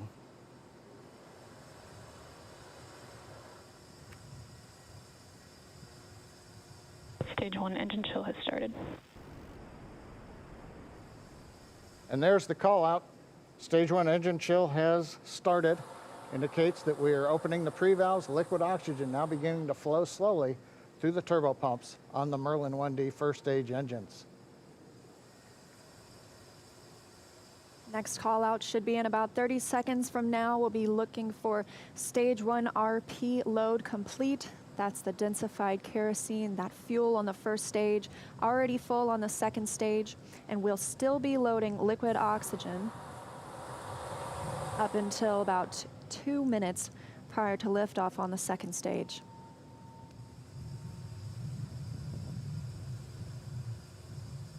Standing by for that fuel call. Stage 1 fuel load is complete. Okay, right on time, and a great view of Dragon sitting on top of the Falcon 9 as we're continuing to load liquid oxygen onto both the first and second stages. The RP1 kerosene fuel is now completely loaded on both stage 1 and stage 2. All continues to go well, just under 6 minutes to launch.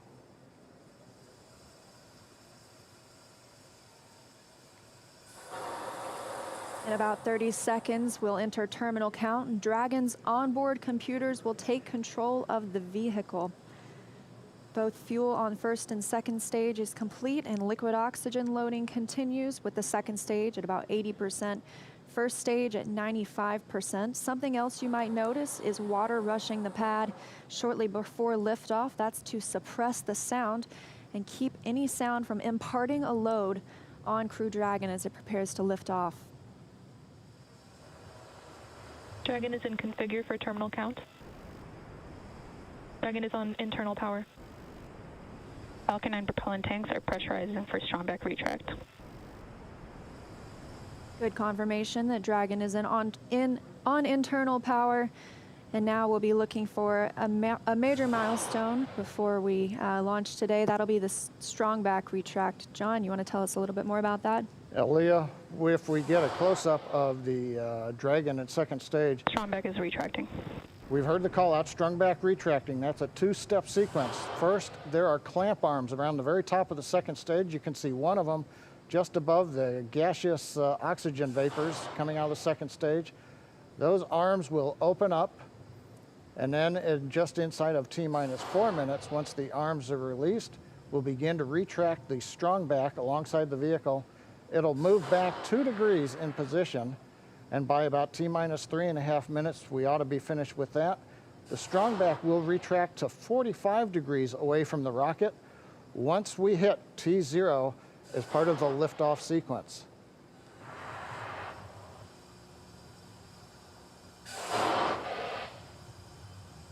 And at T-minus 3 minutes, we'll Right now, we're waiting for the retract. And there you can see the strong back is beginning to move away from the vehicle.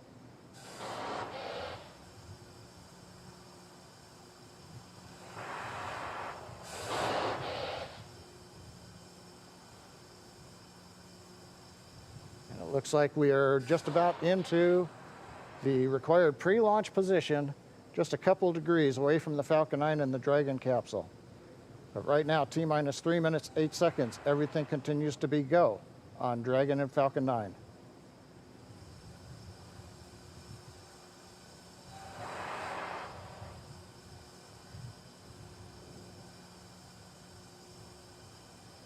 Currently standing. Dragon is in terminal count.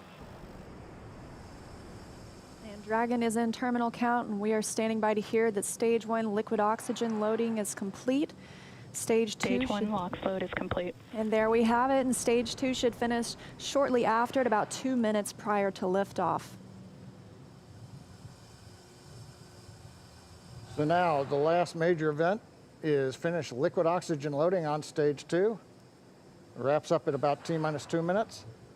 Then at about T-minus a minute and a half, we have to drain back and vent down the liquid line that goes up the strong back alongside the Falcon 9.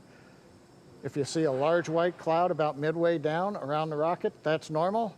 That's again just the gaseous oxygen hitting the warm, moist Florida air.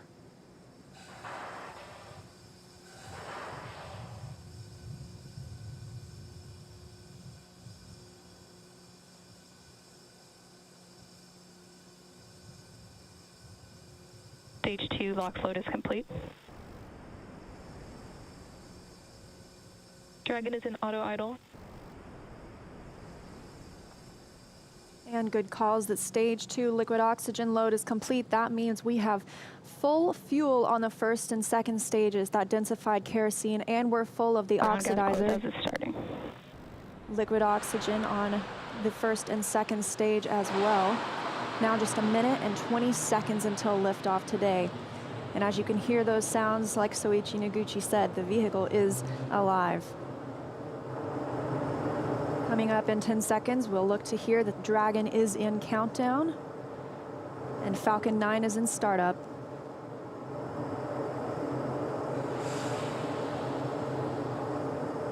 Dragon is in countdown. FTS is armed. Falcon 9 is in startup and is now controlling. 50 seconds now until liftoff. That FTS you heard is flight termination. Dragon, SpaceX, go for launch. SpaceX, this is Resilience. Roger, go. Go for launch, and at 37 seconds, the International Space Station flying over Kennedy Space Center. All for one, Crew 1 for all. Crew Dragon poised to go catch it.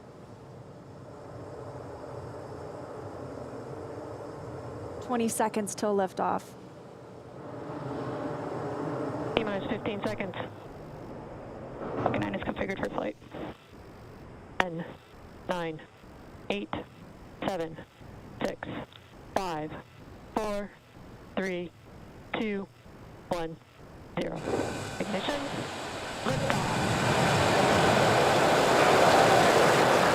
And Resilience rises, not even gravity contains humanity when we explore as one for all.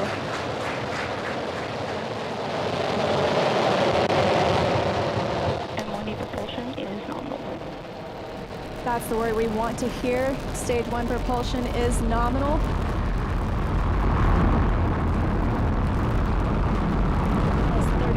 Into this historic mission, flying crew on board Dragon and Falcon 9. Stage 1 is preparing to throttle down. This is in preparation for max Q, which is maximum aerodynamic pressure. Stage 1, throttle down. There's that call out for throttle down. Power and telemetry continue to be nominal for the vehicle, now traveling at 262 meters per second.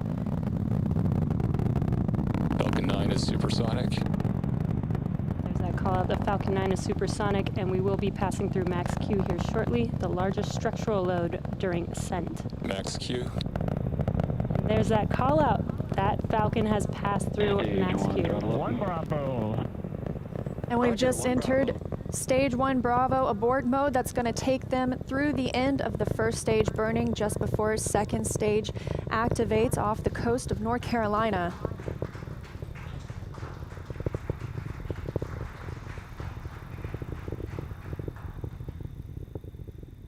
T plus 1 minute and 40 seconds into flight, Dragon and Falcon 9 traveling 709 meters per second.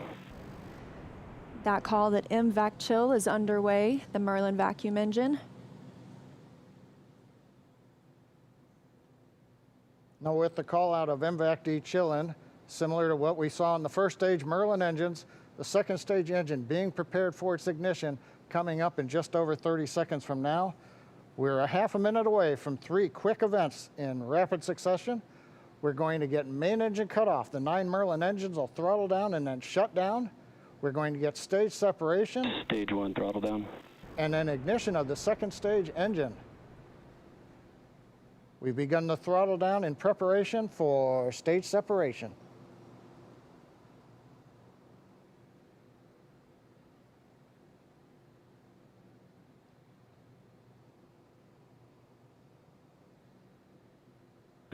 And we have 2 Alpha. Stage separation confirmed.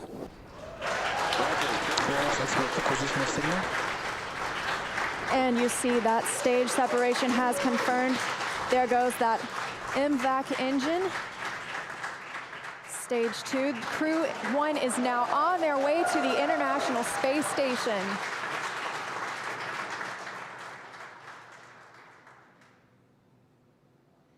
On the right side of your screen, you see Stage 2 continuing to burn. Over on the left-hand side is Stage 1 preparing for its return to Earth.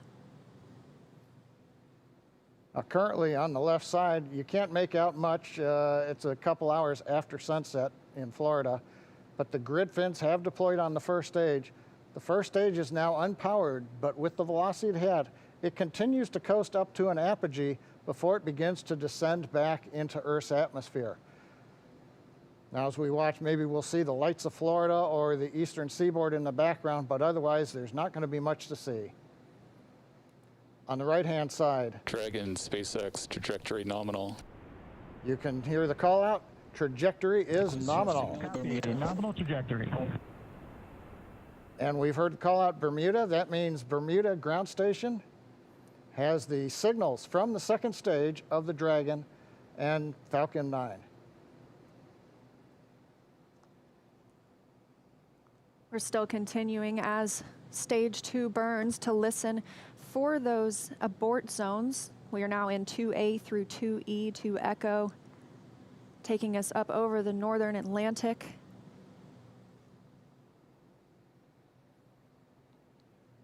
Right now you can see the second stage engine glowing with the standard red that we have come to see over all these missions. Indicates everything's looking good. Power on the MVAC-D engine continues to run at 220,000 pounds of thrust in the vacuum of outer space. Dragon, SpaceX, trajectory nominal. And trajectory nominal. Copy, nominal trajectory. And we hear the reply from the crew acknowledging we have a nominal trajectory. Dragon made it to the Falcon 9 second stage, heading into the low Earth orbit. where Dragon will then separate and begin its trip the rest of the way to the space station. We'll be looking for SECO, second stage engine cutoff, coming up at 8 minutes and 48 seconds after launch today. So about 3.5 minutes from now, Dragon and Falcon 9, second stage, currently flying 2,979 meters per second. Now currently the first stage has begun its descent. It is through apogee. It's beginning to come back down where it, coming up in another couple of minutes, we will have the entry burn where we begin to slow down the first stage. SpaceX, trajectory nominal. Copy, nominal trajectory. Another call out, another nominal trajectory, just what we love to hear.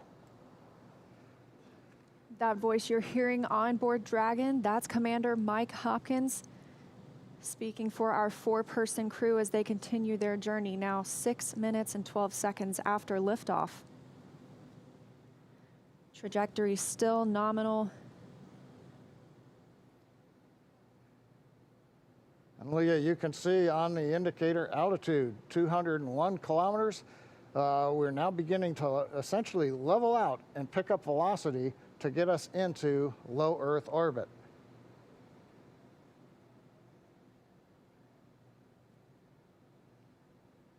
We're a little under 1 minute from the ignition for the entry burn on first stage.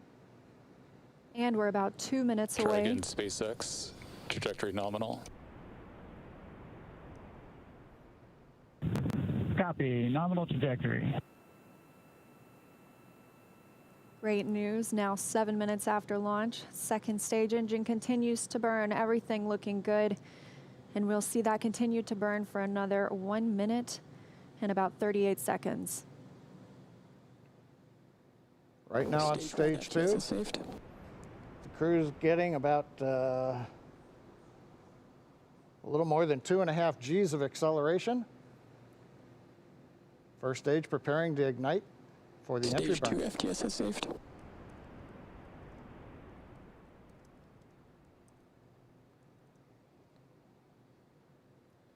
And we've got ignition of the entry burn, center engine, followed by the other 2 restart engines.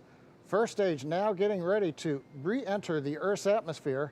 This is about a 29-second burn, and it's designed to slow the vehicle way down.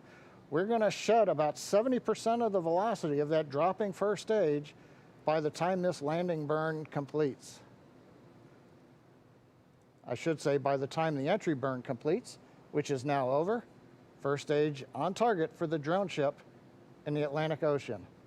Meanwhile, we're watching second stage getting close to getting into orbit. That's right, we've got about 30 seconds Stage 2 more. internal guidance. And now just about 20 seconds more of stage 2 continuing to burn until we see second stage engine cutoff, or SECO. We'll coast for a few minutes afterward to allow the rates in motion to... Roger, Shannon. There's that call for Shannon. That's Shannon, Ireland, an abort zone, but it looks like we continue smoothly to orbit today.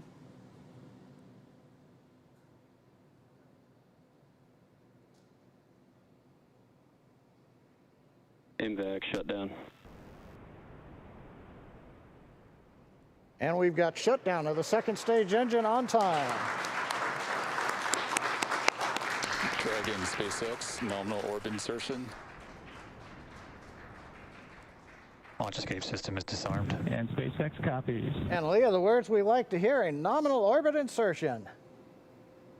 That's right, John. Nominal orbit insertion, as we mentioned, stage 2. Oh, looks like some action on stage 1.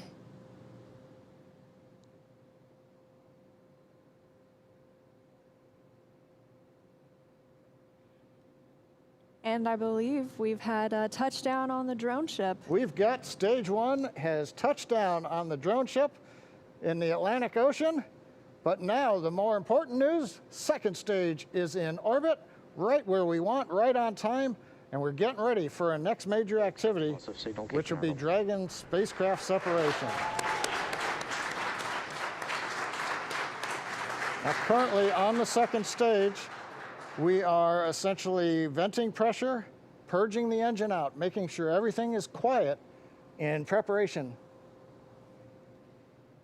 Take a look. That's inside Crew Dragon right now. Our Crew 1 crew now coasting in low Earth orbit, still attached to that second stage. In just a couple of minutes, we should see that second stage separate and Crew Dragon will be flying free.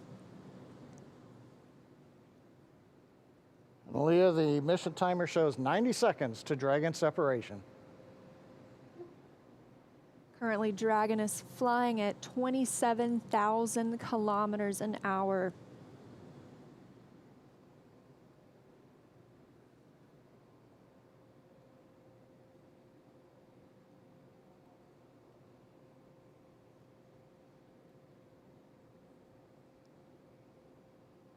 And we're T plus 11 minutes since liftoff today, waiting on that second stage separation. But as you can see, our astronauts from left to right, Shannon Walker, Victor Glover, Mike Hopkins, and Soichi Noguchi, now on their way to the International Space Station. First trip to space for Victor Glover. Acquisition of signal, Newfoundland.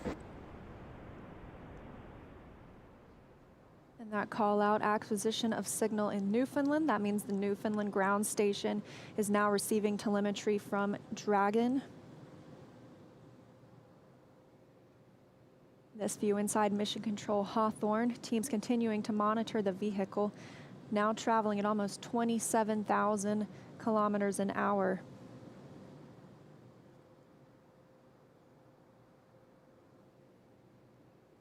Ten seconds to Dragon separation.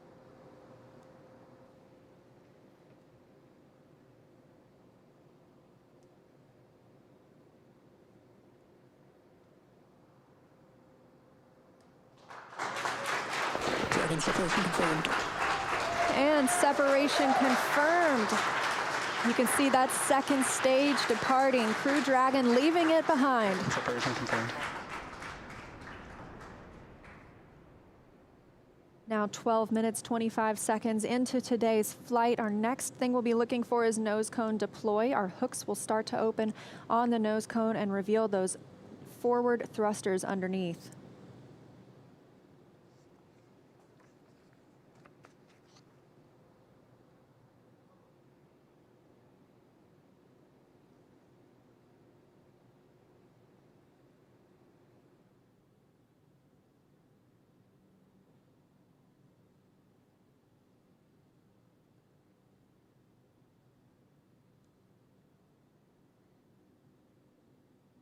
"13 minutes into today's mission, the view on the right-hand side of your screen coming from Crew Dragon. We had that short look at the second stage as it departed. That second stage will burn up upon re-entry into Earth's atmosphere.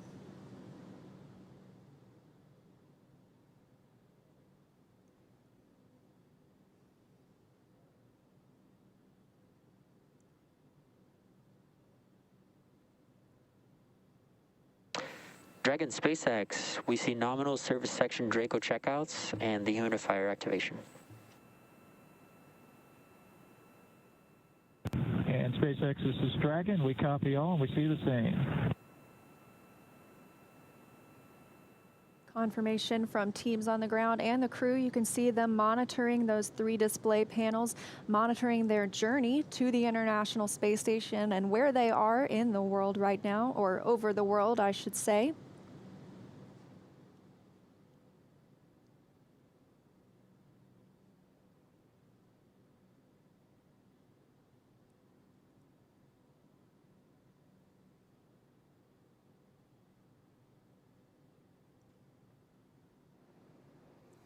Well, we're in 14 minutes, 25 seconds since it was a great liftoff. Everything happened. We had a nominal insertion into low Earth orbit. You saw Dragon separate. We got the Draco checkouts were good. And right now we're hearing the nose cone hooks are opening up. Everything is happening right per the procedure. And we've got Crew 1 successfully on orbit. So with that, let's head over to our counterparts at Kennedy Space Center. Marie, how was that launch for you all there on the ground? Oh my gosh, John, it just took our breath away. I mean, we could just turn right around in our seats and watch. We got up away from the desk to get a better look, and then we actually could see the booster coming back down. Yeah, that was outstanding. Outstanding. And I don't even know what to say. High five. We're like high-fiving through the shield here. High five. My husband texted me a picture of my daughter watching Liftoff. It was just, I'm emotional. Seeing that, and went on the first attempt. How often does that happen in human space flight? As it should. I'm very happy. It has been a long day, but just to be able to stand there and actually feel the rocket pounding the air around you was just. It was just incredible. And then looking at the light too long, I couldn't see the MVAC ignition. So I still have spots in my eyes. And then the views inside the capsule too, with the 4 of them, looking kind of mellow, but you could see Victor's kind of letting his arms do a little bit of the floaty thing. I bet he cannot wait to get out of his seat. Well, he's going to get a chance to here shortly. So he's officially on his way on his first space flight. So Incredible. Victor, Mike, Shannon, and Soichi are now on course to arrive at the International Space Station just tomorrow, Monday, November 16th, around 11 p.m. Eastern Time. And we're going to stay live on air for continuous live coverage along their entire ride to station. Though our coverage here at Kennedy Space Center will conclude, we're going to turn it over to the teams in Hawthorne and Houston to take us through the next phases of the Crew 1 mission, all the way through hatch opening and a welcome ceremony for the crew. Now, for those of you watching online via YouTube, take a look at the description below the video. There you'll find the new link for our Crew 1 rendezvous phase, and we'll be continuing live coverage at that new location shortly. But if you're watching on NASA TV, like my parents, you won't notice a thing, and your coverage will continue. That's right. And as you follow along, we also invite you to tune into a post-launch news conference at 9 o'clock p.m. Eastern Time, right here on NASA TV, where NASA and SpaceX will take questions live.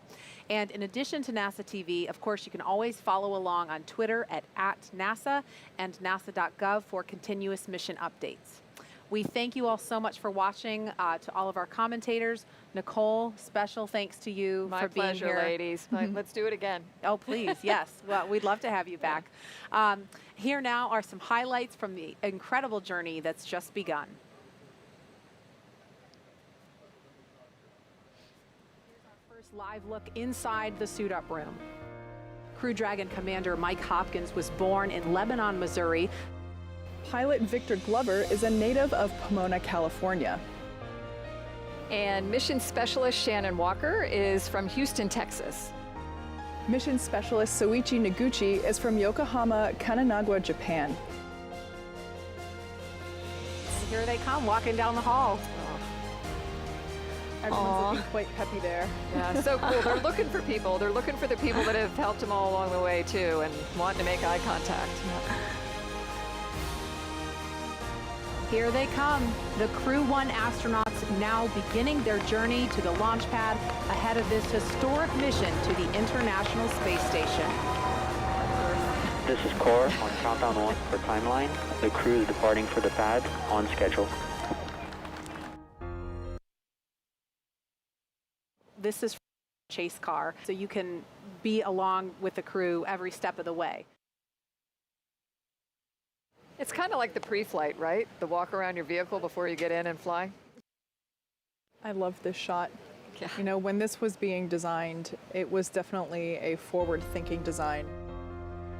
And you can see on your screen the crew beginning the ingress process already. They are checking to make sure the suits are ready. They're helping them connect the umbilicals. They're buckling them in. And Dragon SpaceX hatch is closed. 5, 4, 3, 2, 1, 0.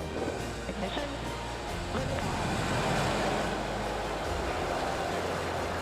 And resilience rises.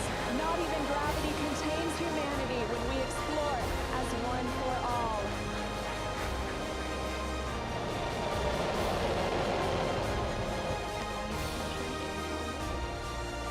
That's the word we want to hear. Stage 1 propulsion is nominal.